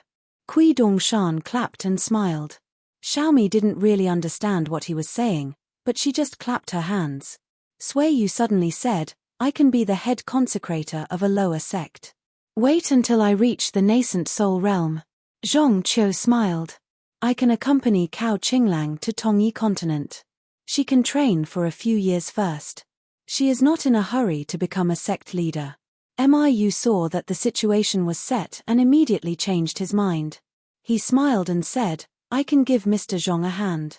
Cao Qinglang, Kui Dongshan, Zhong Qiu, Miu, and Sui Yu. Jiang Shangzhen, who was secretly supporting them. It could be considered a foolproof plan. Chen Pinggan asked, Lotus Root Blessed Land? Zhong Qiu smiled and asked, Mountain Master? Chen Pinggan could not help but laugh. Changming suddenly asked, what about Mount Grey Mist? In Mount Grey Mist, there were actually 3 people who were cultivating in seclusion. There was a remnant of the Zhuing dynasty who was known as Xiao Poxian, a servant girl, and Qiu Shu, a female cultivator who was known as Shiqiu. Chen Pinggan was silent for a moment. He nodded and said, let's send the guests away first. I will go to Mount Grey Mist. If they are willing, they can join Luopo Mountain. Changming did not say anything else. Chen Pinggan sat on the chair with his hands in his sleeves. He looked at the door in a daze. There were actually many things that could be discussed. For example, the Lotus Root Blessed Land, the 3 trade routes, the handling of the relationship with the Dali dynasty, the handling of the immortal money in the treasury, the support of the Shanshui Palace Bulletin, the ruins of the Mountain God Temple on the main peak of Spirit Gathering Peak, and whether it could be built into the core of a mountain-protecting sword formation. When Chen Pinggan came back to his senses, he found that everyone except for him had left the Hall of Ancestral Masters. Chen Pinggan stood up and turned to walk backward. He stopped and looked up at the 3 hanging portraits. He suddenly remembered that when he was still a peasant, before he used his sword to chop Sui Mountain, he had said unintentionally, let's fight if you want to. It was only after chatting with Alliance that he knew that 10,000 years ago, there was a young sword cultivator who said, let's fight if you want to. Chen Pinggan laughed. He turned and walked toward the door of the Hall of Ancestral Masters. As for the winner of the second Dream Questioning Heart game, Chen Pinggan had already understood that if he wanted to win against his senior apprentice brother Kui Dong, he had to have the mentality that he could win against Xiuhu in chess. With this mentality, he might not be able to win. But if he did not have this mentality, everything would be over. He left with a sword on his back.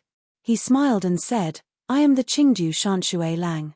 When the green-robed swordsman stepped over the threshold, everyone waiting outside looked over at the same time under the sunlight. No matter if it was the teacher, the master, or the hill master. They all felt that the man who walked out of the door was like a god. You're tuning in to the Celestial War YouTube channel. Don't forget to subscribe and join us on this journey to catch the most captivating stories.